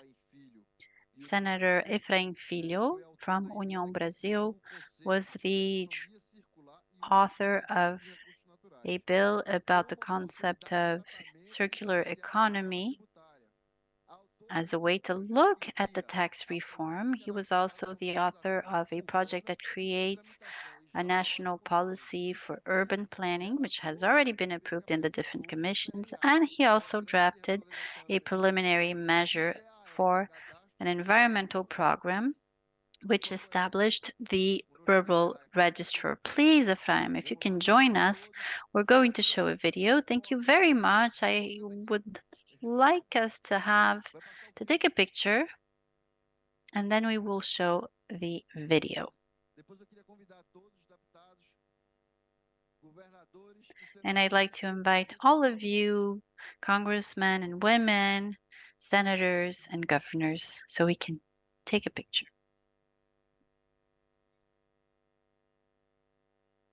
In the heart of a place called Brazil, I found a wild secret, an ancient whisper that few hear. I walk and got lost in its vast lands, only to find myself among the echoes of the forest, where trees are sentinels and shadows tell stories. With each trail I explored, each river I crossed, this Brazil revealed a new chapter of its existence. The sound of the leaves at my feet was not mere sound, but a melody of adventure. It was a rhythm that I felt as being one of pure discovery. In this territory, ecotourism goes beyond our steps. It's a dive into the essence of a country that breathes life. My heart was not only captivated by the mysterious creatures of this kingdom, I embarked on river tales, was blinded by the golden dance of the rising sun, and delighted in ancient flavors and aromas on the banks of the magical rivers of the Amazon. Every moment a memory, every memory a reflection of me. I feel that the combination of ecology and tourism is a harmonious dance, an orchestra of colors, smells, sounds. It's a call from Mother Earth, a kind of seduction that makes our heart jump, not out of fear, out of love and curiosity. From the vibrant plains of the Pantanal to the crystal clear lagoons of Bonito, Brazil is a siren song for nature lovers. In every corner, a secret. In every secret, a story. And this secret, which shouts to everyone, is an invitation. At each step, you connect with stories that reveal secrets of the land. to legends and unique points of view, this country has shaped with much love a scenario where discovery and respect intertwine. And in every detail, our Brazil confirms in a loud and colorful manner that at the confluence of green and yellow, you will find more than landscapes. Come, feel, explore. Let Brazil touch your soul as it touched mine. Here, every trail has a story, and every discovery is a treasure. Brazil, the haven of dreams and ecotourism.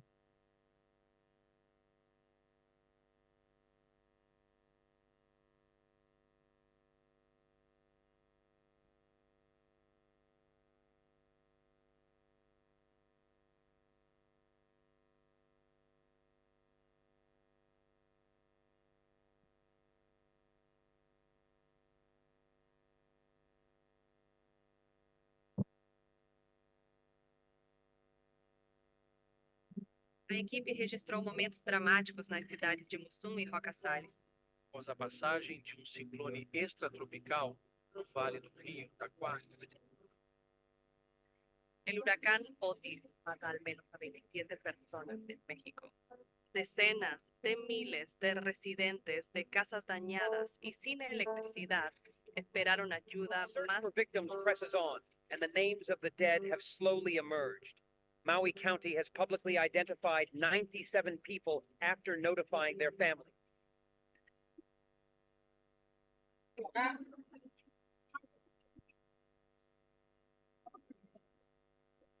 Desastres climáticos, vidas perdidas, inundações, secas, severas. O planeta não aguenta mais. Quem são os culpados? Empresas, governos, você, eu, nós. Todos somos responsáveis pelas catástrofes climáticas. A responsabilidade é sua. Quando liga o motor do carro, quando viaja de férias. É também quando não cuida do lixo doméstico. Mas ainda há chance de salvar o planeta. Retirar da atmosfera os gases do efeito estufa é o único caminho. Mas também é preciso preservar nossas florestas, a nossa Amazônia. Manter as florestas em pé é a garantia de um clima equilibrado, a única garantia que teremos futuro. E é preciso que cada um faça a sua parte. Repense seus hábitos, mude suas atitudes. A vida no planeta, a minha, a sua, a nossa, depende da ação de cada um. Tirar o carbono da atmosfera é a nossa última chance de salvar o planeta.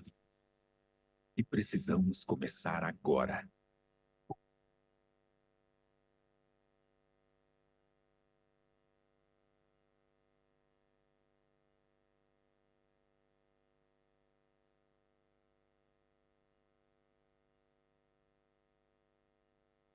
Obrigado a todos. Passar a palavra a Maria Emília para ela fazer o encerramento.